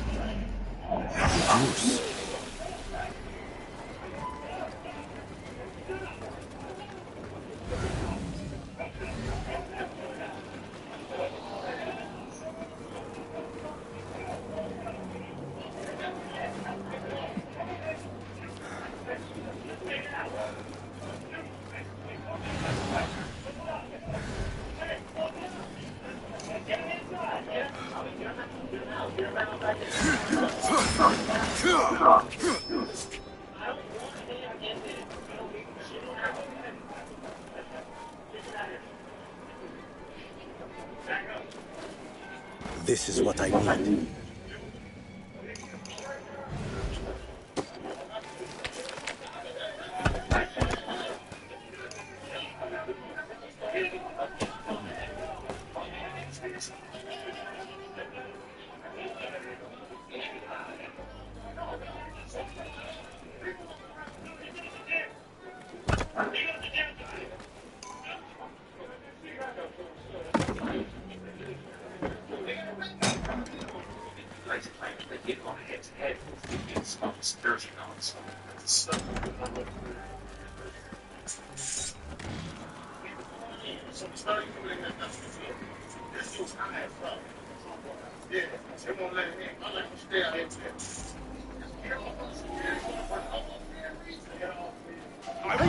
That dog you are. Not even how much blood with this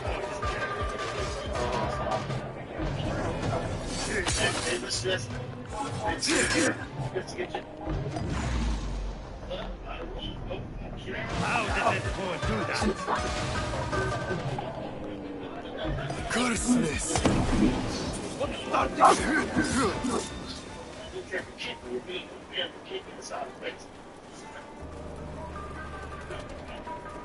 Why does he not keep me waiting? Does he truly want me after me? He will hear when he's ready. Hey, you!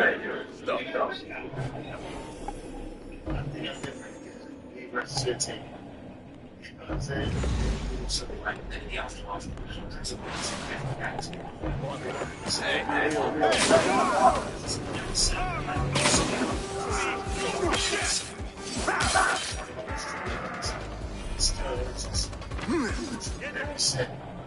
step. This is ridiculously violence.